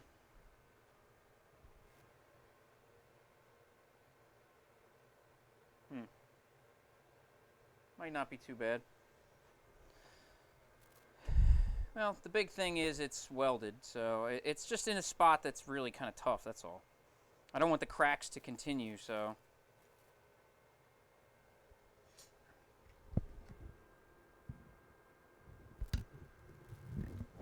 Let me hit it a little bit on this top part here.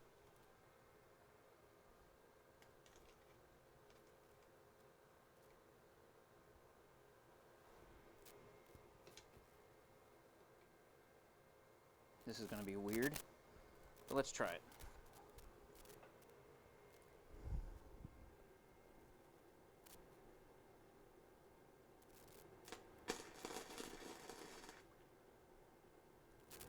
Where are you going? Stop turning. That'll get it anyway. It's fine.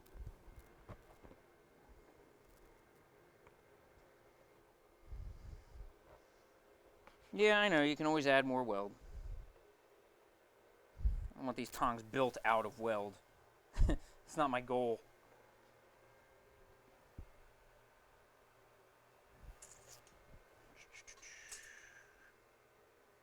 Actually, I got fresh 60 grits right here.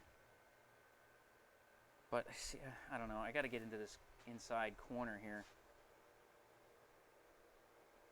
Let me see if the grinder will... If I can get the grinder in there, maybe that will work. Problem is I can't see shit over here because there's no light.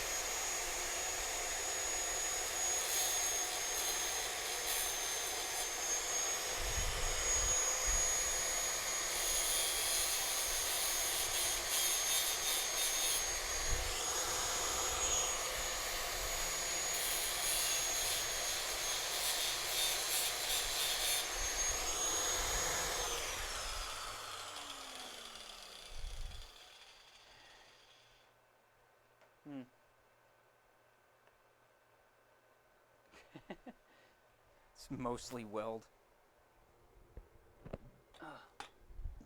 I don't want my tongs being all weld. I just worry. I've seen people like repair so much of an anvil and it was mostly all weld.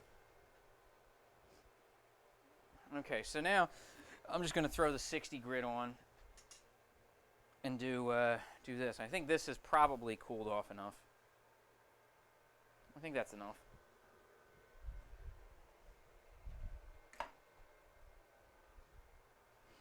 I didn't have that much of a duty cycle on it today. Well, this time. I did earlier.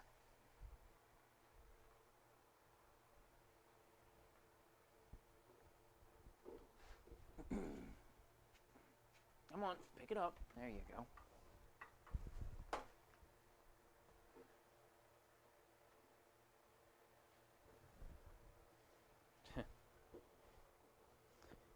To build what out of my bonding material? What do you mean?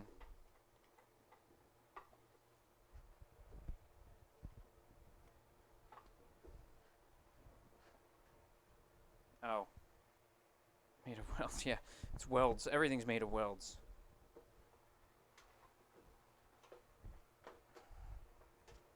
It's welds, weld. Oh my god, I need to take my time. Okay. I got these two. Drop the plug. Drop the plug. Okay. Now.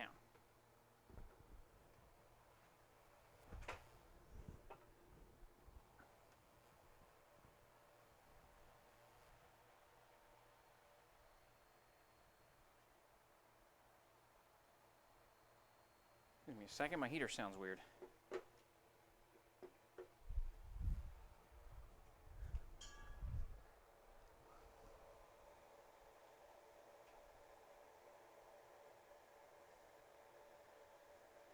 Oh no.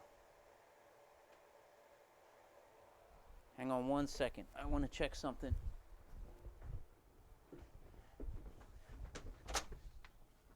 Hey, babe. Can you press the heater up button a couple times? The temperature up so I can see if the heater will come on? Just push the temperature up a couple times. I want to hear it click and come on.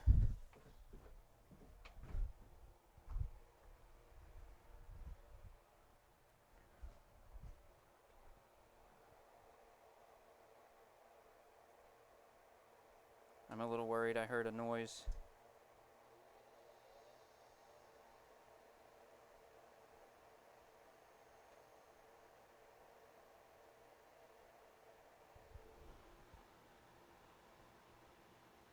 Come on, baby, kick.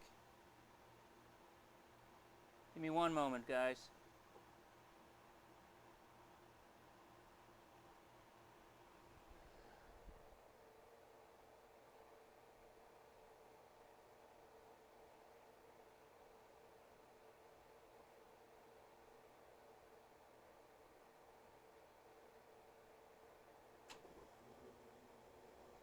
Okay, cool.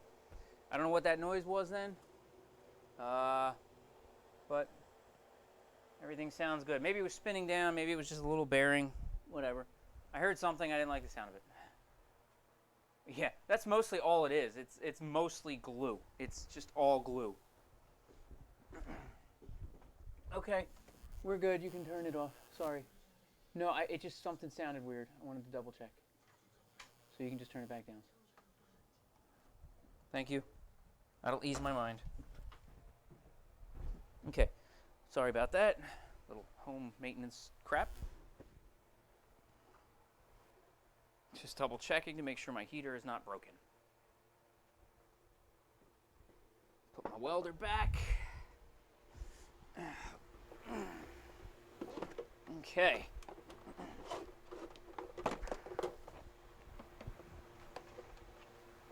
Oh, that's not good. All right. Chair. All right. What did he say? 60? 60 sounds good, right?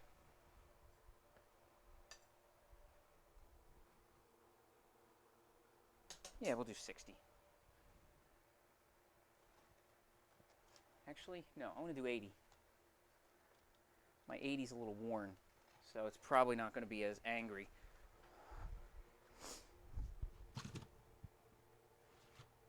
I don't want to hog material off, especially as I try to get a good fit for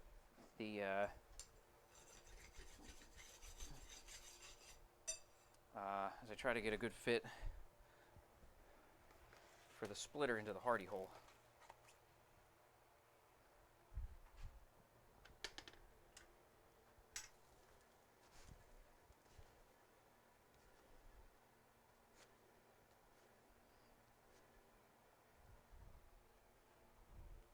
Clampy clamp.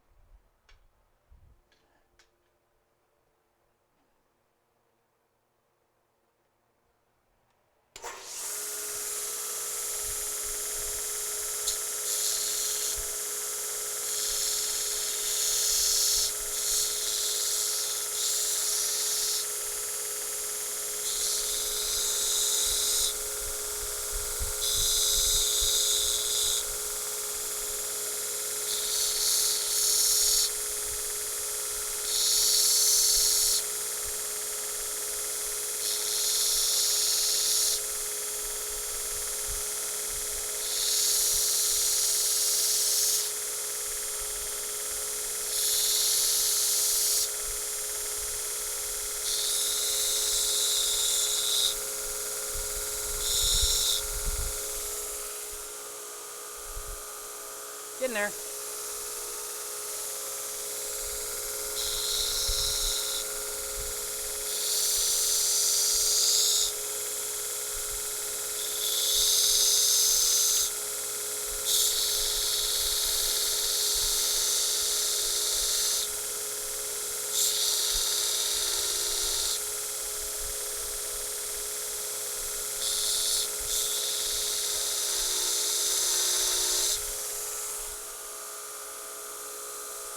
Closer.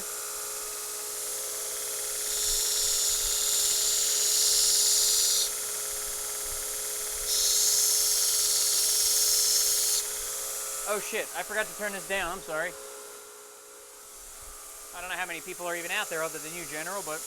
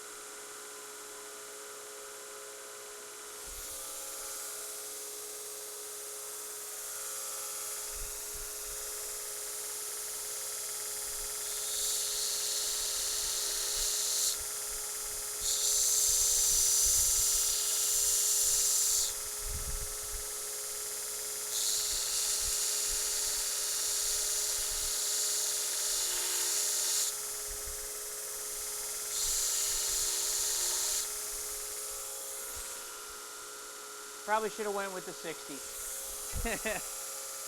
Or the 36. I thought I was really going to be like working it a little bit to, I wouldn't have to do much work and really would be kind of close, but I guess not. Yeah, she's still a little fat from how thick this piece of angle iron is.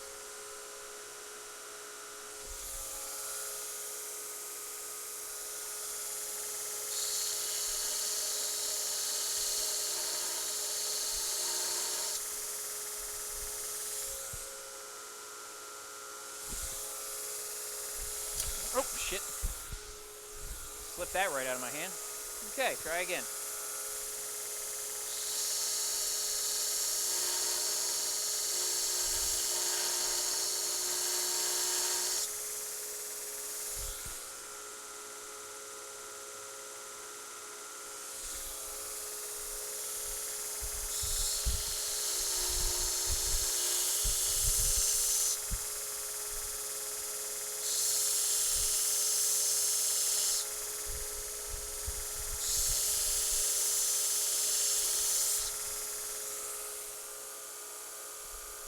Damn. That works. Works one way, not the other. That's interesting. Okay, we're getting close then.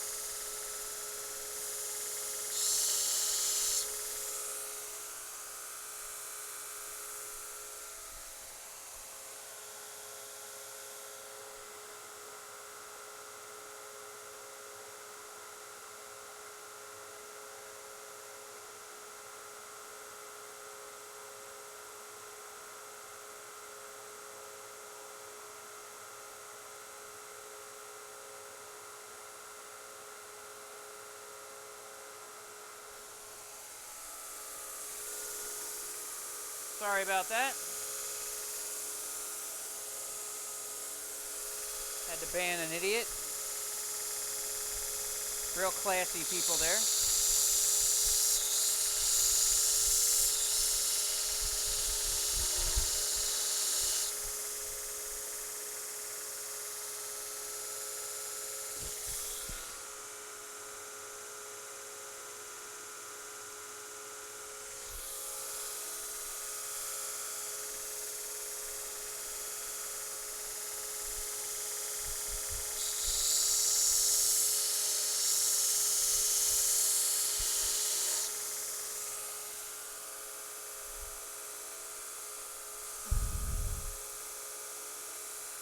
Works one way. That's fine. I'll just use it that way. It's the way I'm going to have to split it anyway. Some real classy people here. Let's, how do you report somebody? How do you, like do a full report?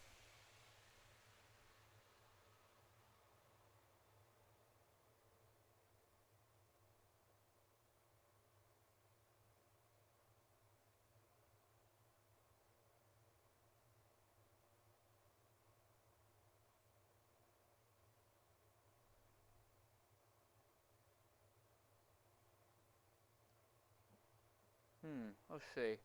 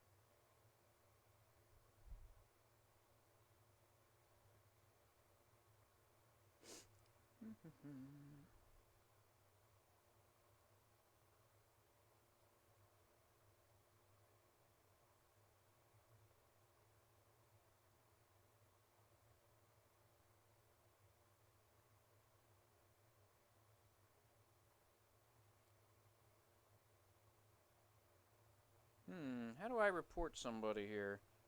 Let's see. This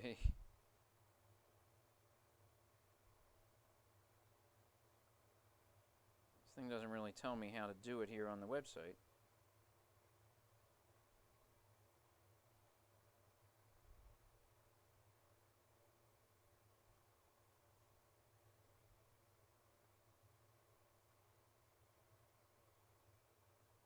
Idiots like that.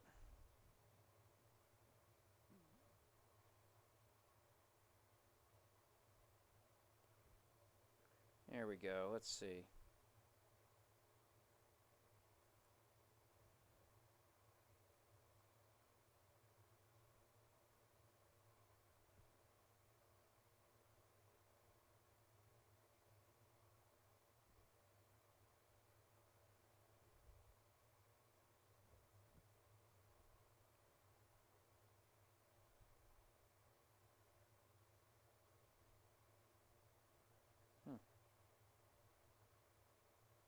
This must be what they do. They just go from place to place and do that. Anyway, sorry, folks.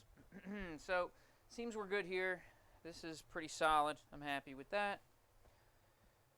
My tongs, let me touch them up on the outside a little bit. Just had to do a little bit of Twitch homework there.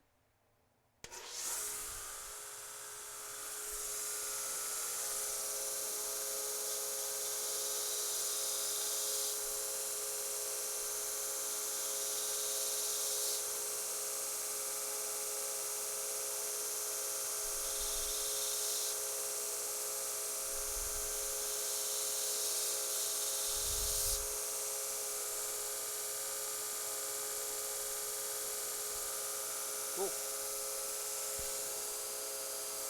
Well, that'll work.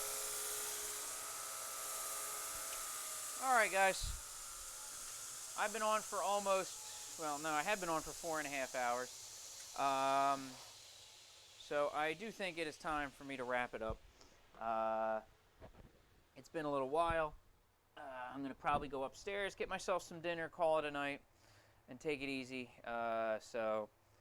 Thank you guys for hanging out. For anybody who's still out there, I appreciate it. I really do.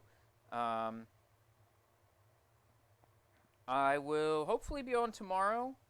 Possibly do a little birthday streaming. Not quite sure, but I might. So, we'll see. So, yeah. So thanks again, guys. Hopefully I'll be on tomorrow. We'll see how the quarantine keeps going. And hopefully I can keep idiots like that out of my channel. I thought this thing was supposed to have like a bot that manages idiots like that. But yeah, cool. So, alright guys, thank you so much for hanging around. Have yourselves a good night. Take care.